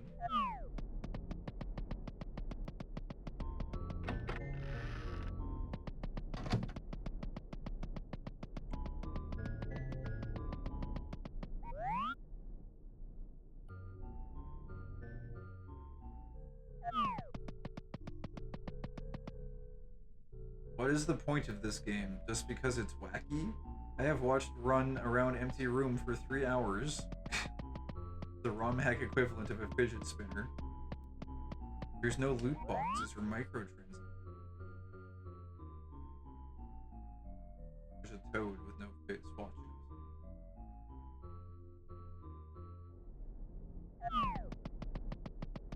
Or any substance at all.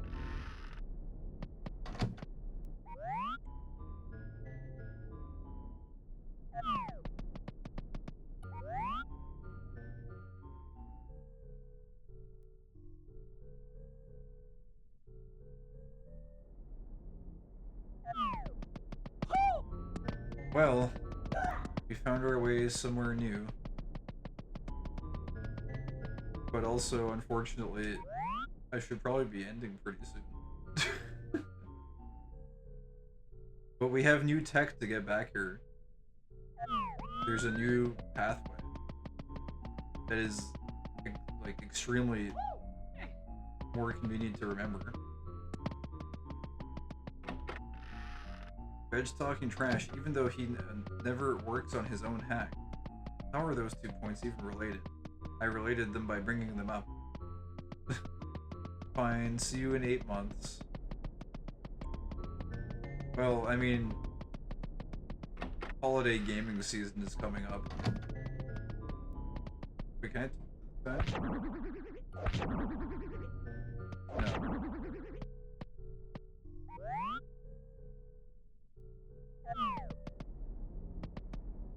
Holiday gaming season.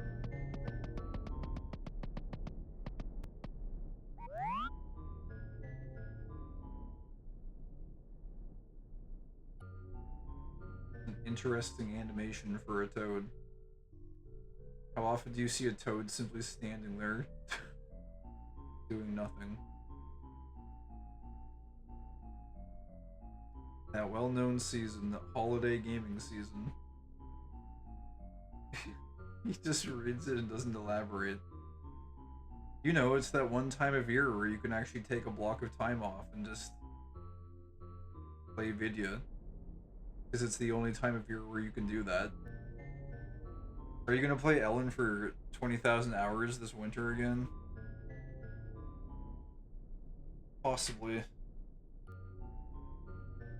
But probably not.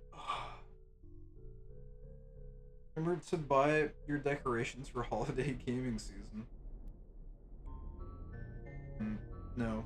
A holiday gaming season is best enjoyed with no decorations. See, holiday gaming season is a survival tactic for surviving the holidays. That's literally the defined behavior of a toad. No, but usually a toad will like jump up and down in place. Be like, hey, look at me, I'm a toad. But this toad kind of sits there with a neutral expression on his face. Many businesses give out holidays during the Christmas season sparingly because it's the busiest time of year. Well, I suppose it depends on where you work.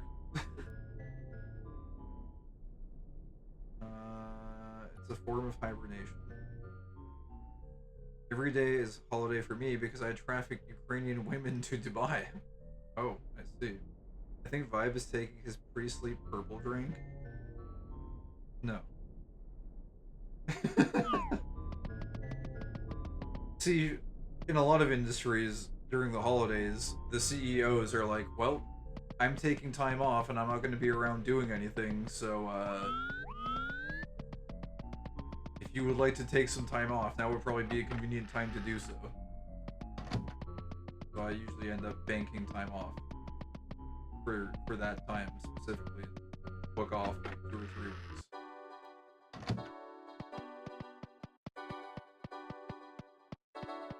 He's during the shutdown gaming season. Checks out, he did say he had a government job.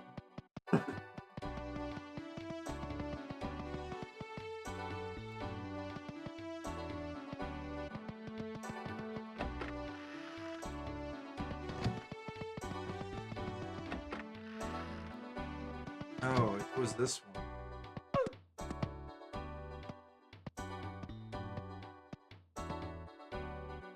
The one time that me, Gabba, and Veg had a serious conversation was in this painting.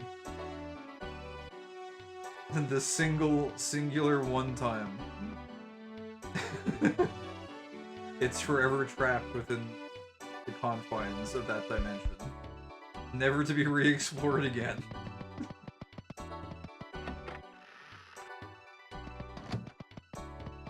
Is that Oppressed Man Desert Town?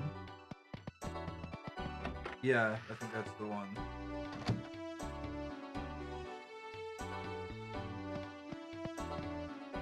I believe so. This one... I think only Gabba was here for this one, and I don't think we talked about anything specific.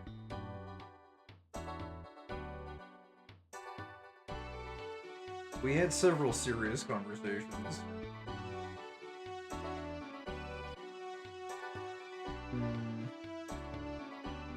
It's true, I think there was a few other ones. It's not our fault you kept derailing conversation. Yes, it's totally me doing the derailing. When the rails have been literally uninstalled. Oh yeah, isn't it in here? Where was it? Where is that cap?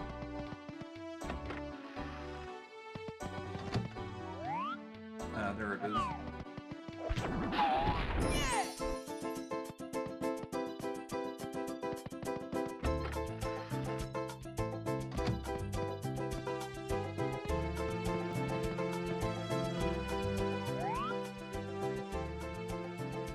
5 hibernates like Toad when he's not streaming? How does a Toad hibernate? Do you mean the Toad just like kind of like standing around doing nothing? That is kind of me IRL, to be honest.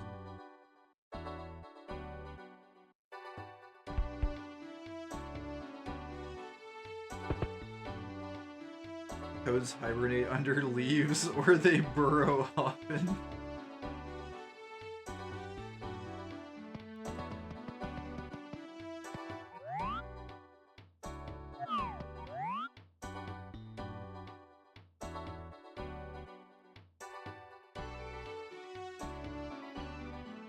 He's presented with levels and still refuses to go anywhere but the lobby. The lobby itself is its own level, is it not? I didn't come here to enter the levels, I came here for this particular element of the Mind Palace.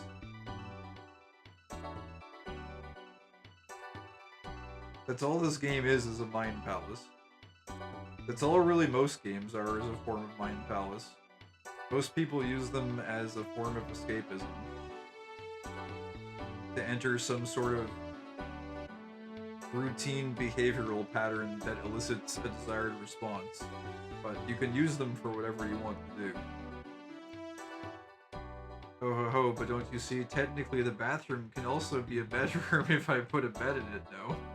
Vibe, I didn't say that. Although you're correct, it could be.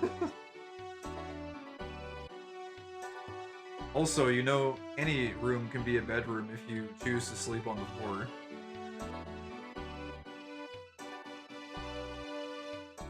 See, in my reality, bedrooms don't exist because I don't need a bed. This place that you call a bedroom is actually a marketing construct used to implant the idea in your brain firmly that you require a bed in order to sleep. But what if I were to tell you that you actually need no such contract in order to enter the realm of the unconscious? The world is my bedroom. Just sleep wherever you want. Going to sleep is more of a transactional construct.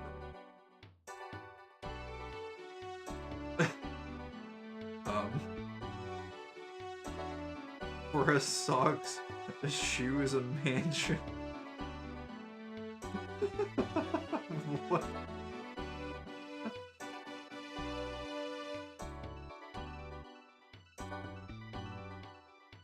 think there was a cool tower around here somewhere. It might have been up. But I'm worried if I look up, we won't be able to get back here easily.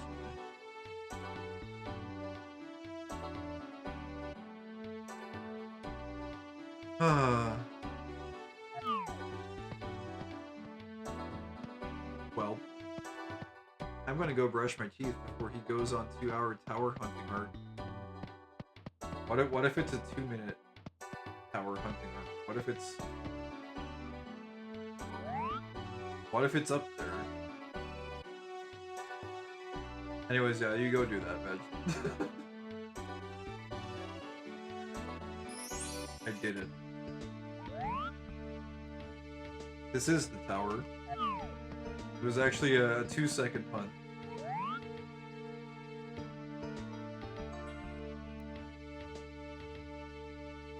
This is the tower of...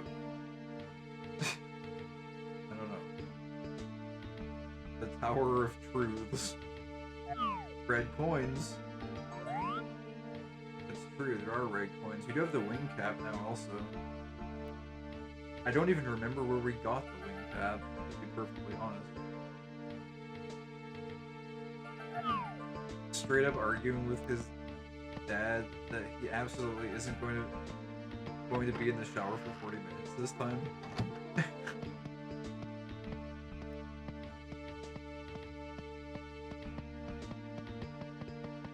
What is...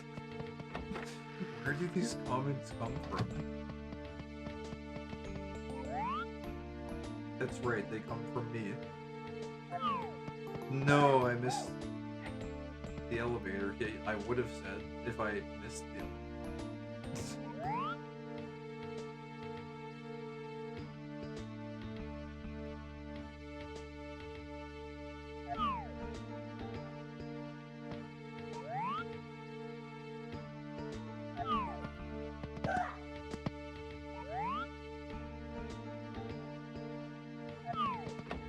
I think we've gotten all the coins here before.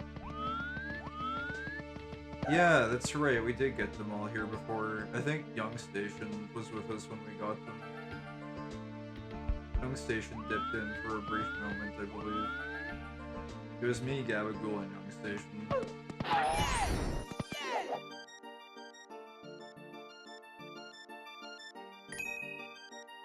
Yeah, Young raided in.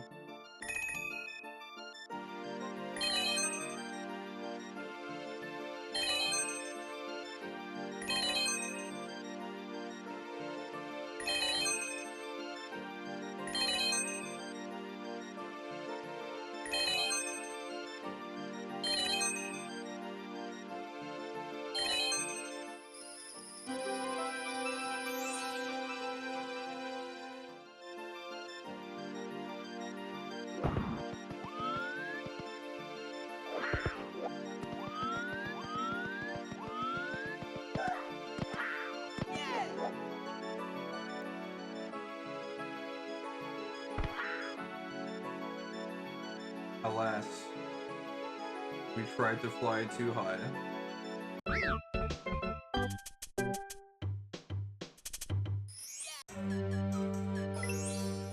Bye-bye, Mario.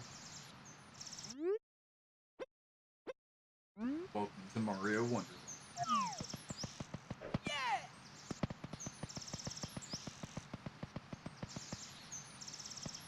Imagine having no teeth and winning a lifetime supply of floss. He had a lot of floss. Where would you put all that floss? You can go on and on about search engine optimization and the grand tapestry theory of consciousness, but when a sentence has words in a string one after the other, his brain shuts down.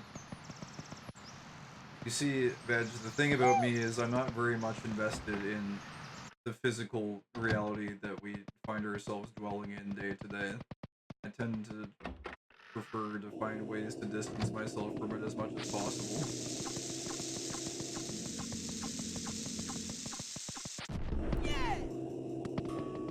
I keep missing Young's mammal supply streams lately.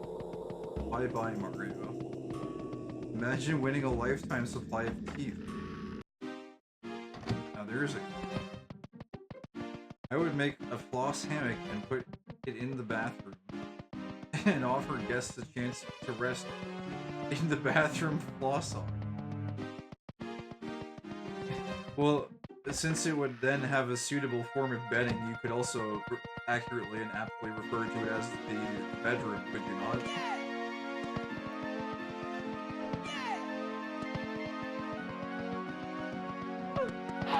Vibe sounds like the coolest guy ever. Vibe sounds like a dumbass.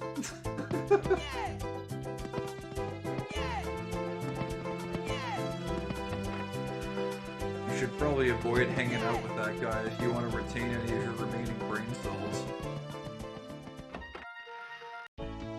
But would you rather have one tooth on your toes or mini toe in your teeth? I mean, I don't know, just give me a fucking tooth on my toe, I guess. Like, who gives a shit? Probably wouldn't be that big of a deal. I guess it depends on where it would be positioned, though. You kinky boy, laugh my ass off. I wasn't talking about someone else's tooth. What the fuck? Do feet teeth give bonus kick damage?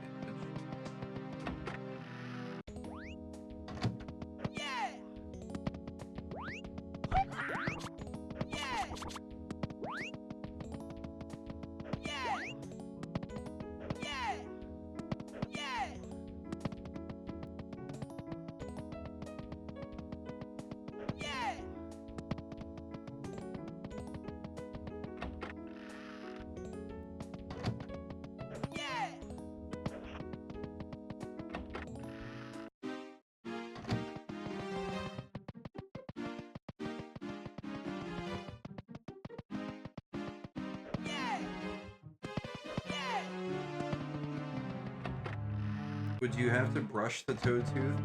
Something to think about. Couldn't one simply get the toe tooth removed as one would get a wisdom tooth removed?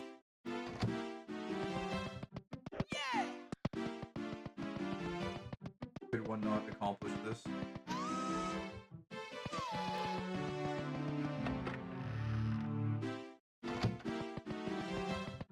Wonder, this doesn't lead anywhere different.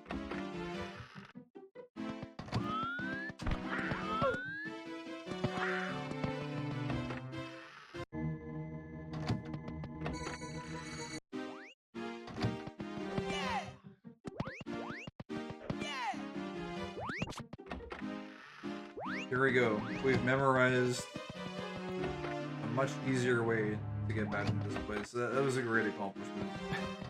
What is in this way, anyways? Is this a thing? I don't think so. Alright. Well, that was fun. A good time was had by all. I'm poop.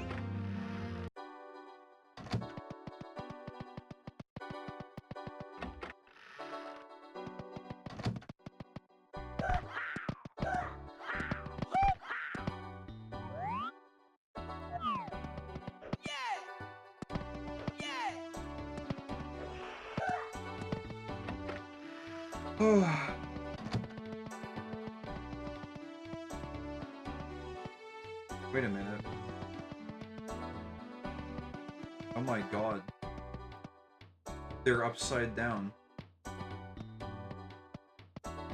What? What? What? What? What? Why are the numbers upside down?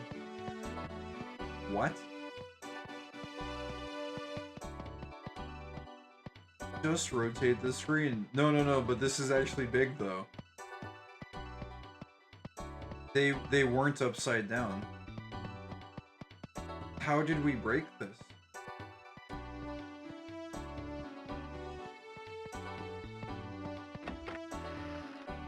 The paintings are broken.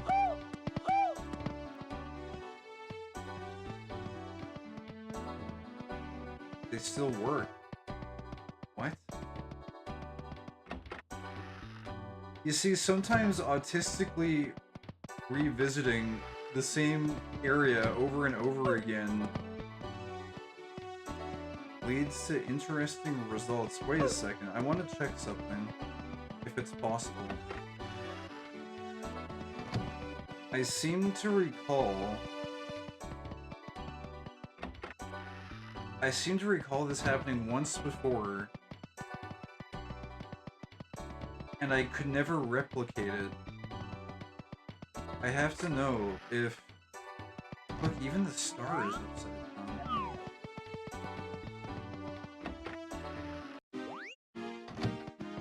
Hold on, are they still gonna be upside down if we go back in? Just need to check the star. No. It flipped back.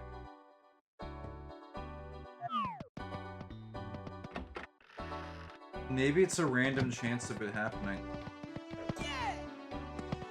Upon entering a zone.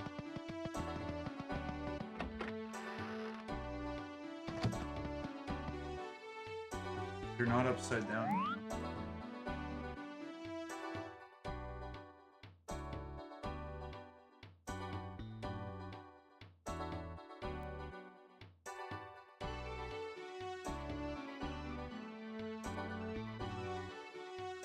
Just rotate the screen.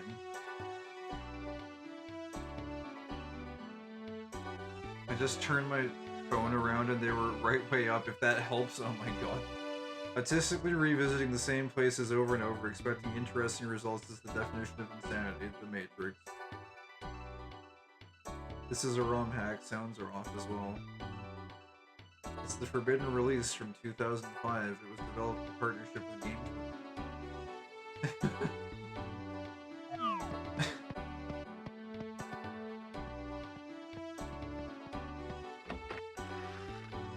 If we were to replicate, or if we wanted to replicate... Huh, this is gonna take another 5 minutes at least.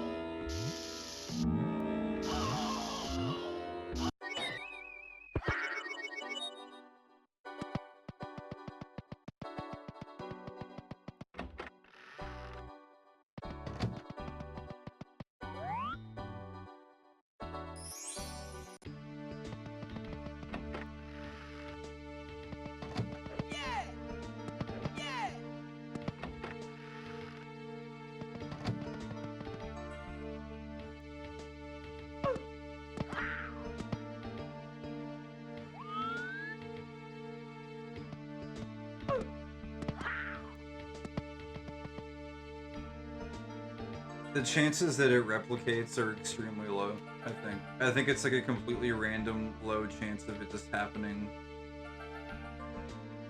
in any room of the castle. Because I've seen that one time before, and I could never get it to actually happen again. I don't think it's something you can do on command. I think it might just be a weird quirk that happens sometimes. But on the very small chance... Christ. There is something bothering you then.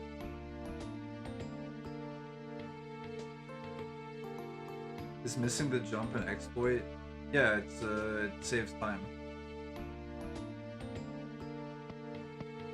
We have to wait for the entire cycle going up and down again. You mean we get the privilege of experiencing the ride once again? Oh, did I get off too early? Oh, we get to experience it again. How fortunate for us.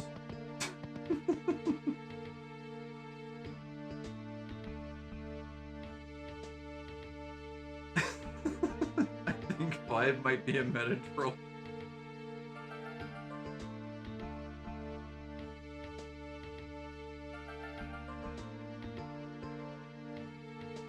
Seems like a Zuck type.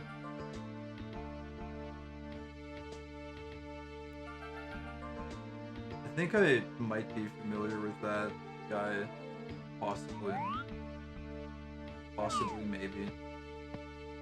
Was that the bodybuilder guy? Waits for a response which is like completely incoherent. It has nothing to do with what was said. Yeah. I've heard tell of this guy. Why is the elevator mesh?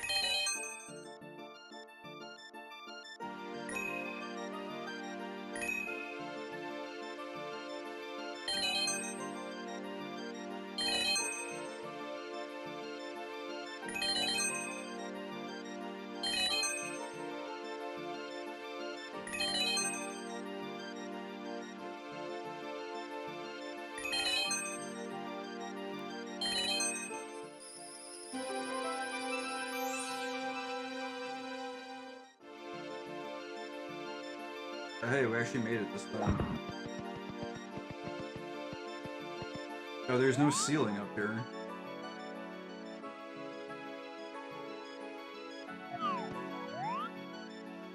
Gorgeous Halloween moon.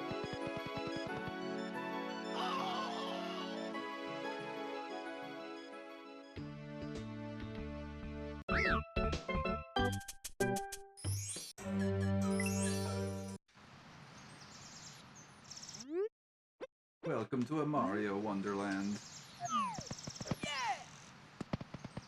40 minutes down the toilet. Do you mean 40 minutes successfully passed in our waiting room until we discover what's on the other side of this existence we've been forced to endure for a set amount of time? It was successfully spent in a manner that was thought-provoking and likely armed us for things that may come on the other side. This was not the correct.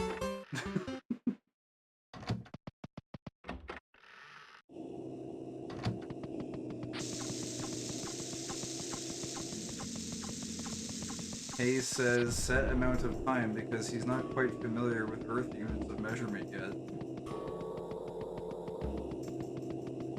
No.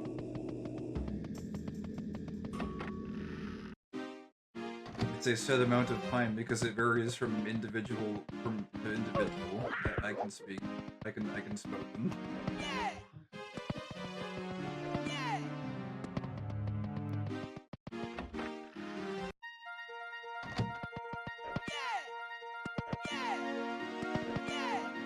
Alright. I'm going to bed. Good night, Veg. Have a good birthday sleep. And enjoy your birthday upon waking. I hope it's enjoyable for you. Enjoy your day of progressing in age. And be sure to shroud it in many gifts and worldly, earthly pleasures.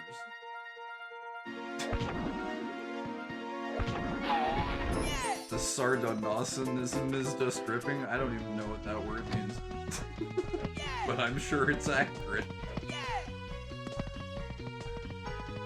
I doesn't give a shit about your sleep status.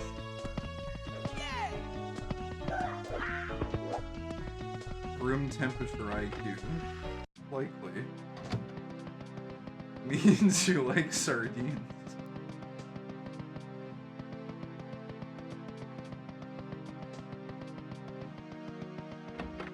The sardisinism. The sardines. Oh my god. Whoa. Look. We have 4 health bars. Wait, and they all have different values. What?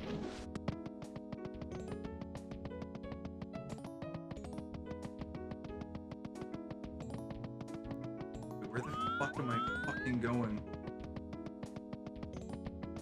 This is the door we go through, I think.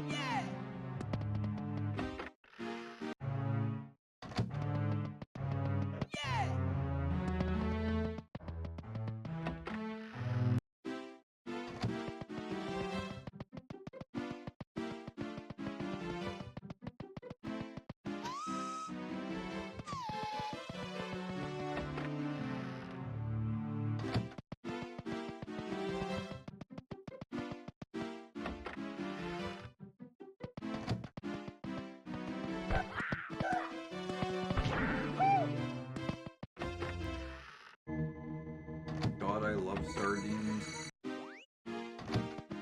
The old Dean enjoyer.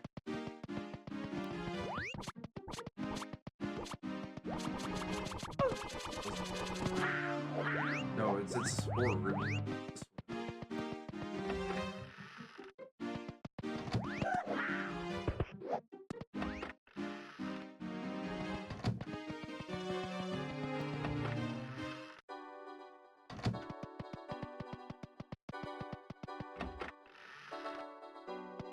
Yeah!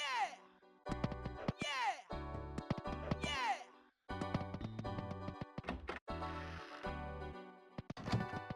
You're not upside down. So it can't be... It can't be reproduced reliably, it seems. Yeah! And I don't know what the implications of it are. It seems to be entirely random. The only other question I have now is... Do we still have quad health bars in the water?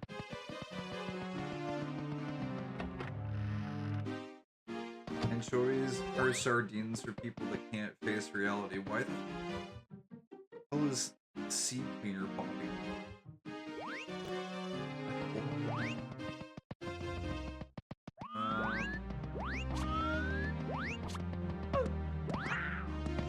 Alright.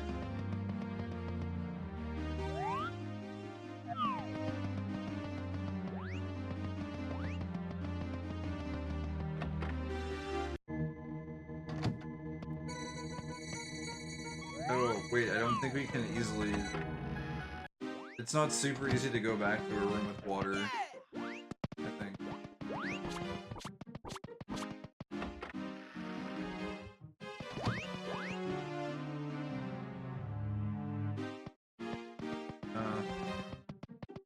Oh, that's okay.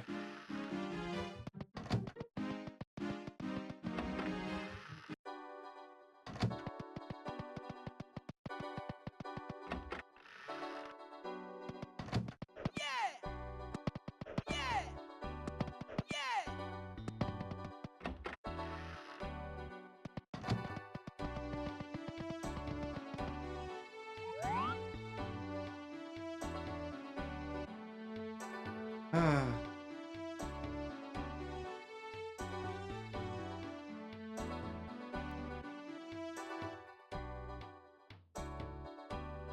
I don't know. I think I just stopped now. We've done everything that was set out to be accomplished today. That was good though. It was a good stream.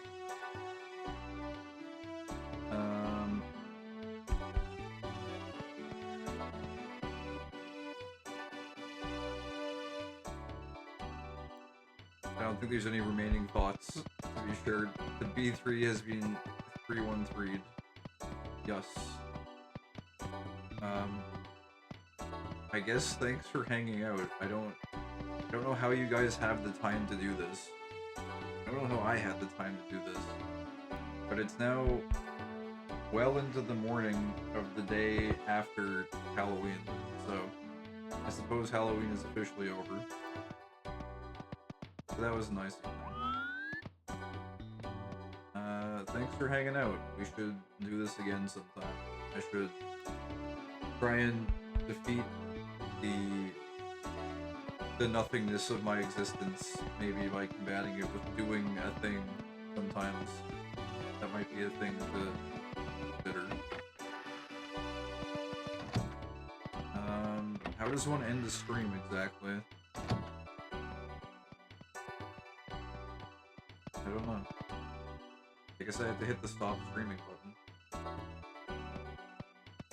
I guess we can just call this a bedroom. Because Mario can sleep on the floor. See you in 8 months, perhaps.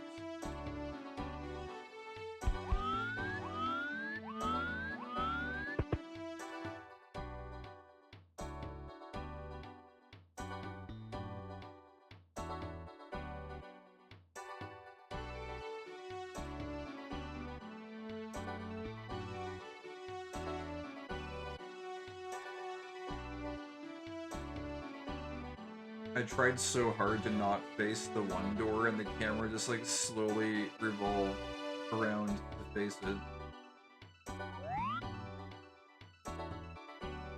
There's something uncomfortable about that door and knowing what's behind it.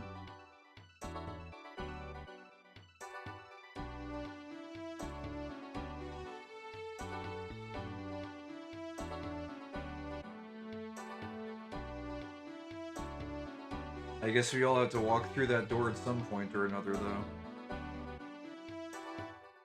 But that day doesn't have to be today.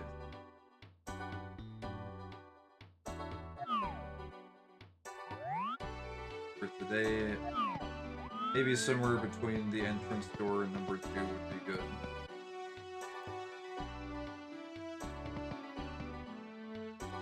Yeah, that'd be fine.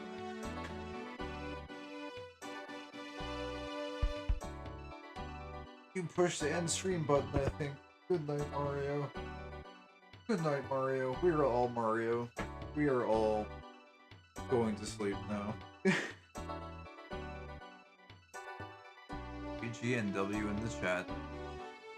Thanks, Vibe. That was so funny. See you later, mashed potatoes. Thanks for hanging out, Iggy. Keep being an Iggy. Don't even know. I'm exhausted. I don't know where I am. Probably have to like go get food and consider maybe staying awake for a few hours somehow to reset my schedule. But yeah, thanks for hanging out. And I guess I don't know about those corpses, Gabagool. Maybe it will make sense at some point. Or maybe it won't. Wait, what is that? That emote? Lobat Sleepy. It's another sleepyhead. You somehow managed to find one. Haha, yeah, me neither.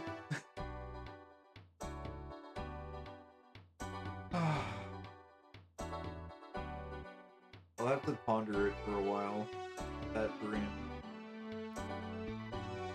It's weird how sometimes things that surface from other people's dreams can like connect to other things in your conscious moments in other places. Sometimes they will like form connections in weird ways.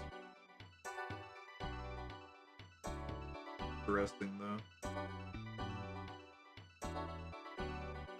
There are sleepyheads everywhere for those with the eyes to see. That's right. Dreams are just funny like that. Indeed. Anyways, I'm going to go connect. Well, not yet, but soon, shortly, connect with the eternal sleepyhead consciousness. The sleepyhead weave, the giant blanket in the sky. The cover that we pull over ourselves before all sleeping. I don't know where I'm going with this, I just have to hit the end stream button.